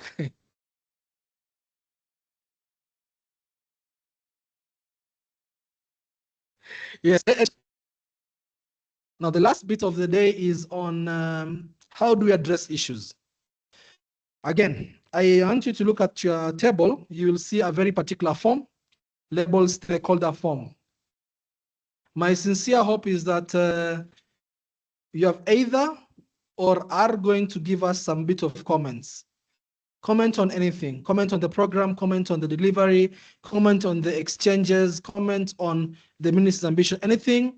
Just give us some feedback about this program. You can give us your name or not. Again, it's entirely up to you. We really want to ensure this program is deployed in the best way that befits the Republic. We don't have all the answers. We want to co-design with you. And I think we have been hearing a lot about board adjusters. How do we make goat poop ready for digestion, etc. All those things. We want to hear your opinion, questions, criticisms. In fact, I always say feedback is breakfast for champions. So any critique you can even give us, it will allow us to go back to the drawing board and sense check our assumptions. So by the time the ministry is rolling out something, it's something that is near perfection. Okay, so please give us the written feedback. And as I said, we shall be collecting more feedback for the next 30 days. And on your table, you should be able to see another form labeled, it has a QR code labeled feedback form. Please make sure you scan, get that link. Whenever something comes to your mind and you have a feedback for us, just got that link, drop your feedback. Even if it's one sentence, don't worry. And I assure you, come again? And I assure you, 30 days from today, in the fullness of time, that one sentence you gave us will appear somewhere online, because every single feedback you're collecting here, we are doing a recorded session. Every question, every answer provided, we're going to publicize it because we want to be very transparent. Are you together? So please give us the written feedback there right now if you can. Please just take a couple of minutes. And also make sure you scan this QR code that shows feedback form. For those of us online, I'll ask my colleague Sandra to share those feedback links. That's how we intend to keep on collecting inputs during this period. Next 30 days also we'll be collecting the feedback as well. Then, how do we attend to grievances? How do we attend to grievances when the project starts? Because we know humans will always be humans, we say that if you have a problem with your machine, speak to the installer, right? But you know, sometimes the installer might have issues best known to them. What you're saying is once the program is being rolled out, there'll be a platform whereby schools and households with issues not addressed by the installers, they can always bring those issues to the ministries, especially for the companies that are part of this program. When you join this program, you have to understand that the ministry is your daddy, like is your supervisor. Are you together? So you must make sure you provide credible, safe appliances. Are you together? Yes, so that's how we intend to make sure we keep on collecting these issues. And I want to see if there's any question. If you want to give us a more detailed feedback, please feel free to email those emails and copy the rest. Written feedback via email is accepted. We're also here today to collect anything more. Otherwise, with respect to the technical delivery of the local stakeholder consultation, I will want to stop there. Not unless there's a question or comment, upon which then I'll have to invite the ministry to take it over from there. Any questions about the program? Any burning matter? Okay, please make sure you're giving us those written feedbacks on the forms and also virtually. That said, mine is to appreciate your time, also appreciate the hotel. We went to a number of hotels. I must say the facilities here are quite commendable. We have had very clear audio-visual communication, no much issue. I appreciate them and also appreciate you for taking time today. Yes, that said, I want to welcome back the ministry for the closing formalities. Asanteni sana.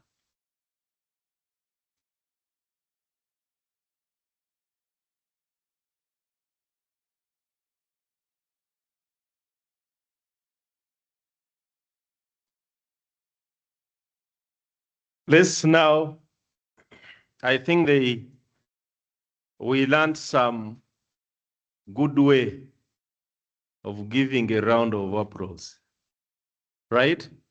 From 5 to what? Please take us through.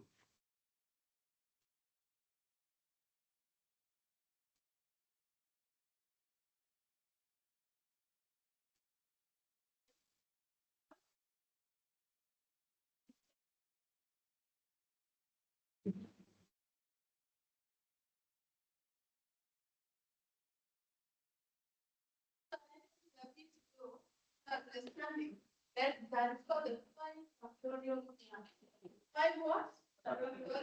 Plus. Let's start.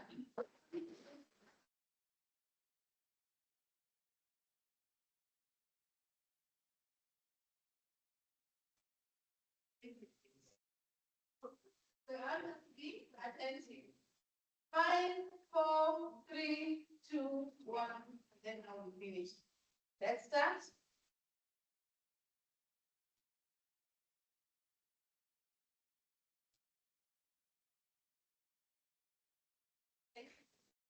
Thank you, Bas Carbon team. To the participants of today, want to thank you for your participation. I think we need to clap hands for ourselves as well. We have learned the best way of clapping.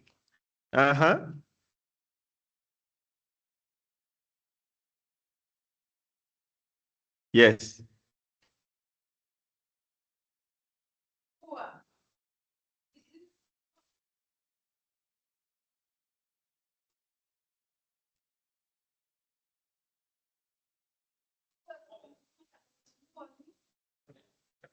And he's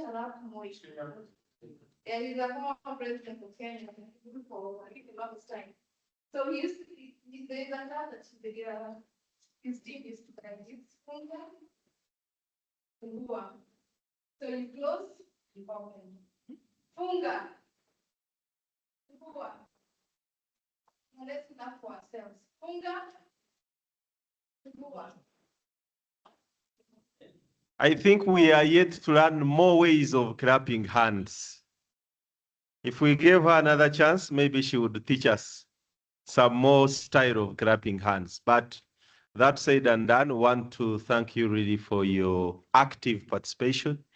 And we want to thank the Vast Carbon team for delivering the best session that we have enjoyed, that has enabled us to interact, and at least everyone in the house now understands all about carbon that we're talking about. When we reached here in the morning in the opening remarks, I was very clear. I said we are here to present to you the structure of the program that we are designing in a nutshell. But we are happy it was unleashed to us. We have gone through a lot of information and we now understand what it means. Number two, when we reached here, I said we are here to correct your feedback. And in fact, you have given us the best feedback ever. I don't think we had gotten any feedback of this kind. We have moved all the country in these last 2 weeks. We started with the northern region. From northern region, we went to eastern region. From eastern region, we went to central region.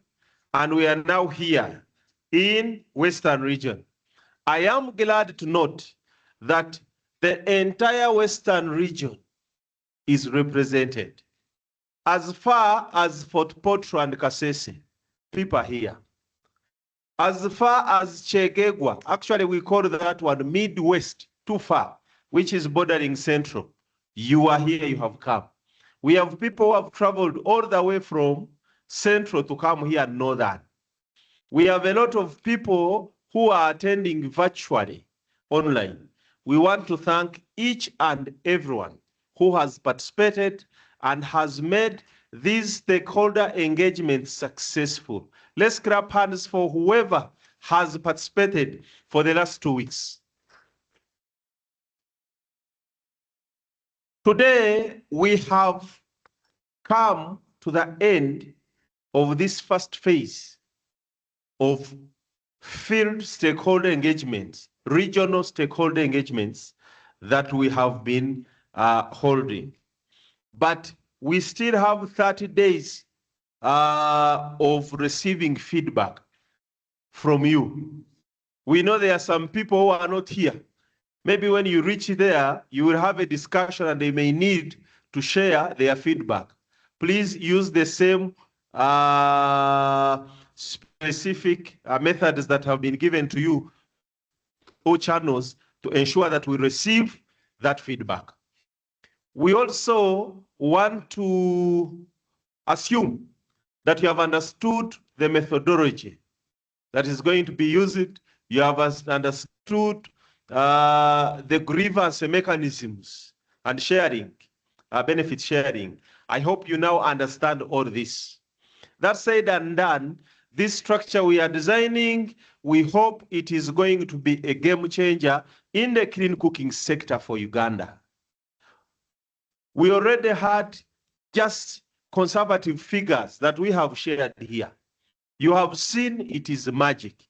This is total transformation that we expect to see in the clean cooking sector in Uganda, where we are going to see businesses boosting, where we are going to see products being affordable, where we are going to see adoption increasing because of this intervention that we have had. We have started the journey and we expect to see a lot of expressions of interest through the emails that have been provided. I hope all of you are under a certain association. Let me hope so. We have UNAC. Let me see members who are in UNAC. UNAC. We have Uganda Biogas Sector. Where are they? Uganda, is it? Yes, it's Uganda Biogas. Where are they? Which other one? Better. Which other group is in Better? So I want to encourage you to join these groups for the good of your businesses. For the schools that are under pilot, we are coming for you because we want to ensure that we transition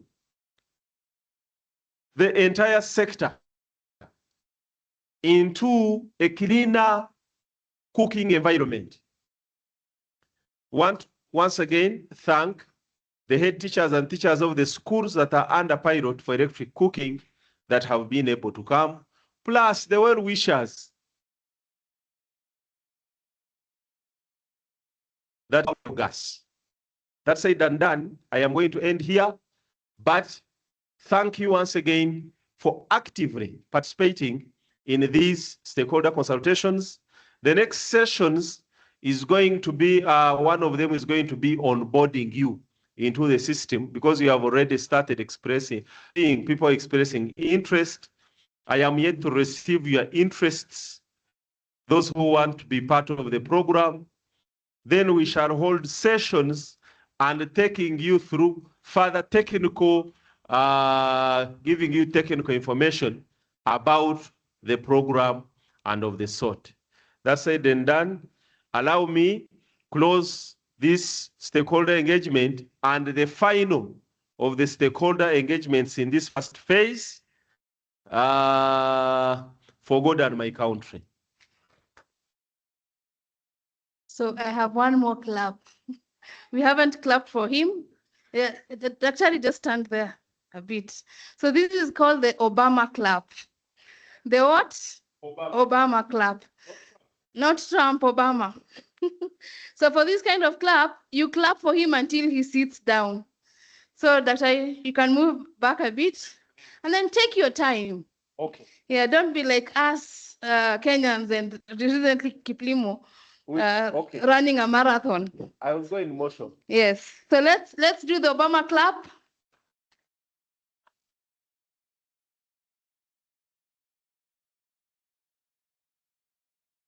Thank you.